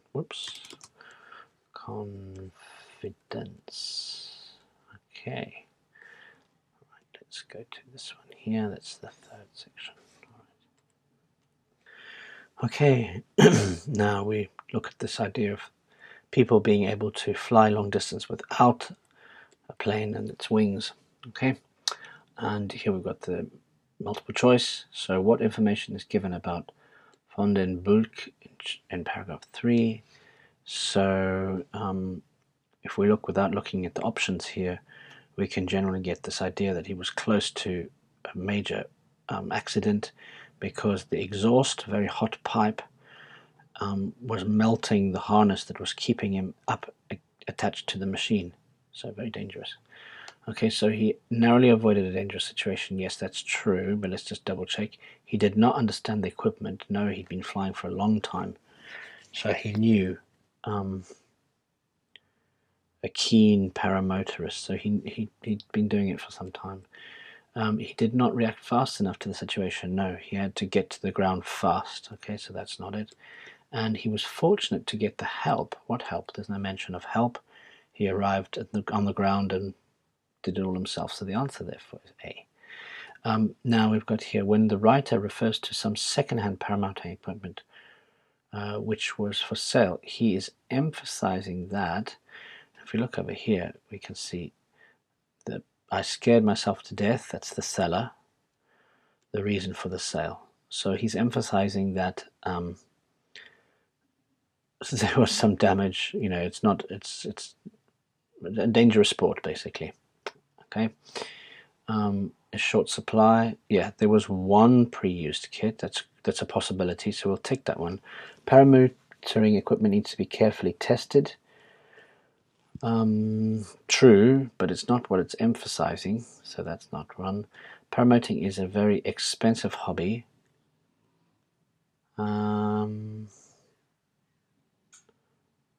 When he talks about second hand, yeah, it's only from here. That's where he starts talking about second hand. So yes, it's £1,000, but that's not talking about the second hand, so that's not it. And it can be a dangerous pastime. Pastime means hobby, so it's A or D. Now, paramotoring equipment, it's only mentioned that there was one available at that moment on one website. So really it's D, isn't it? And if we double check here, yes, 29D. Now 30, the description of what happened at Lake Geneva is given to suggest that Rossi, okay, so he flew off from a plane and he skimmed the top of, oh no, here it is, sorry, that's Rossi again here. He parachuted above the Lake Geneva and then the top of the mountain of fountain, not mountain, jet d'eau, and hit the top of that fountain. Then he grabbed some ski equipment, started water skiing. The crowd watched open mouthed. They were amazed. Okay, so the description of what happened is given to suggest that probably Rossi is an excellent showman. He did amazing things and people were amazed. So he frequently changes his plans. Don't know where they get that from. Likes to do what appears impossible. That's very true. So B is an excellent overall sportsman. Well,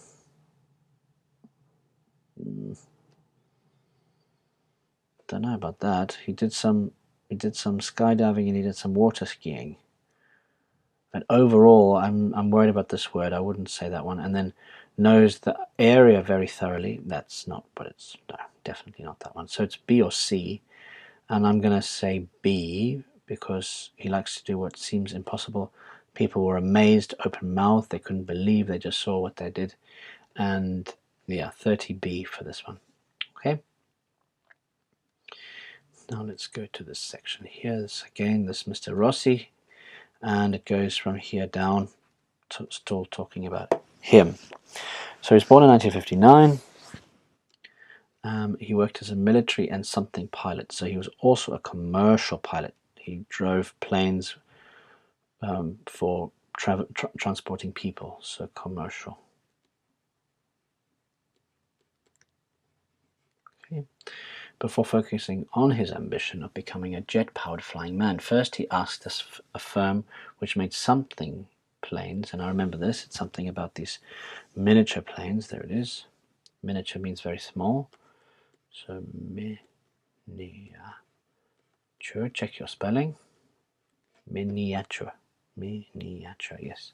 So miniature planes to construct some wings for him. I remember that's what they said, but the wings were unsuitable. They were not able to support the weight of the engines.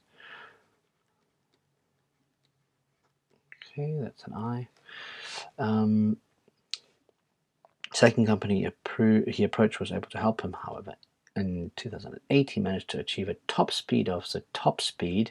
They mentioned two speeds here, but the fastest he managed to do was 300.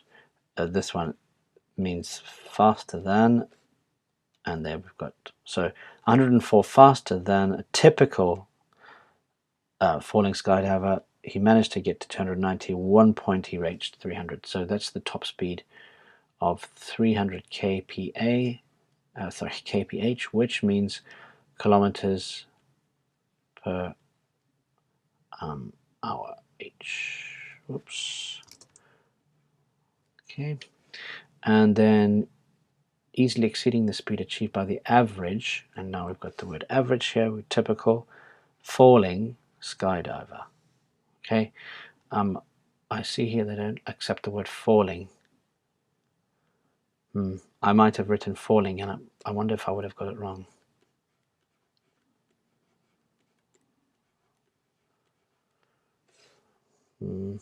Anyway, the only answer they accept here is skydiver without the word falling. Oh yes, there we go. That's why. One word or a number. Okay, and now this one down here, we're almost finished. So matching the people with what was valid for them. Okay, each statement that's correct. So he acknowledges the role of his equipment in enabling him to set a flying record. Okay, if you look over here, he acknowledges, he says, yes, actually my equipment really helped me to get this high speed. Yeah, there we go. Without these special wings, it is doubtful he would have managed to do this. Okay, so we've got here D. Then he explains how he uses his flying expertise to promote a product. Now remember here, this was something about some drink called Go Fast. Where did we see that? Here it is, Go Fast. Sorry, Go Fast drink. So this is Scott. So Scott, we've got A here. Then he explains what led him to experiment with different ways of flying. Okay, and we can go down here again, and you can see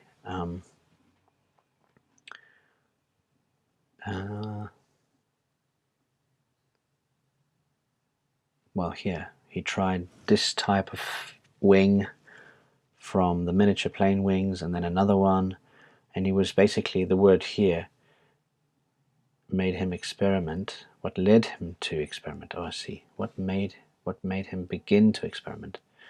That's the important word. Let's see if we can find it.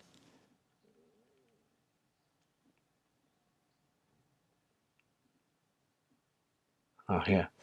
But I didn't have any contact with the air around me. When he's in the cockpit of a plane, he wanted that. It was a bit like being in a box or a submarine underwater. He wanted to try and feel the air rushing through past him, and that's what led him to start experimenting with these different wings.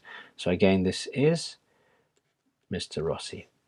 Then he describes a mistake that some beginners might make. Okay, and if we look over here, go right to the top again. It was about being relaxed.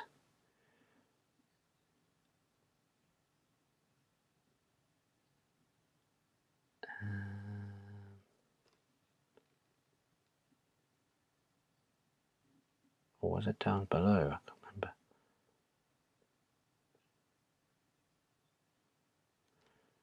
If there's tension in the body, you start to swing around.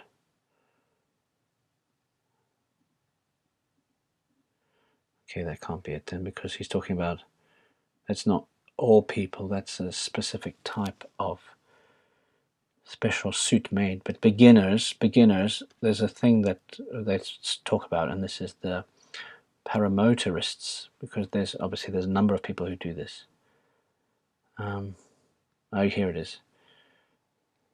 He's enthusiastic about persuading others to take up paramotoring. However, he warns, although it seems cheaper to teach yourself, you will regret it later if you don't have good technique. There's the issue. And there we've got von den Bulk, which is C for that one. And then he mentions circumstances which prevent you from leaving the ground, and that's also the wind. We saw somewhere about it's ill-suited to commuting because of the impossibility of taking off in strong winds. So that's Clark. So we've got B over there. Okay, so that's the end of this feedback session. If you have any questions, let me know down in the questions sections below, and either me or another student will help you out with that. Okay, and I'll see you in the next video. Thank you. Okay, now we'll be looking at the diagram labeling. This is never in order. Again, this is almost I've hardly ever seen this type of task in the reading exams, but you might be expected to fill in a gap with a piece of with a word from the text based on a diagram. So pretty self-explanatory. Difficulty depends. As I said, I've only seen it once, so I'm not really sure how I would mark it, because the one that I did, this one here, for example, was relatively tricky because of a lot of jargon and technical language in the text itself. Okay, welcome to this last video from the tips and tricks video series, and for this one we're going to be looking at this idea of living in the now, and this is easier said than done. This does require practice, but there's only so much practice I can give you on this course. It's just something that you personally need to do as you go through the IELTS exam, and it's useful for everyday life as well. Focusing on what is in front of you, what's in front of your eyes at this moment, rather than thinking about other things, imagining other situations, worrying about something you've done in the past. So as I said, easier said than done, but some people are better at it than others, and it's all about practice. So the key here is to focus on the task at hand. Now remember, in the IELTS exam, you are going to be surrounded by up to 200 other candidates, some of them dropping their pencils on the floor, some of them coughing, some of them sneezing, some of them making distracting noises. There's all sorts of things that are going to be happening in the exam at the same time. And you can choose to be frustrated by these external things, or you can focus on the question that you need to do.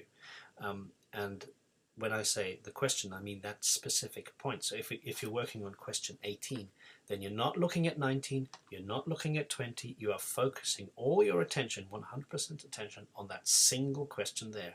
Now, I know this is easier said than done, especially if you found, for example, that questions 16 and 17 you were unable to find the answer for.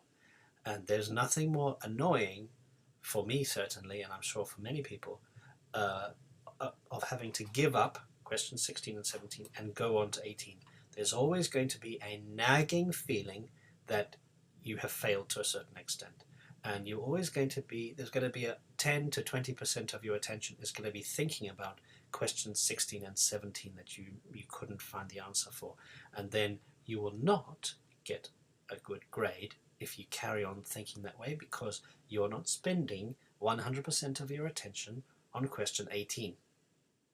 Okay, so one of the best things we can overcome in this way is to do the easy things first. When I've put myself in a good mood halfway through an exam, I'm more likely to be tolerant of the more difficult questions, because I've already scored the points on the board. You know, modern sports as a classic example. It says if you can find an easy way to score points, even though they're not the big points, take that advantage.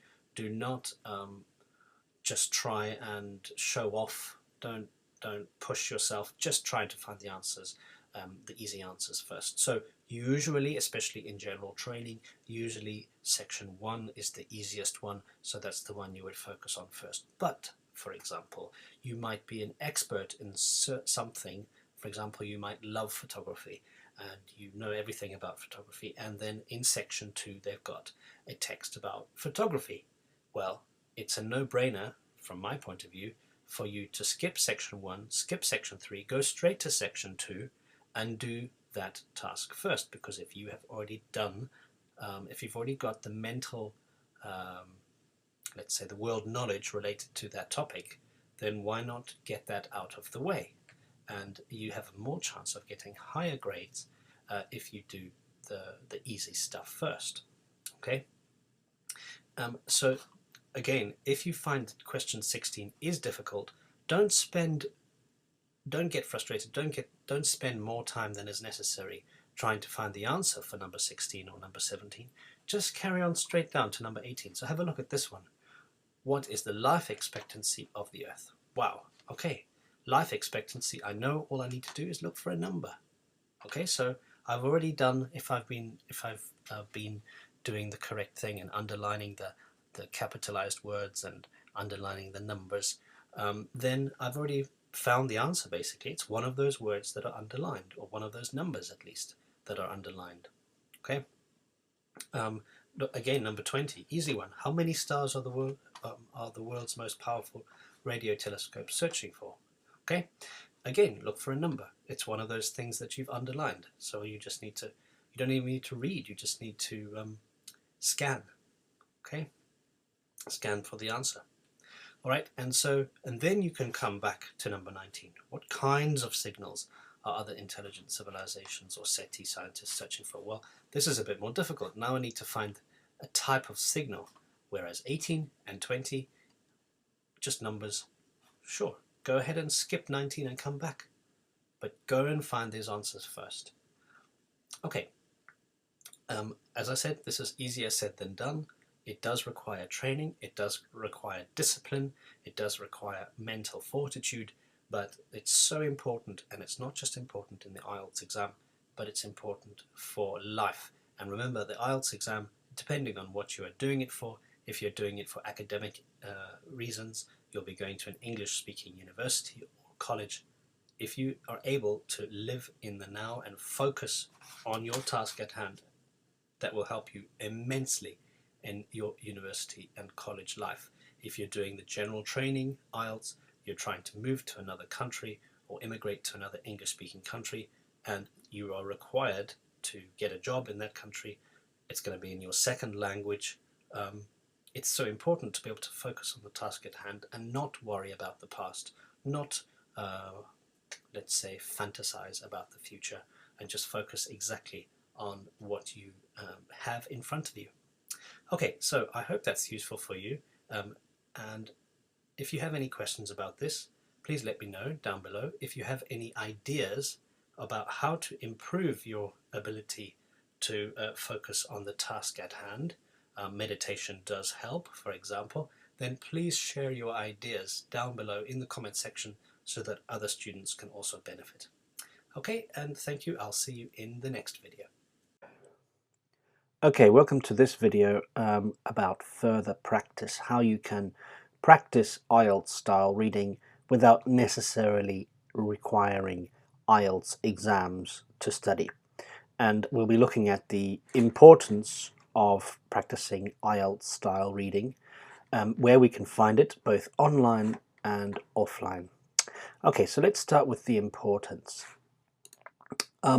We all know that we can get IELTS readings, past papers on the internet. You can just simply type in, for example, IELTS 9, and you'll get IELTS Book 9 as a PDF. You'll be able to download it and you can practice IELTS readings from that. The problem is that it is quite dry. The texts are quite dry. They're never in color, so black and white only.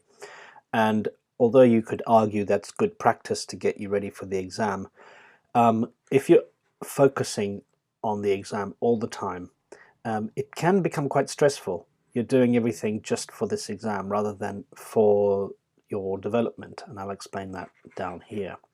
And the other thing you'll be doing is learning especially for the test, rather than learning for the pleasure of learning and finding out new things. So let's have a look at the other options of reading texts that are similar to IELTS, but they are actually going to improve your general knowledge. I'm not saying that IELTS style tests don't improve your general knowledge, but it is well known that color and layout and things like that do in fact help your memory. So just black and white, often poor quality scans from old past papers from IELTS exams are not the best way to improve your general knowledge. And although I must admit I have learned things from reading IELTS readings, there's so much more out there that you can get. So let's have a look at the other options. There's finding out what's happening worldwide. A lot of the past papers are from 2005, 2007, and you might want to find out what's happening now, 12 years later. And then, of course, the text that I'll be providing with, or the sources of texts that I'll be providing you in this video are all IELTS style texts. In fact, I don't know this for a fact, but I would imagine that IELTS exam setters refer to these sources to find texts that are suitable to put into the IELTS exam. So this is why I'm sharing them with you. Okay, so let's have a look at the first option, and that's going online. So using the internet to find IELTS style texts. And I've got three main ones that I often give my students, or at least give them the links to. So New Scientist is the main one. It seems to be the most regularly used type of texts that you'll find in the IELTS exam. Don't be put off by the word scientist. It's not necessarily only about science, although it always has a leaning towards development of humans in the technology side of things, which is often what the IELTS style texts are about. Okay, so newscientist.com, it is a mixture of paid content and free content. So obviously, if you don't want to pay for the content, then the free stuff is available, and there's a lot of it. Here's an example here about tonic, what is mixed with gin and tonic, and that was a free article that came up, the first article I clicked on, in fact. And then there's National Geographic. Now, if you've been following the listening course, this is the one that I've recommended for the videos, National Geographic videos, but they also have on their website a lot of articles, also free, and you get to read them, and they're also very similar to an IELTS style reading text. And then The Economist, also a magazine usually, but they have an online presence. And here, for example, you'll be learning about stuff that happened on stuff that's been written in December 2019. So at least this is about 4 days after making this video, so it's all very relevant and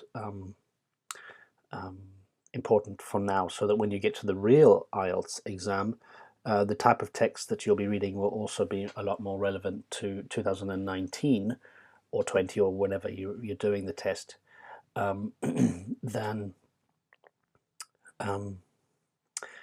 stuff from 2005, for example. Okay, and then there are three other options that I've sometimes give my students. The socialnewsdaily.com is great, and that's more about social changes in the world rather than technological changes, for example, New Scientist. Then History News Network, that's great, gives some IELTS style readings related to historical cases, historical figures, which is sometimes what you see in especially part 2 of the IELTS readings. And then the Business Magazine, this one is for British Council, from British Council, and it's got IELTS style readings on there too. And this Business Magazine link might be useful for general training students as well. Now, we're going to go to the offline section here, and this is maybe a little bit unusual. People might not necessarily, or teachers of IELTS might not necessarily promote these materials, especially the one here.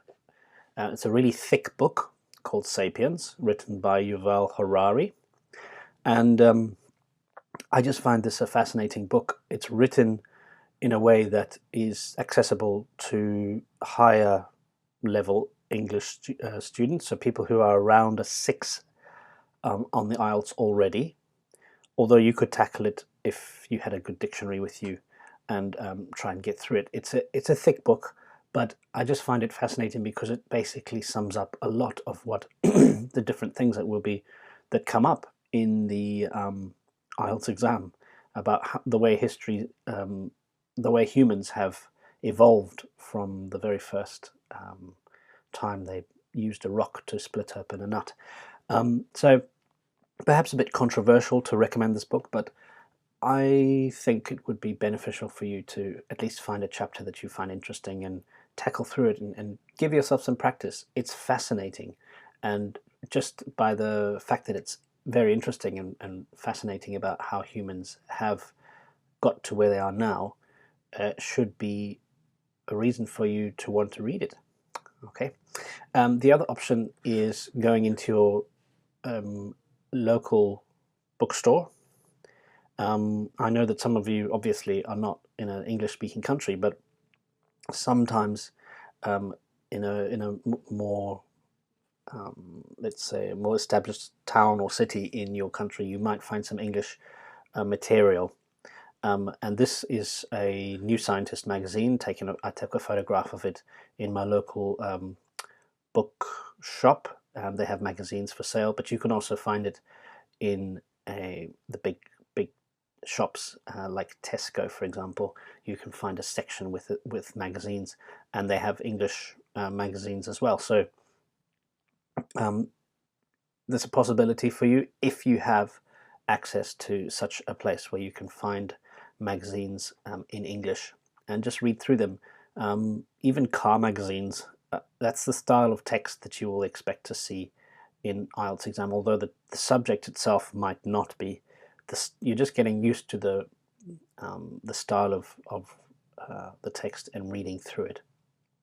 And then this one here, it comes under the word travel writing here. It's not very common to find in the IELTS exam travel writing, but it is full of useful vocabulary. And I use this example, Bill Bryson's Notes from a Small Island, because the way he writes is great for improving your vocabulary. And I recommend this book for those of you who've got more time to get ready for the IELTS, and this would be something that you would read before you go to bed, for example, something in a more relaxing setting, because you're following the story of somebody who's he's an American, and he's arrived in the UK, and he's trying to understand what on earth is going on, because it's difficult to understand. Even though the language is the same, the culture is very different. Okay, so this is one book, but he's got a number of books, Bill Bryson, that are great for those of you who've got more time to spend and just want to practice their English, but in a non-fiction type of text, which is typical of the IELTS exam. Apart from these things offline, you can find magazine articles, as I said, online as well, but general interest articles, historical articles, social and scientific articles. So if you've got access to a shop or store that has English material, go inside. You don't have to buy anything. You can just flick through there, spend 10-15 minutes, read an article, give yourself some practice. And then biographies as well. These are written about historical figures, about their actions, and written in a story-like fashion, so you can follow their life, and entertaining. I've spoken about travel writing. Bill Bryson is one, but there are many travel writers, and very good examples of that can be found online. Just type in travel writing or good travel writers. And then textbooks. These are books that you would find in a university or even in a school, where they basically explain a subject in a more, let's say, accessible fashion. So they're not designed for lecturers and professors to read, but for students, 19, 16 years old students who are either at school or at university. And if you can find some textbooks online, this, I know it says offline, but probably nowadays you would probably find PDFs of textbooks offline. It's a bit dry, but that's the style of text that you might see in an IELTS exam. For students who are doing general training, those of you who might be in a company that has, for example, international clients, you might be able to find some English materials like company policies, guides and manuals, and also look out for printed advertising. In general training, you might be expected to answer questions on some advertising, and just look out for that if you find any English style advertising that is in the more sort of 1980s style, where there was a lot less use of pictures and a lot more use of text. Okay, so just to recap, the importance of further practice obviously is to just give yourself more practice of reading, not necessarily only from an IELTS past paper, which is very dry, black and white, often no pictures, but with things that are in full color. And the benefits of that, especially if it's online, is that it is very relevant. It improves your general knowledge, and it improves your general knowledge about more present goings on in the world. Okay, so I hope that's useful for you. Please let me know if you have any other ideas for further practice, if you come across anything online, especially that will be free and accessible to other students, and then just put them into the comment section here, because then you would be helping everybody by improving their access to English IELTS style reading texts. Okay, welcome to this video where we will be doing feedback for the test number 1 from book number 11 of IELTS Academic. Now you'll notice that in this video I won't be doing the test with you, because I found that the first the hour or so that I spend doing that, a lot of students tend not to follow those first hour because they just want to do the test themselves and then check the answers. So that's what we're going to do now. We're going to check the answers, go through the reasons for those answers, and then if you have any questions, please let them write them down in the comment section of this video down below. Okay, so I know the answers because I've done this test already, and I know approximately where the answers are hiding. Forgive me if I don't find the answer straight away. So the first one I know is the answer is tomatoes, and the word is over here, tomatoes. And the question was, some food plants, including the fruit tomatoes, are already grown indoors. So the key word here that I would have underlined is already, and it's over here, down here. The concept of indoor farming is not new, and the hothouse production of tomatoes and other produce has been in vogue for some time now. That might be a new word for you, in vogue.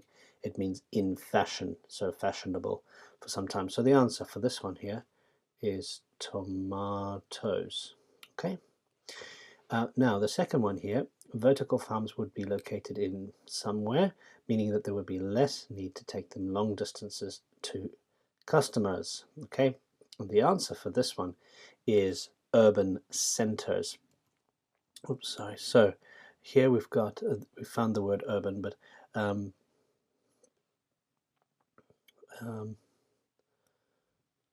situated in the heart, there it is, of urban centers. So we've got the word situated, and here you can see there's a synonym for located.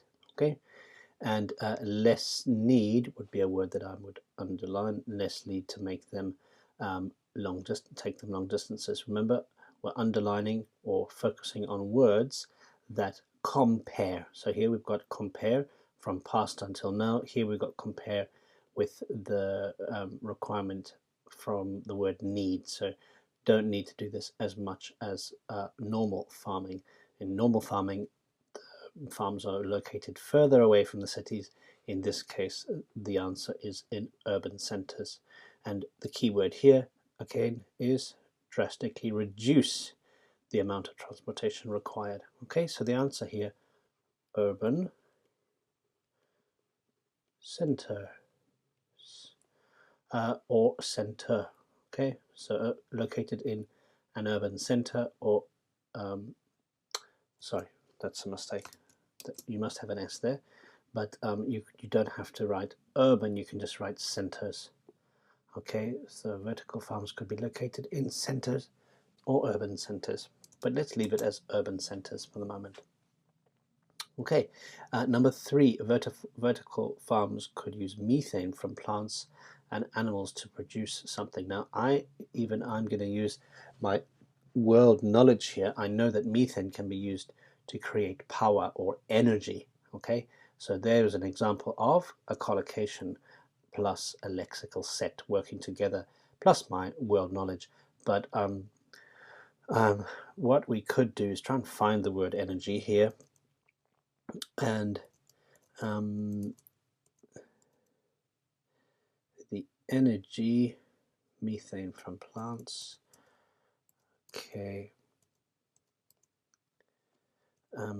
there we go. There's the word energy down here, quite far away from the previous question, but at least we know we're going in the right or in the same order. So for questions 5, 6, and 7, we only need to look down here and not up there. Okay, so the use of methane, although the system would consume energy, it would return energy to the grid via methane. So we could use the scanning process there just to find the word methane, and it returns energy to the grid by this methane being produced. Okay. Okay, and so the keyword there, methane, and let's write in the word energy. Okay. So there we've got the answer there. Okay, the next one is the consumption of something would be cut because agricultural vehicles would be unnecessary. Okay, so something would be cut, the keyword there. And we're talking about agricultural vehicles, so I'm probably looking for a lexical set of agricultural vehicles. One of them might be something like tractor. Okay, so if I can find the word tractor, I should be able to find the answer for number 4. Okay, and let me see if I can find it. So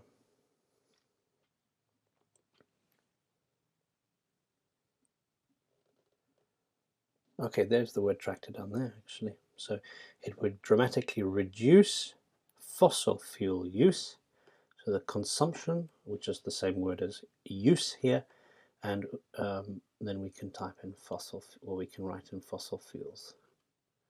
Fossil fuel. F-U-E-L. Sorry, this is a very bad program I'm using here to type or spell the words or write in the words, but there we got it. So fossil fuel is the answer for number 4. Okay, and tractors helped us. They're plows as well as shipping. Okay, so two agricultural vehicles, tractors and plows. Number 5, the fact that vertical farms would need something light is a disadvantage. Okay, so there's a keyword there. And I can see straight away that the word drawback is sitting here. Drawback is a synonym for disadvantage. So the plants would require artificial light. Okay, and there's the word light, so I can see straight away that the answer is artificial. Artificial. Okay, so spelling it important. Don't forget there's an I before the AL. Okay, so artificial light.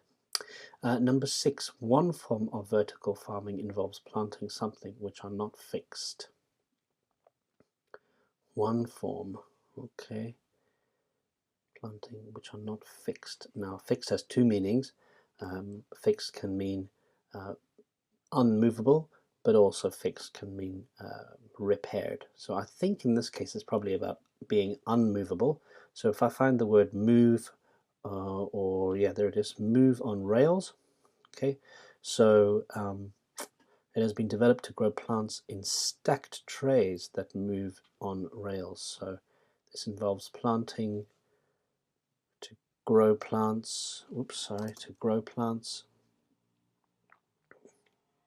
Relates to planting in trays or stacked trays. We're allowed 2 words. So stacked trays is what we'll use here. Stacked. Trays. Okay, stacked trays. And then number 7, that is the most probable development is that food will be grown on something in towns and cities. So the key word in this case is actually the preposition on, because we've been talking about in the whole time, as in skyscrapers, but now we've got on, so that's a very important word, in fact. And if we look down here, we can find, oh, there it is right at the bottom. It's more likely that we will simply use the space available on urban rooftops. So this one here, urban rooftops. Okay, for number 7. Okay, let me know if you can't read these, and I'll happily put the answers down below if it's difficult to read. Okay, now we're looking at true, false, and not given. Okay, this is the tricky one.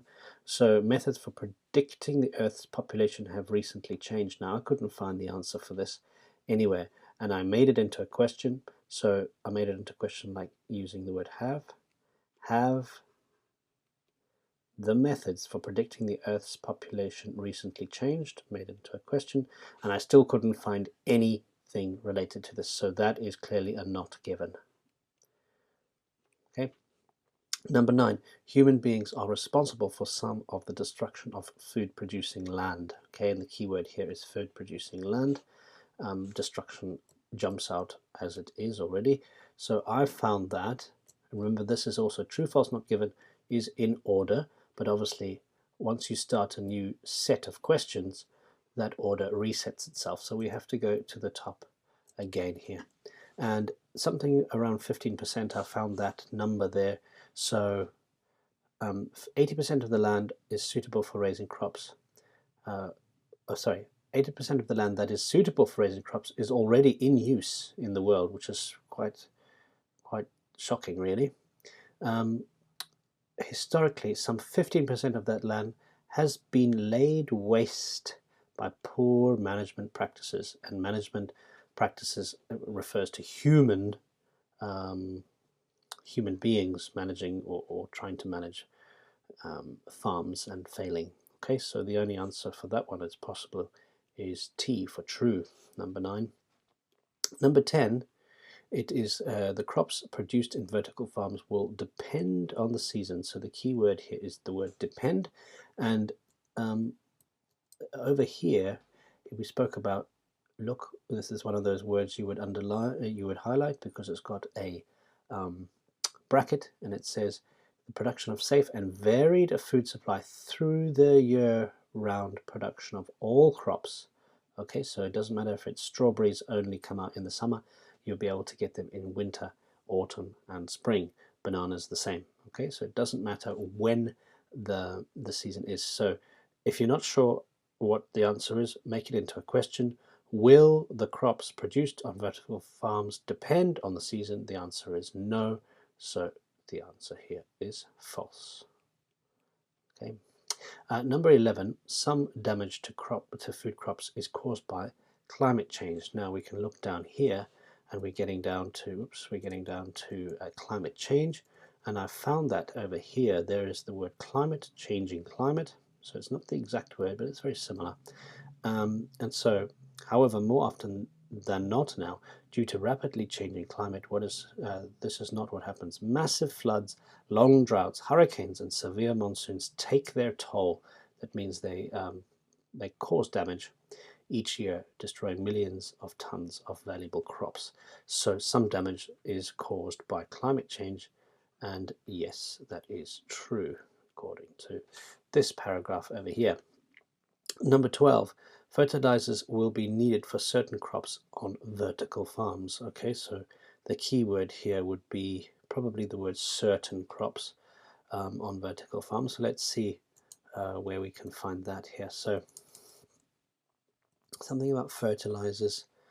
Well, there's good. Pesticides and fertilizers. Okay, so all food could be grown organically. Now, if I know the meaning of the word organic, that's the opposite of needing fertilizers, needing herbicides, and needing pesticides. So all food could be organically grown, eliminating, removing the need for pesticides, herbicides, and fertilizers. And the problem is here that we've got this word certain crops. So therefore that is false, because the key word here is all food can be grown organically. And then number 13, vertical farming will make plants less likely to be affected by infectious diseases. Now this is also related to this part of the paragraph, this part of the text, this paragraph here, and here I can see the word infectious diseases. So it will say the plants are less likely. Remember, this is a comparison piece of comparison language, so we are going to be focusing on that. And vertical farming will make plants less likely. Yes, here we've got this greatly reduce the incidence of many infectious diseases. Therefore, the answer for number 13 is true. Okay, now we're looking at reading passage number 2. This is the Falkirk wheel, and we'll start with this true, false, not given, starting with question 14. Now remember, this is in order, so once I've found question number 14 in the text, I don't need to look above it. Okay, so the first one, the Falkirk wheel has linked the Forth and Clyde Canal with the Union Canal for the first time in the history, and this is probably the key word here, first time. So what we're looking for is whether this is true or not, and what I did manage to find is thereby breaking the link. Okay, so something happened in 1933, something was dismantled. So if we go back a little bit, we can find that historically the two canals had been joined near the town of Falkirk by a sequence of 11 locks. But this was dismantled in 1933. So historically they were joined. It cannot be the first time in history, so that is false. Okay. Number 15, there was some opposition to the design of the Falkirk wheel at first. Okay, so you might be finding the word initially, and I looked all over the place and I couldn't find anywhere where this was mentioned, so that is a not given question.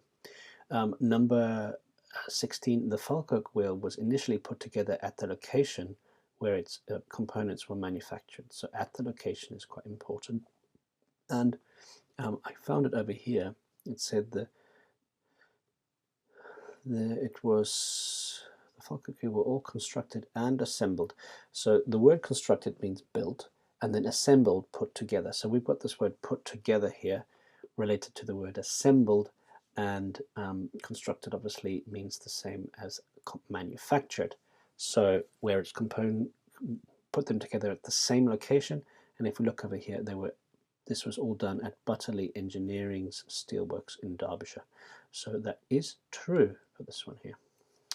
Number 17, the Falkirk wheel is the only boat lift in the world which has steel sections bolted together by hand. So I was looking for anything, and we've got here bolted together on the ground, initially lifted into position in 5 large sections by crane. Okay, now lifting by crane is obviously not by hand, but bolted together, that's a bolt is usually a 6-sided thing like this, or 5-sided. It's trying to draw this without, it's got a thread over there, right, and that's a bolt. I'm drawing it not very well. Okay, and a bolt, and then you've got the nut itself, which has also 6 sides or 7 sides, I can't remember how many sides it's got, and that bolts together. Okay, so it doesn't say anywhere that this was done by hand, so this is a not given answer. Okay, not to be confused by this crane, and a crane is a special machine that lifts heavy objects. Sorry, my drawing is not very good.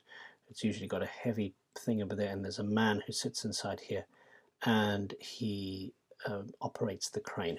Okay, but that's not the case here. Bolted together is a not given answer because we don't know how it was done.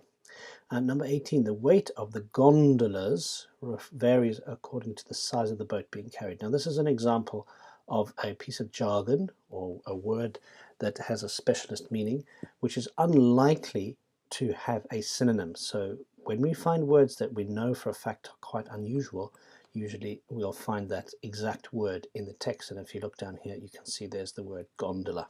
Okay, and it varies according to the size of the boat. Okay, so the keyword here is according to, because that's a sort of comparison. It depends on what is being carried. But if we look over here, these gondolas always weigh the same, whether or not they are carrying boats. So it varies. That's false. It cannot vary because it weighs the same. Okay, number 19, the construction of the Falkirk wheel site took into account the presence of a nearby ancient monument.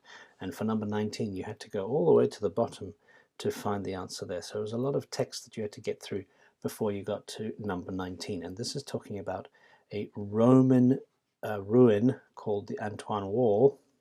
And it said here that the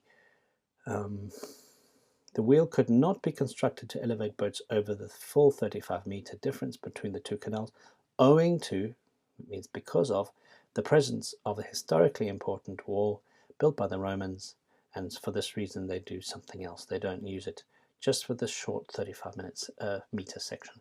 So took into account, yes it did, that is true. Okay. Okay, now we're moving on to questions 20 to 26. And this is an example of a diagram that has to be filled in. As I said, this is not a particularly common task type, anyway, it's a good chance to give some practice. Now, this is quite tricky to get your head around, I must admit. Probably a more difficult task for most people. And it's always a good idea to try and have a look at the diagram first of all, get an idea of the sense of scale of the diagram. And so if you look carefully, you'll see that these are actually boats. So this thing must be absolutely enormous, right? And basically it's showing the rotation that it will take. So a boat is coming along. This is filled with water over here. Actually, it'll be starting down here. There's a boat down there, and this thing rotates. It picks up the gondola, which is the sort of tray boat that the boat's sitting on, and it pulls it all the way up 24 meters. And then allowing the boat to continue traveling in that direction. So it's come from 24 meters down all the way up, and this massive thing rotates. Okay, so now I've got a general idea of how this diagram works. What I need to do is find the relevant paragraph. Usually this will be in all of the answers will be found in a single paragraph, and if we look here, we can see it in this paragraph. In fact, there's two paragraphs being used here. Okay, so the first one, a pair of something are lifted. Okay, so the key word here is lifted in order to shut out water from the canal basin. So something is lifted to shut out water, and if we look over here, to seal the gondola off from the water. So gates are raised. So the key word here is gates. Oops, sorry. Sometimes this does this. Okay. G-A-T-E-S. Okay, and the keyword there, as I said, is lifted, so raised, and shut out water, seal the gondola off from water in the canal basin. Okay, now 23, something is taken out, enabling the wheel to rotate. Okay, so something is taken out, and for this one here, we've got something called a clamp. Now, this word clamp, which prevents the arms from moving while the gondola is removed. Okay, so the key word here is removed, taken out, and prevents it from moving, prevents it from rotating. So there we've got the answer, a hydronic clamp, Remember, only one word. So I was about to write it hydraulic clamp, but again, the rubric says only one word. So a clamp, sorry, that's doing it to me again. C-L-A-M-P is the correct answer for number 21.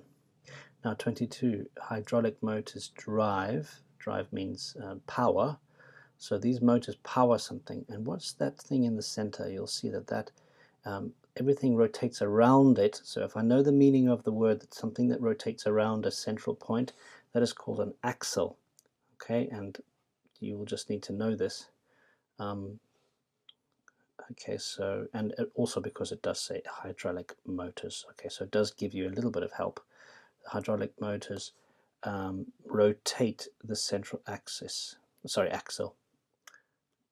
Okay, and we'll just type in A-X-L-E.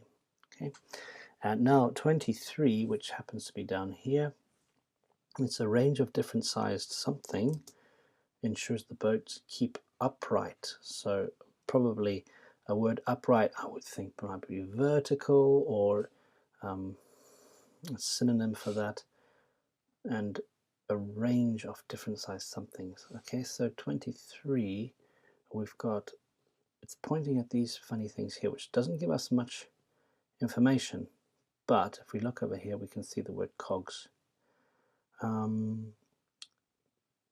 Okay, there's the word level, so they remain level. So all of that refers to this word here, remaining level, to the idea of this being upright. So cogs orbit the fixed inner cog of the same width, connected by two smaller cogs. Okay, there's the two smaller ones, so 1, 2, traveling in the opposite direction of the outer cogs to ensure that the gondolas always remain level. So that is a tricky one, I must admit. Okay, so a range of different size cogs. Oh, I see, there's a range. So two of these plus an inner one plus an outer one. All of those are a range. Okay, so there's your keyword there, range. Okay, 24 is the boat reaches the top wheel and then moves directly onto a. So when the gondola reaches the top, so we've got the word top here, it moves, it passes straight onto, there's your keyword onto, and then the answer is aqueducts. Aqueduct. Okay, and an aqueduct, aqua means water, and duct means movement or travel. So water travel, which is this thing here, so the water's flowing. 25, that is the boat travels through a tunnel beneath Roman. Okay, so we remember we found this from the previous answer, Roman wall. Okay, so this Roman wall called the Antoine Wall. Okay, and it travels through the tunnel beneath meaning underneath. So if we just want to double check,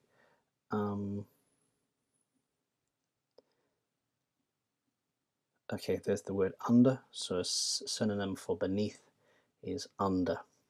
And then the last one for this particularly tricky task is raise the boat 11 meters to level of Union Canal. And this is talking about a process that's not shown here, but later on there's a series of locks, and a lock is a type of system where it's one canal, then the water is filled up, so it pushes the boat up, and then more water is filled up, pushes the boat up until finally it's on the level of the next canal. Okay, and the direction of travel might be this way. Okay, so it's not actually shown here, which makes it a bit more tricky. And this one here is talking about the 11 meters, which obviously that helps to see it there. Is achieved by a pair of locks. So locks is the answer here. Locks raise the boat 11 meters to the level of the Union Canal, which is over here. Okay, so well done if you managed to get all of these. Well done as well if you managed to get 2/3 of these. It's a particularly tricky one, and especially the quality, I suppose, of this diagram is not fantastic. Okay, moving on to reading passage number 3 now. We'll be looking at this matching exercise where you have to match the paragraphs A to H with the correct information that is found in each paragraph.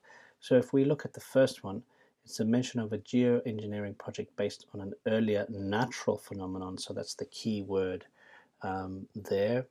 And what I did find is somewhere down here. It is this idea that the idea is modeled on historic volcanic explosions, such as that of Mount Pinatubo in the Philippines in 1991, which led to short-term cooling of global temperatures by 0.5 degrees centigrade. Okay, so this is a natural phenomenon, a volcanic explosion, and therefore the word natural fits here. And it's based on this. They're using the same techniques. They're going to use putting sulfur dioxide into the air, which would form clouds and lead to global dimming. Dimming means making less bright. Okay, and that's exactly based on what happened in that with that volcano. Okay, so that is the answer D. This one over here, an example of a successful use of geoengineering. So one example of successful use, and we've got the answer here in I think it's in, yes, here. The May Day parades in Moscow have always taken place under clear blue skies. That's because aircraft have deposited dry ice, silver iodine, and cement powder to disperse, get rid of clouds. So that's an example of geoengineering, and every May Day it's always blue sky. 29, a common definition of geoengineering. I found that in A because you've got here looking out for the word things like this, which are very similar to brackets. So look out as well for dashes like this, long ones like this. A term which is generally which refers to the intentional large-scale manipulation of the environment, and that's a definition of geoengineering, which means the answer is sitting in paragraph A. Okay, now we're looking at questions 30 down to 36. This is an example of a table completion task, and as you may remember, this is sometimes in order, but not always, and it just so happens that this one is in order, but as I said, you can't always guarantee that's going to be the case. Okay, so the key words here is this word tiny spacecraft. Okay, and I found it over here, and it was something about these 16 trillion minute spacecraft, each weighing about 1 gram, that would form a transparent sunlight reflecting sunshade. Okay, and so that would create a sunshade that would reduce the amount of light. Okay, so sunshade.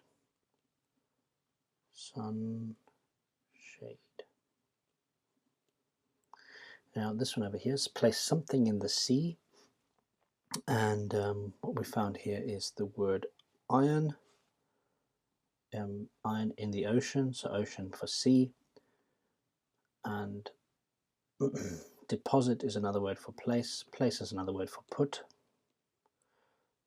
To place something, to put something, so the iron is the answer. Okay, iron in the sea, to encourage something to form, stimulate the growth of, and then we've got the word algae.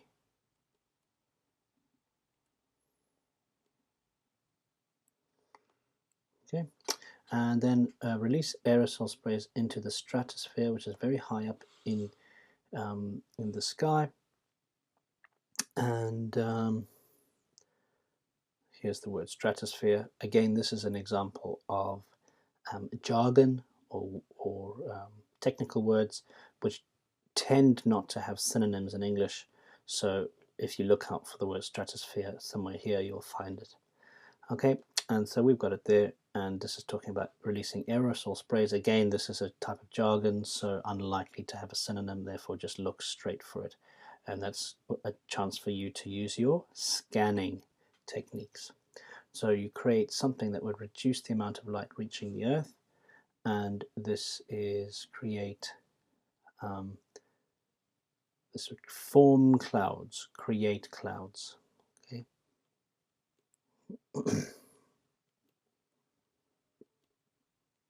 So we create clouds that would reduce the amount of light. Dimming again, as I said, dimming meaning reduce the amount of light. Okay.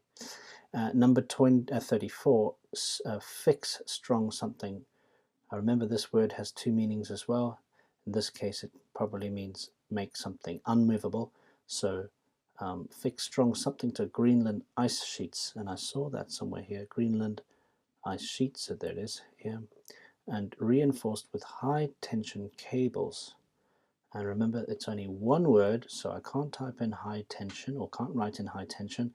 I can just write in cables. So C-A-B-L-E-S. So fix or attach. And this would prevent them moving into the sea, and we've got the same here, prevent them from moving into the sea. Okay. Now, plant trees in Russian Arctic that could lose their leaves in winter, and we saw this over here, these type of trees. We've seen the word trees here, and this would allow something. Birches would shed their leaves. Shed means get rid of. So shed their leaves in winter, this enabling radiation to be reflected by the snow. So allow the snow to reflect radiation. Snow. Okay, because there would be no leaves there, and so the light would bounce back through the branches of the trees out back into the atmosphere, or outer space, really. Okay, then change the direction of, that's rivers, because they've got the word rerouting, changing the route, changing the pathway of the Russian rivers to increase cold water. And there it is, bring more cold water to ice-forming areas. That's the same there. So the answer here is rivers. Okay, and we're almost finished here with the last four questions.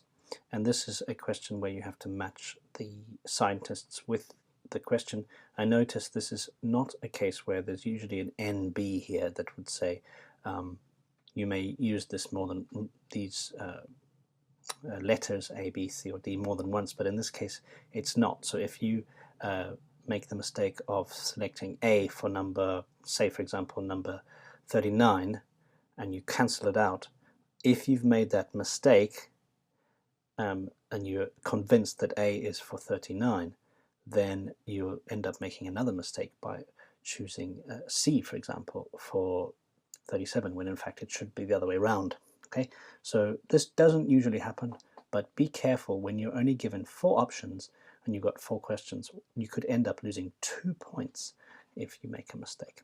Okay, so the first one here, the effects of geoengineering might not be long-lasting. Okay, and I found this down here. He says basically that if we decided to stop or end geoengineering on any day, then the planet would return to its pre-engineered condition very rapidly, probably within 10 to 20 years. That is something to worry about. So his point is that it's not long-lasting. It's not the answer to this. It's not going to stay. It's not going to stop climate change. Okay, so the first one here, 37, is B. Okay, 38, geoengineering is a topic worth exploring. Now this one is down here. We've got Mr. Summercorn, which he appears right at the bottom, and he is the climate change advisor for the World Wildlife Fund International Arctic Program. Human-induced climate change has brought humanity to a position where we shouldn't exclude thinking thoroughly about this possibility or this topic. So it's worth exploring, therefore we've got him down here as D. Number 39, it may be necessary to limit the effectiveness of a geoengineering project. So this one, he doesn't want to overshoot. Okay, I would have underlined or highlighted this if I was given the chance. He doesn't want to overshoot or go too far. he's saying basically that if it's too good, we might end up cooling the tropics, so making it cooler in the tropics, and actually the poles are still warmer. So that would be a really stupid thing to do. So his idea is to do things at half strength, and that means to limit the effectiveness of them at the beginning until we are absolutely sure what we are doing. So that one is Mr. Lunt. You can see, sorry, I didn't underline that, but this is all talking about Mr. Dan Lunt over here, or Dr. Dan Lunt. And finally, the last one, research into non-fossil based fuels cannot be replaced by geoengineering. Yes, so that's over here. He's talking about, Angel says that his plan is no substitute for developing renewable energy, which is the only permanent solution to this problem. So the answer for that one is A. Okay, so I hope that was useful for you. Let me know if you have any questions about this, any new words that you might want to look at. Please use Longman Dictionary of Contemporary English, which is a very good dictionary. So any words that I didn't end up putting up here in the corner, please use that dictionary to give yourself a very good and thorough understanding of any words that came up in this exam. Okay, so thank you very much, and I'll see you in the next video. Okay, welcome to this feedback video for IELTS general training from book 12, test number 5. This is from section 12 of the course, IELTS Step-by-Step Mastering Reading course. Please make sure that you have completed this test before you try and look at the answers. There's no point looking at the answers until you've attempted this test yourself. Okay, so let's get started with the first bit. And this is where you have to look at 7 adverts for festivals in the UK, and for which of these festivals are the following statements true. Okay, so we just have to look at this. So the first one here, visitors can help to make one particular event a success. Okay, so they can help. So you can do something to make an event a success. And if you look down here, you can see there's some sort of world record attempt over here. So they're going to try and break a world record where there's going to be a large number of people doing it, and the largest number of people in the world. So it's going to be an attempt to perhaps dance all at the same time together or something like that. Okay, and everyone is invited to join in. Okay. Then if we look at number 2, people can listen to local musicians here. So local is the key word here. And if you look at this one, you can see over here that around the Wychwood area, okay, so featuring artists from around this area. And when they say artists, it's not artists with paint and drawing. It's musical artists, because this is talking about festivals, music festivals here. Okay, so there's the word musicians, but we are looking for the word artists here. Okay, and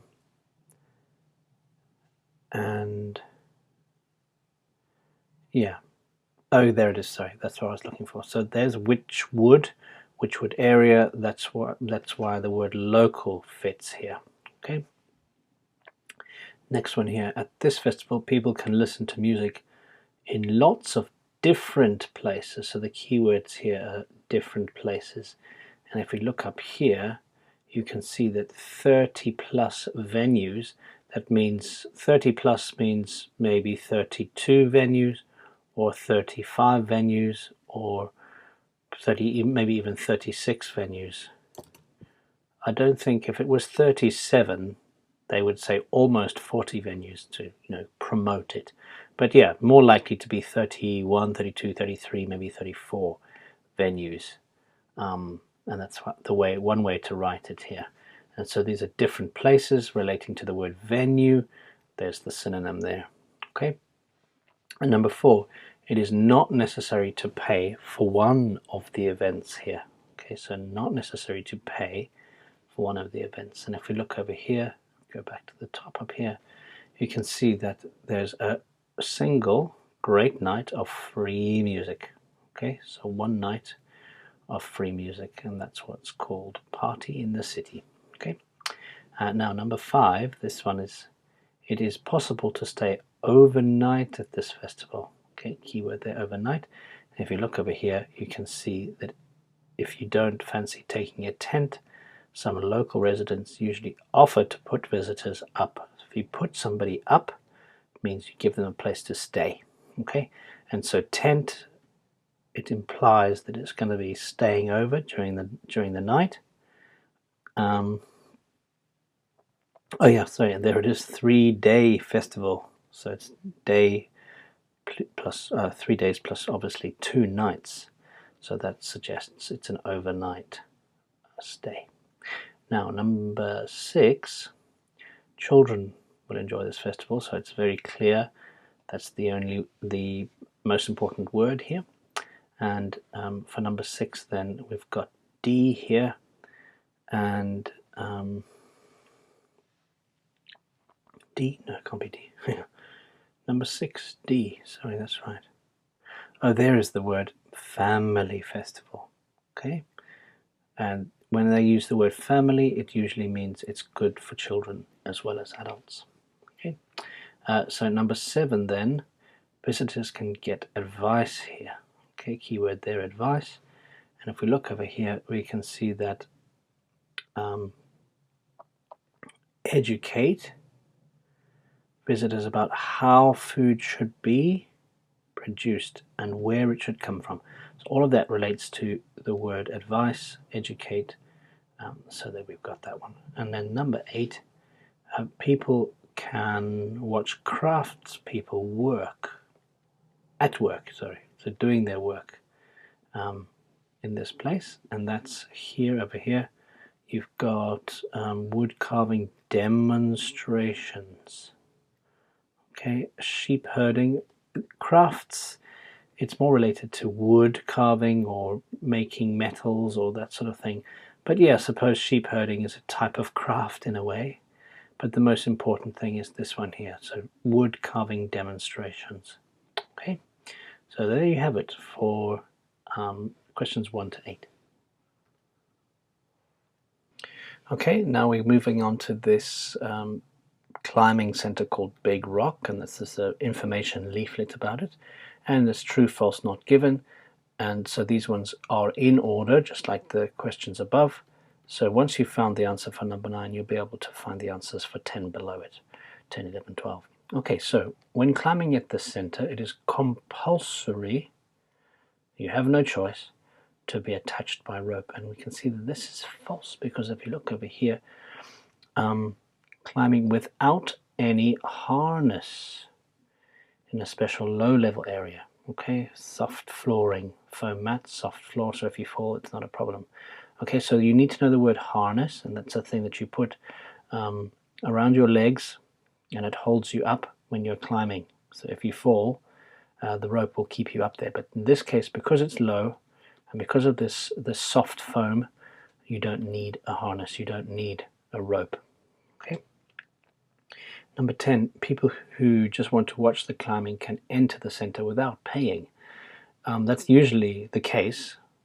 Most centers will allow a parent, for example, to come in and watch their children but don't have to pay.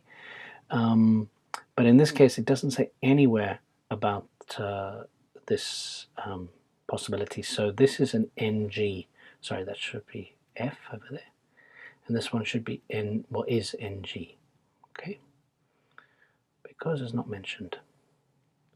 And then we've got number 11. People can arrange to have a climbing session in their own garden if they wish. Okay, and this is true because we can. This is the mobile climbing wall, so you can move around. And it says at any location. So I'd be careful about trying to find the word garden or anything here, because you won't find it. What you will find is that this phrase at any location implies anything, even your garden. So this one is true. Then a certain item of clothing, so something with clothing, is forbidden. Okay, that's not allowed. And if you look down here, you can see that when considering what to wear, so the word wear relates to clothing. So if you, as soon as you found the word wear, you'll be able to find the answer. We found that trousers and t-shirts are ideal. We will, however, ask people to remove scarves. Okay, so if you're wearing a scarf, you have to take it off. And that's related to this word forbidden. Item of clothing relates to scarf, so this one is true. Now, number 13, the mobile climbing wall can be only, this, look up for these type of words, remember, only be used in dry calm weather, which is not the case because it can be operated in light rain and with winds up to 50 kilometers per hour, which is quite a fast wind. So it can survive in really not very nice weather. So that is false. Okay. And number 14, it is inadvisable for children who are afraid of heights to use this climbing wall. So it's not a good idea for those who have a fear of heights to use this wall, but that's not the case. If you look down here, if you are concerned that some children may not want to take part because they feel nervous if they climb, then please be assured that our instructors will support them. So they're basically encouraging you to bring children. If they are nervous about going high, they've got this support from these instructors, and they won't push them too far, to be as far as they can be comfortable with, and they will benefit greatly from this experience. Okay, so that this is the opposite. They're actually saying they would benefit by coming here, so that's false. Okay. Okay, now we're looking at section 2, and this is some advice, marketing advice for new businesses, so another information sheet. And of course this is always in order, or almost always in order, and we need to just fill in the missing words. Okay, so let's look for the main words first. Something will help you to discover the most effective places to advertise. Okay, if you look over here, if you're advertising where they're not looking, it's wasted money. That's why it pays to, that means a good idea to, do a bit of research. A bit of relates to some, so, and you do research, so some research is the word here, research. Okay, research. Now, number 16. Something of your customers will show you how they feel about your company. Will show you. Okay, so you need to know how they feel. Now, I think I know the answer without even looking here. And it's something like a survey or a questionnaire or something. And if you look over here, what makes your customers tick? That means what makes them, how do they operate? How do you know them well enough to know what they want or how they think? And so take time to ask, and when I see the word ask, I know there's something here. There it is. A simple phone or email survey of your customers, politely asking what they want, why they use you, is very, very useful. Invaluable, useful. Okay, so we need a survey here.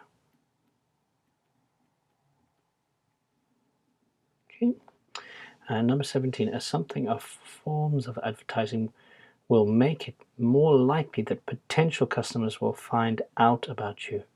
So for something here, forms of advertising, types of advertising make it more likely that potential customers will find out. And if you look down here, there's different forms or types of advertising. You see print, press, direct mail, telemarketing, email, the internet. So all of those are different forms. So I'm looking around here, and it says here, using a mixture of these increases your chances of being seen and remembered. This relates to more likely, increases your chances. They will find out about you. They will be seen, or you will be seen as a company. So the answer here, mix. Number 18, if you can, provide customers with useful something about your business. So I need to find the word similar to the word useful. And if you look down here, there's helpful, informative, relevant. So if I look backwards a little bit, I'll see there, send them updates that are helpful, informative, relevant. You can provide customers with useful updates about your business. So as long as it's useful, then they will be interested to know this information. Okay, number 19. Measuring the effects of your advertising can give you something that will improve your business. Okay, so you can get some insights, you can get some understanding. So we're looking for something related to that. So measuring the effects of your advertising, how effective your advertising has been. And let's look over here. It will tell you that you're doing, sorry, let's go from the beginning. Do what the professionals do and measure your advertising. That will tell you what you're doing right and where there's room for improvement. Okay, so there's the word improve relating to this improvement, but this give something, this collocates with this word, and I can't find anything that collocates with give yet. But if we read a little bit more, you'll see it. You'll never know. It might just throw up some information that could change your business for the better. Give you information is a collocation. So the only possible answer here from this paragraph at least is information. Okay. Now, number 20, success in finding new customers largely depends on, okay, so the success depends on what? On your, okay, and then if we look down here, it's related to what people say. They're influenced by word of mouth, and it depends on, so I know this depends on is a collocation, and if I need to find something, so it depends on recommendations, but the key word here is your recommendations, not other recommendations. If this said their, THER, or customers, or something like that, then yes, recommendations would be a good answer, but it's your recommendations, so it must be this word here, your reputation, okay, and it's what people think of you or your business, okay, so reputation,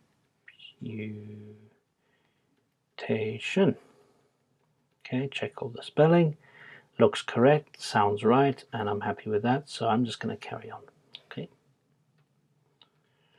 Okay, so now we're moving on to the second part of section 2.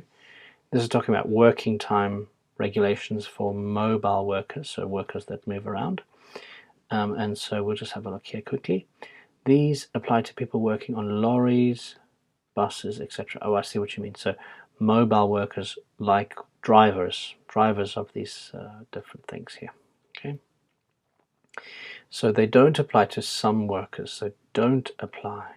Okay, so we need to find somewhere at the top here, and we can see that those defined in the regulations as being self-employed are not covered by these regulations. So self-employed,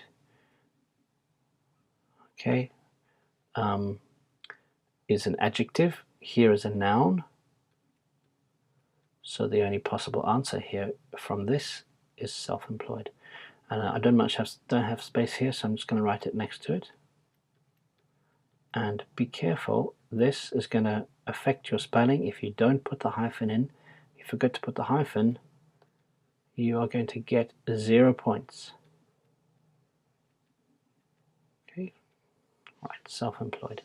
Now look, just bear in mind that's for number 21, right? Don't get confused, that's up there. Okay, now 22. Maximum working hours, 60 hours per week, provided something is no more than 48 hours. Okay, so what? And provided means as long as. And that has a similar meaning to if in this case. Okay, So maximum working hours, 60 hours a week. Okay. Now I can find this easily here. So any single week, in any single week, up to 60 hours can be worked so long as, this is American English, so long as, British will say as long as, the 48-hour average is maintained. So I need this is the most important thing, but if that's, as long as that's maintained or kept, then this is possible. So we need to put here, provided the average is no more than 48 hours.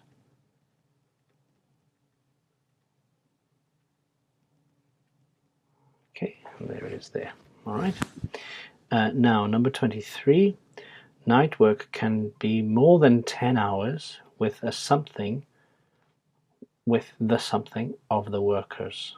Okay, and this means here, if you look, there's 10 hours. It's limited 10 hours per night, unless that's related to if not. So if not, there is a strong, a workforce agreement to work longer. So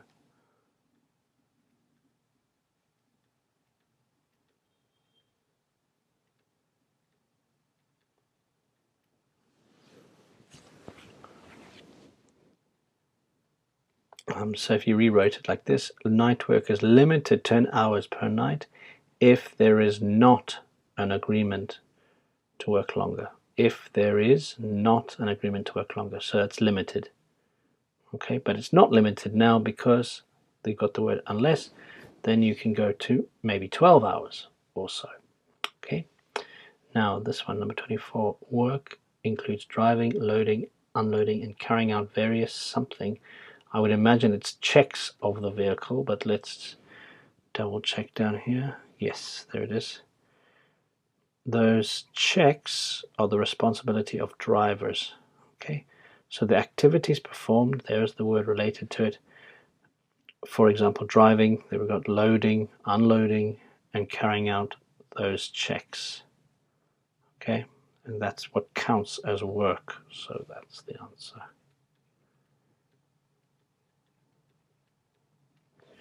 Okay, now 25, periods of availability include something, going on a something or other form of transport with a vehicle. So going on a trip, going on a journey, going on a something. Going on oh, I see. So accompanying a vehicle while it's being transported. So that might be, for example, going over to France from the UK. The truck goes onto a train, and the train is being transported. The truck is being transported on the train. That still includes work time according to this working time regulations. So going on a train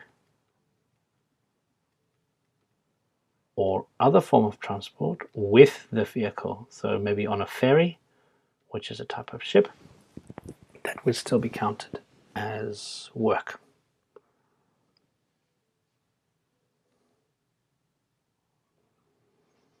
So required to be available for work, yeah. Right. Number 26, a period at the workstation when the driver has something might count as a period of availability. Okay, and that could be free time. What do we have here? Yeah, amount of freedom. For example, they can read and relax. Okay, and that should be a period of availability. That's the same word, sort of jargon for this period of availability. So there we got the word freedom.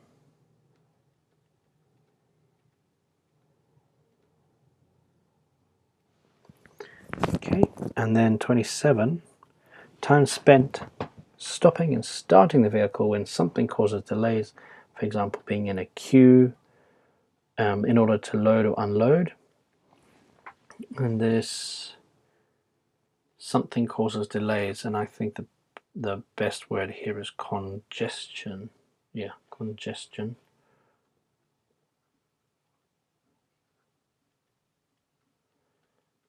And congestion in this context means traffic jam, okay, or something equivalent to that. All right, there you go. That's up to 27, so we've just got one more section to go. Okay, now we move on to section 3, which is obviously the most difficult part of the exam. And here we're going to be looking at these automata and the ancient Greeks. So we're talking about the ancient Greeks, so we know it's related to something sitting here. Okay, and if we look at the keywords here, the ancient Greeks had a number of something, so a few of something concerning or automata. So number of something concerning, and it could be related to stories. If we look over here, we can see that several myths, stories, show that the ancient Greeks were interested in the creation of automata. So myths fits here. Okay, and you have a myth, so there we go. According to one myth, the god Hephaestus created 2 assistants made of gold. Okay, there we go, the word gold. You see the word here, that's the name of that particular god. The Greeks probably also created real ones. It seems most likely that the mechanism which controlled them consisted of something which were worked by human operators. And so if we look over here, we say that probably they almost certainly created some, so that relates to the previous sentence. These were probably activated by levers and powered by human action. Okay, so worked by human operators. So the answer here is the word levers. Okay. Oops. And a lever, I'll give you an example of a lever down here. If you look at there, you'll see the word lever. Okay. Some automata were designed to be something with an educational purpose. Okay. And so educational probably for children. So we can see here that we've got the word toys, or as tools for demonstrating basic scientific principles. Okay, so we're designed to be toys with, intended as toys or as tools. I would have written toys, to be quite honest, if I'd done this exam, because I associate toys with some sort of education. But yeah, the answer here is actually tools, because that's what they're looking for. Tools for demonstrating basic scientific principles. Educational. Okay, so the answer is tools, according to the number 30 up here. But as I said, I could well have put toys if I was doing this test. Okay, now we need to look at the list of descriptions and the people which statement was associated with the relevant person. Okay, so if we look at 31, this was represented a bird in water that interacted with its surroundings. And I remember reading about a swan. I think it was down here. That's it. A silver swan, and a swan is that white bird with orange beak, very big. And you'll see them all over places like London, for example, in the ponds and in the lakes. And it would it notices the fish, the silver fish, and bends down to catch them. So it's interacting with its surroundings, the fish. So this one here is talking about this guy called Merlin. Okay, and so that is F. Remember, never write the name, put the letter. Okay, A to G. Now, 32. Created an automaton that performed on a musical instrument. Now, remember that being something like a flute, I think. And here He also made a life-size female flute player. So who's he referring to? And here we've got a Vaucanson. Okay, and so for that one we've got E. Then something produced documents about how to create. So documents, and this I remember is the Arabs. So much later, Arab engineers wrote detailed. So there's the word right. Even if you don't know the word what a treaty is, we can see the word right there. So it must mean something about a document. And they wrote these treaties on how to build, So there must be sort of instruction manuals. So that 33 is B, Arab engineers. 34 created automata which required a human being to operate the mechanism. Now we know that that was the Greeks up there, probably. This was probably, but there's no Greeks here, so it must be something else. So if we look down here again, this one here, worked by turning a handle. So a human would have to turn that handle, and this was by this man called Maillard. Don't know how to say his name there, French name. Okay, and so that's D over there. We read the whole thing.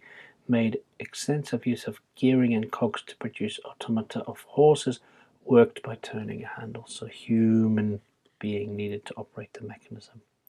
And then this one used air and water power. Okay, and if we look over here, we can see that where is it now? There it is. Experimented with air pressure and pneumatic principles, and this is also air. So air and air. We need to find something about water. And there it is. One of his creations was a singing blackbird powered by water. Okay, and so air and water. Therefore, we're talking about this man here, the Egyptian. Okay, and therefore that one is A. Right, now we go on to the last bit. There's 5 more to get to the end. Okay, and this is talking about the mechanical theatre. So here we have to go down. We found this mechanical theatre over here, somewhere in Austria, and I've seen this personally. It's a very interesting place. So this mechanical theatre shows court life inside a. Now, there it is. The figures inside a palace depict 18th century court life. So inside a palace.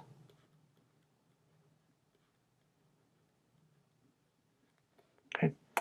And 37, the mechanical theatre, this theatre, building workers, butchers, and barber represent various something of the time. Okay, and so we've got different types of jobs, right? So we could write jobs here, but sorry, this is something wrong with my mouse. Just 1 second.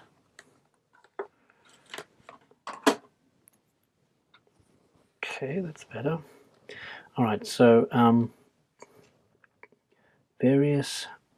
Now we need to find it there. Different. Okay, there's the word. They don't use the word jobs. They use the word trades. All manner of trades. All different types of trades. Okay, and so a trade in that case is a synonym in this context, at least, is a synonym for a job. Okay, now 38 provides power that operates the mechanical theatre. So what is it that creates the power? We can see here water technology. Okay, is allows this to power. It doesn't explicitly say it is powered by water, but we can see that water technology is here. There's nothing else that could possibly be powering it. So there's the water wheel. So the movement of the water powers the wheel and allows things to move. So these cogs, the wheels move and make everything work. So the answer here, water. Okay. Now 39, something new that developed in the 19th century reduced the cost of the production. Okay, and we look over here, we can see that mass production techniques. Okay, remember it's only one word, so I can only put one of these. It can't be new production that, it must be techniques that, because there's the noun. Remember, adjective, adjective, noun. Even though this is a noun, it functions as an adjective in this case. So the only word that could fit here is techniques.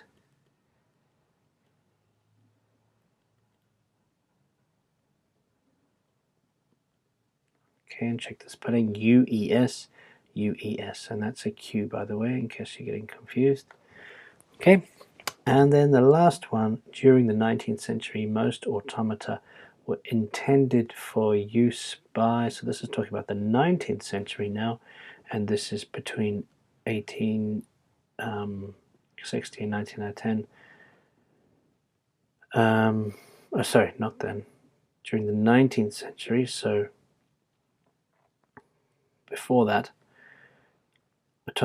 automata could be made cheaply and easily, and they became toys for children rather than expensive adult amusement.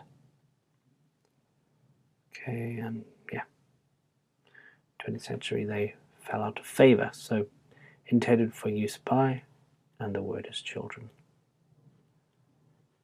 Okay, so I hope that was useful for you. Let me know if you have any questions.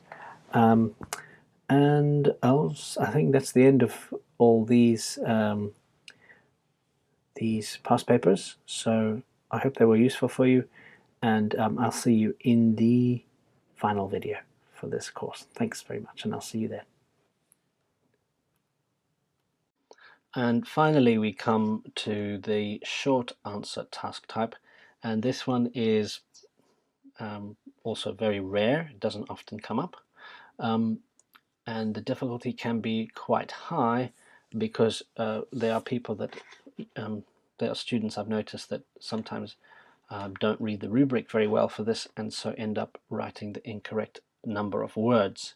And as I said, this is a very uncommon task type where you just have to fill in the answers. So on what date in 1989 should the original repairs to the roof have been completed? And here it says 3 words, so it might be a number, which is unusual because it says date, so now I'm confusing myself here. I don't know what the text is, but say for example it had 13th of July. I presume the word 13th could be written as a digit, 13th of, and then July would be 3 words, and you could fill that in and get the correct answer. Let's see, let's find a more difficult one. By what method were things rescued immediately from the burning house? Okay, so it might, yeah, I'm just guessing here because I don't have the text in front of me, but you can imagine from the text you would just take 3 words, maximum of 3 words, and put it into the answers here. Do not add words that are not already in the text. So do not add grammar words, do not add the or a unless it is in the text itself.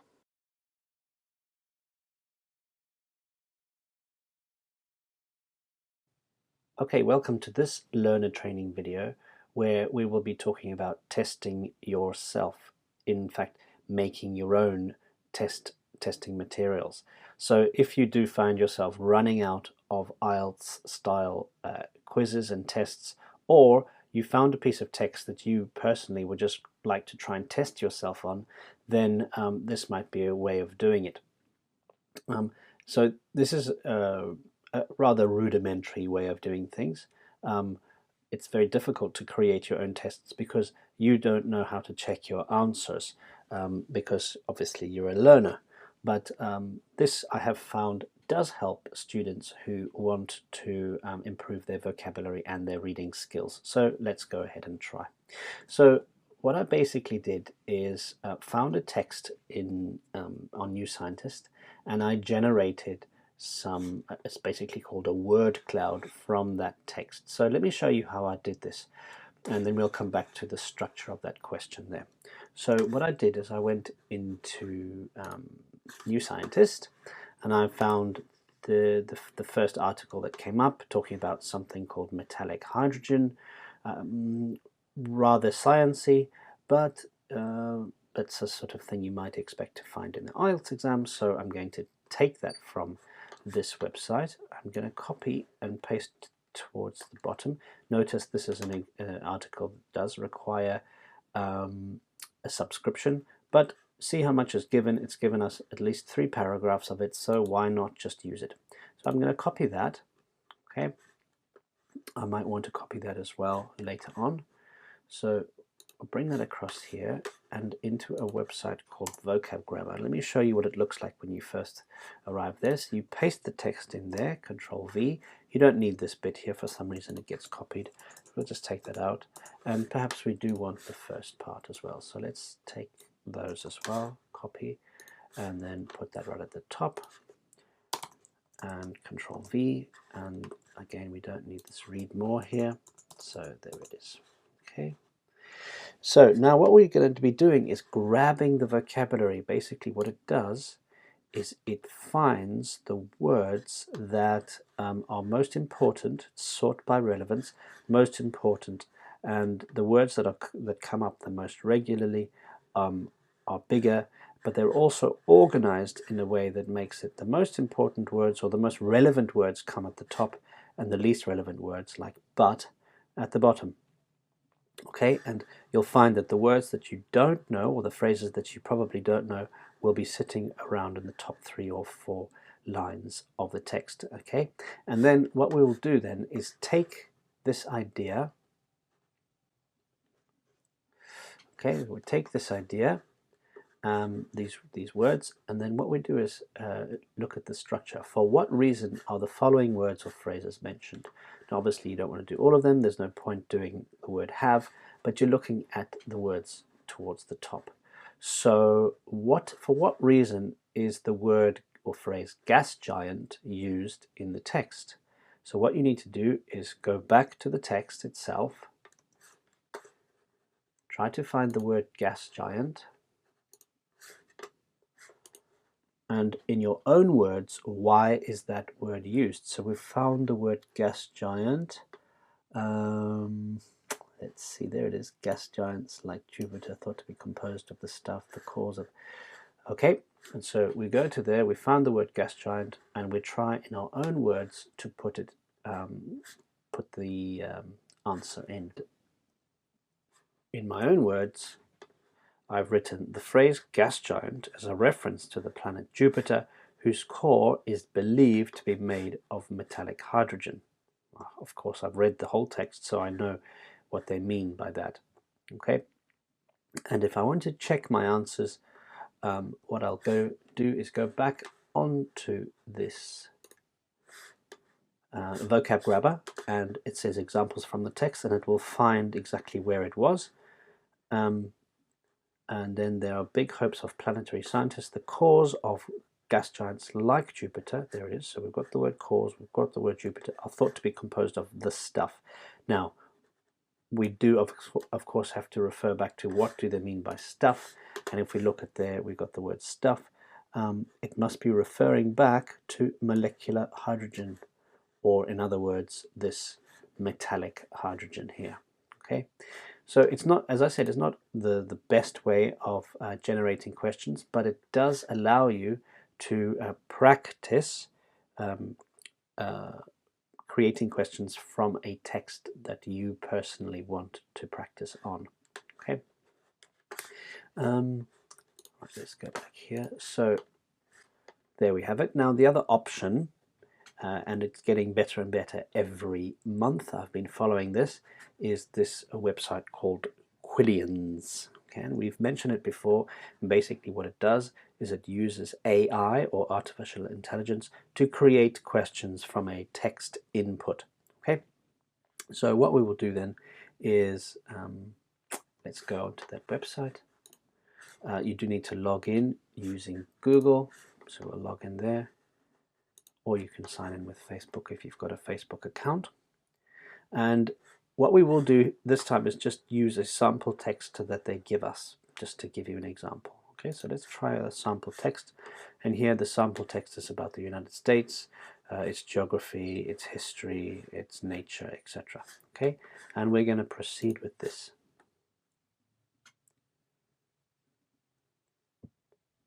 Now it's generating questions based on this text. It does take a little bit of time. You need to, it says, generate better questions by selecting important words. Well, we'll leave it as it is, the automatic one. Proceed. And it says, great news, your content is already almost perfect for the AI engine to process. Well, that's because it's a sample text. Probably what will happen is if you used your own text, you would have to do a bit of editing, and I'll show you what it would look like. So words like its history, what does it refer to? Well, in this case it means throughout United States history, the United States, mammals such as bison, so there's nothing there, dismiss, and now we're at 100% content readiness meter. Okay, and then we get question ideas based on that, and here the question ideas. Explain the following example. The landscape varies across the large expanse of the United States. Okay, and what do they mean? And then they're giving you the answer source here. So this type of AI question generation is great for those of you who are willing to put a little bit more of time and effort into it. And as I said, this is getting better and better. I'm quite impressed with the way AI is developing, and by 2025 we will be there will be no leaders in the world, and we'll be following computers just like we do with SatNav. That's what I think. But anyway, so the WH questions, notice this, usually this is obviously a sample text, so the WH questions are usually in paid version, but obviously in this case they're happy to give us the WH questions for free. So how many flower species are there? Okay, and now, oh, I remember this. This is usually the other way round when we use our own personal text. So most of the questions that are created by Quillians are WH questions. The problem is, for some reason, they give you the answer. Premium questions are WH questions. Interesting. Okay. Anyway. I still haven't worked out how to remove the answer, and obviously we want to remove the answer. So it might be the case of literally physically blocking the answer out with our fingers and trying to work out the answer from the text that we're given. Okay, and here are some interactive questions. Okay, so play around with this Quillians. Okay, as I said, it's getting better and better every time I come back to this, and there's a chance that it will be really good by the time you start doing this course. But if you find that a bit frustrating, especially considering the fact that it gives you the answers straight away, try the more rudimentary version of this question format. For what reasons are the following words or phrases mentioned? Try to find, for example, what is, let's say, WHO. I think that's World Health Organization, but I think that's just the start of the question, which is usually capitalized in a newspaper. But let's say room temperature. Try to, or for what reason are the following words or phrases mentioned? So why is room temperature mentioned? See if you can find it, and then you can say the phrase room temperature is mentioned because it refers to, and then I remember the answer, it refers to the possibility of electricity being able to pass through the material at that temperature, at room temperature, which means about 22 degrees, without any friction, no, what's it called? Without any, I've forgotten the word. Anyway, you get the idea. All right, so you can look back at that text, see if you can find out why that's mentioned, and practice your vocabulary as well as your reading. Okay, so if you have any other ideas of ways of testing yourself, please leave them down below. There are plenty of IELTS exams, past papers available online. Just type in IELTS past papers and you'll find lots of past papers. But if, for example, as I said, you run out of those, or you want to specifically look at a personal piece of text that you have found and create questions from it, then try these two options. Okay, thank you very much, and I'll see you in the next video.